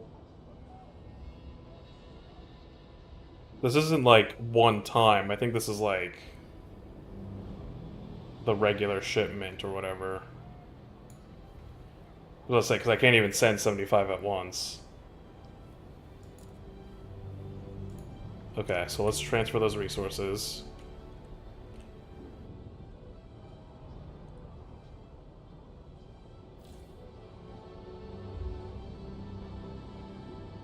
Oh yeah, because the total output is currently 60.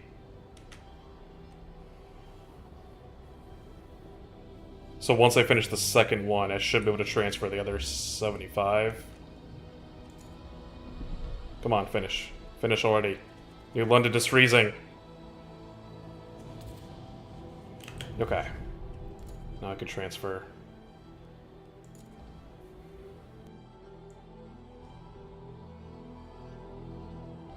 There we go. Anticipation fills the air as the first transport of oil sent to New London. A dream of future without feeling cold. Feels surreal. To make it happen, however, we will need to modify the generator and turn this black gold into heat. This will be irreversible. What future we build for ourselves will depend on it. Big save moment. Got any other games you're planning on getting into in the coming month? Oh my god, there's so many games. Ah! We're in chapter 2. Aha!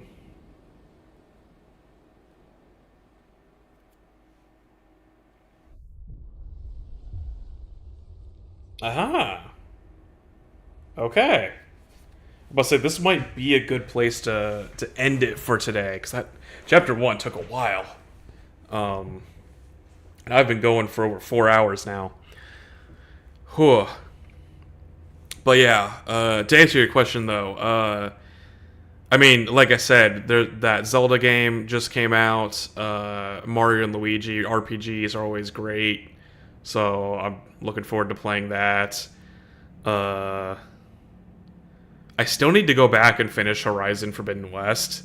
Like, that's a game that I bought so long ago, and I've barely touched it. And like, I love the Horizon games, but they always get buried under my backlog of other games that keep coming out.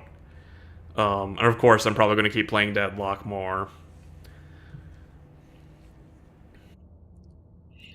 Okay, let's just make this decision and get back to the main game so I can save and quit, and then I think I'll call it there for today.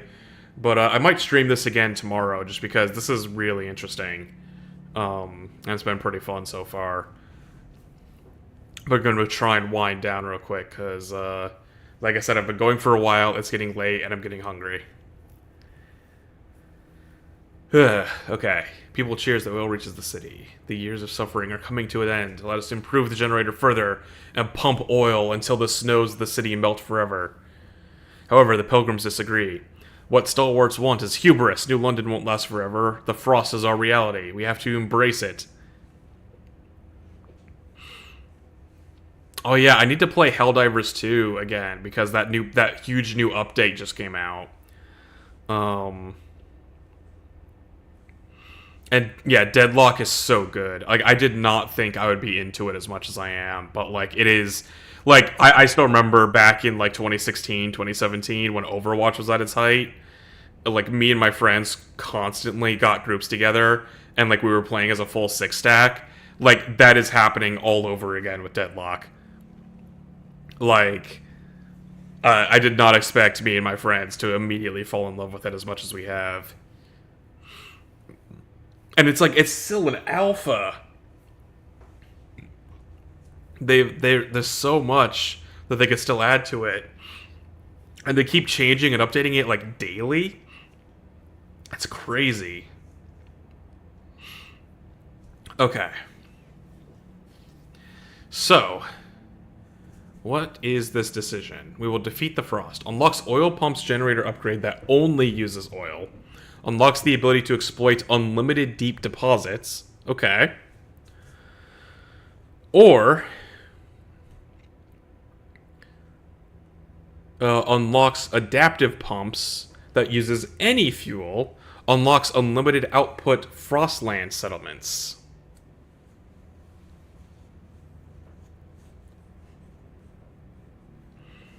So,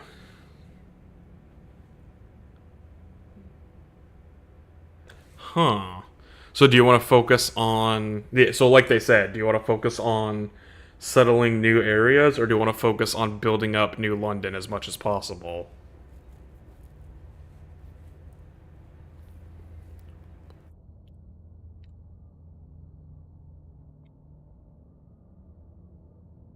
I mean, I feel like... I feel like I want to focus on defeating the Frost. Yeah, it converts it to only use oil, but being able to actually just keep the city warm constantly, I think is worth it. We first need to upgrade the generator with oil pumps to use the new fuel. Then we must research and further upgrade the generator with surplus injectors to make New London warmer than ever before. Newfound oil can also help us reach previously inaccessible deep deposits, which will not run out. We may tap into them for the security of the city.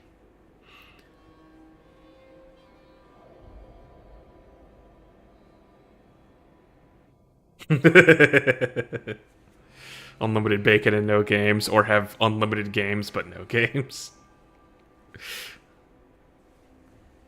I mean, both, it sounds like both still have the option for getting unlimited fuel. It's just that one of them is the unlimited fuel is all in, like, one place. Or the other one is the unlimited fuel is spread out and you have to go find it. And I feel like focusing more on... Like, I'm already having enough trouble maintaining one city. I would love to focus on spreading out as far as possible, maybe on a subsequent playthrough, where I know a lot more about what I'm doing and I'm able to better adapt to the situation. But right now, I feel like focusing just... it's the put your mask on before helping others philosophy. You know?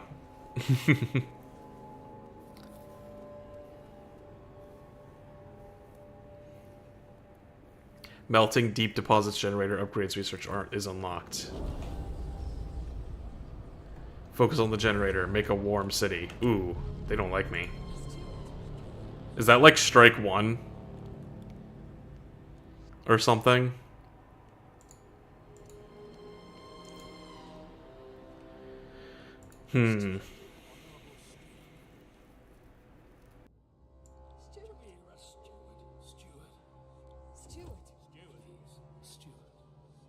Okay. Well, like I said, I think I am going to call it there for today. So let me just, let's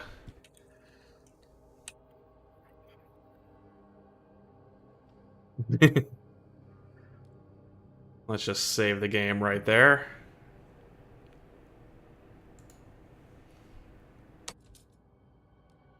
And, yeah.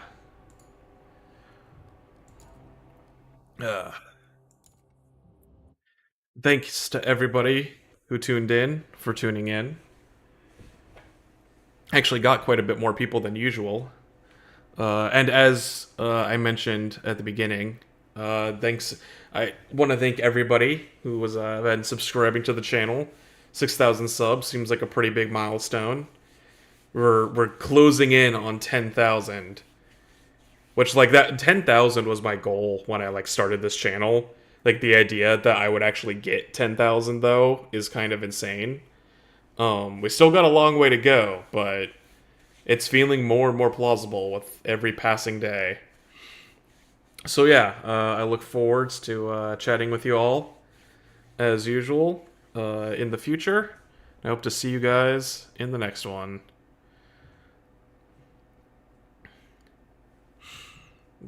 Good night and good day.